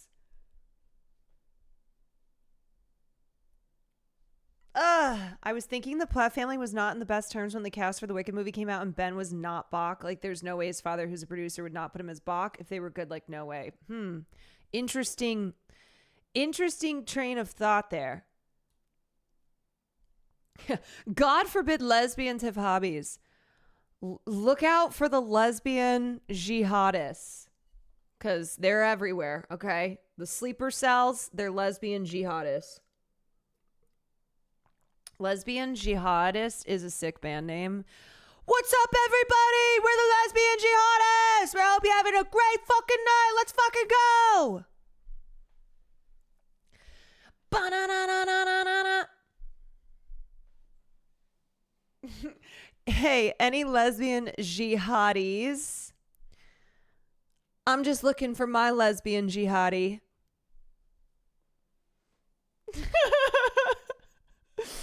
Oh my God, you guys kill me. Okay, all right. Let me watch this clip of Will complimenting me. Just wondering if it's worth trying or would I be wasting my money? Dude, listen. The most inspiring gaming achievement in history was CarolineKwan beating Elden Ring. What? Okay? If CarolineKwan can beat Elden Ring, well then God damn it, you can too. Remember, at 3,000 subs, I take on Radon in the DLC. You think about her. Oh, okay. Wait, well. She fucking dialed in. Yeah, that's right. I did. I did fucking dial in. Awesome, Lex. I'm a lesbian and I'm struggling, so I guess. You're like, hi, I'm looking for a lesbian jihadi out here. Yeah, that was a little damning, but also filled with praise. Yeah, okay, this part at the end felt a little Just backhanded. if Hold it's on. worth God damn it, you can too. Well, I mean, I guess it's true. Her. You think about her. She fucking... You think about her. She is the worst gamer ever. Dialed in. She is, I mean, I just have never seen anybody is bad. But if she can do it, you can do it too. But it's true. That's what I say. If I can do it, then you can do it. Then we can all do it, you know? We can all do it if I can do it. You were telling Sam that during her Resident Evil 7. You know, I do think that friends of mine who are aware that I have played games that they are embarking on, I do think they think to themselves, if Caroline has done it, if Caroline did it, then surely I can do it. And bump ba bum bum bump ba bum bum bump ba bum bum nothing to it. IDK about your gaming skills, because watching you game is one of those entertaining things ever. I get to experience things for the first time vicariously through you. That's what we're all about, you know. That's what it's all about. You guys, I would game right now. I have a headache, and I keep waiting for it to go away, and it's not going away. It's not going away. I wish it would go away so I could do some gaming right now. I've been drinking water. You know, I just get these, I thought before, I was like, maybe it was a not having enough caffeine headache, but no, I think it's a period headache. Those are the worst. Have you tried hitting the pen? I don't think that would fix it. If you want to rewatch all your fave Caroline Kwan gaming experiences, you can watch them here. That's right, Caroline Kwan Gaming. Yeah, oof, yeah. God, I never used to get them, and now I get them every single time. I'm like, oh, I think I'm going to have to go lay down. I'm just going to have to like close my eyes until it starts to reside. But so tomorrow I am going to be recording the podcast at like 1. So I might stream tomorrow night. Sam is going to go watch Love Island with Sid and a group of people. And they were like, do you want to come watch it? I was like, well, I haven't watched any of it yet. So I might end up streaming tomorrow night then, since I should be wrapped on the pod. Ice packs on the forehead, also some lidocaine spray or cream on temples helps. Yeah, it's one of those two, like the longer I sit with it, I'm like, oh, okay, I just have to lay back and rest until it starts to go away. Same, used to be cramps and insomnia, now I get a 48-hour migraine. It fucking sucks. Yeah, it does. It's the worst. Solidarity to anyone else who gets a period migraine. Really just any symptoms at all. Okay, so I think I'll see you guys tomorrow. Sound good? And I'll try to squeeze in some gaming tomorrow, since I haven't gamed in a couple days. Thank you for the long stream despite not feeling well. Oh, of course. I'm glad that we could all watch The Queen together. And Saturday, I think Sam and I will do our fundraising streams so we can raise more funds for Point of Pride. And yeah, that's just wondering if it's worth trying, or would I be wasting? That's all I got for you guys. She gives us gaming unlike someone else. I see you using that little Sequan give love. She gives us gaming unlike somebody else. Heart. One run you won't. No, Andre, I can't. My head is hoiting.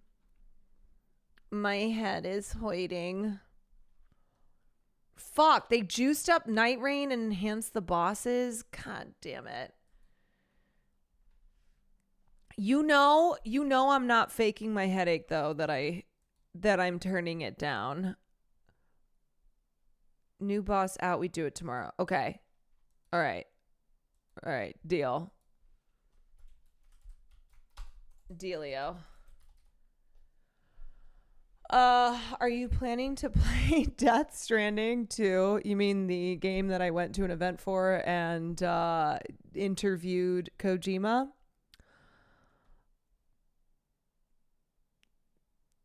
Maybe. Maybe. I don't know. I haven't played the first game, and the people that I know have very strong thoughts about it. So possibly we shall see. We shall see. All right, you guys. Well, I'll send you over to a real gamer sandwich since I'm fake. I'm a fake gamer. And I'll see you cats and kittens tomorrow. Thanks for joining me for film class. I know documentaries are not everyone's cup of tea, and I know documentaries that are 60 years old are not everyone's cup of tea. So thanks to those who tuned in, and I hope it was special. I hope it was, something that you wouldn't have seen otherwise, but you saw it because we watched it here on the stream. Have a good night as well. Hearts to you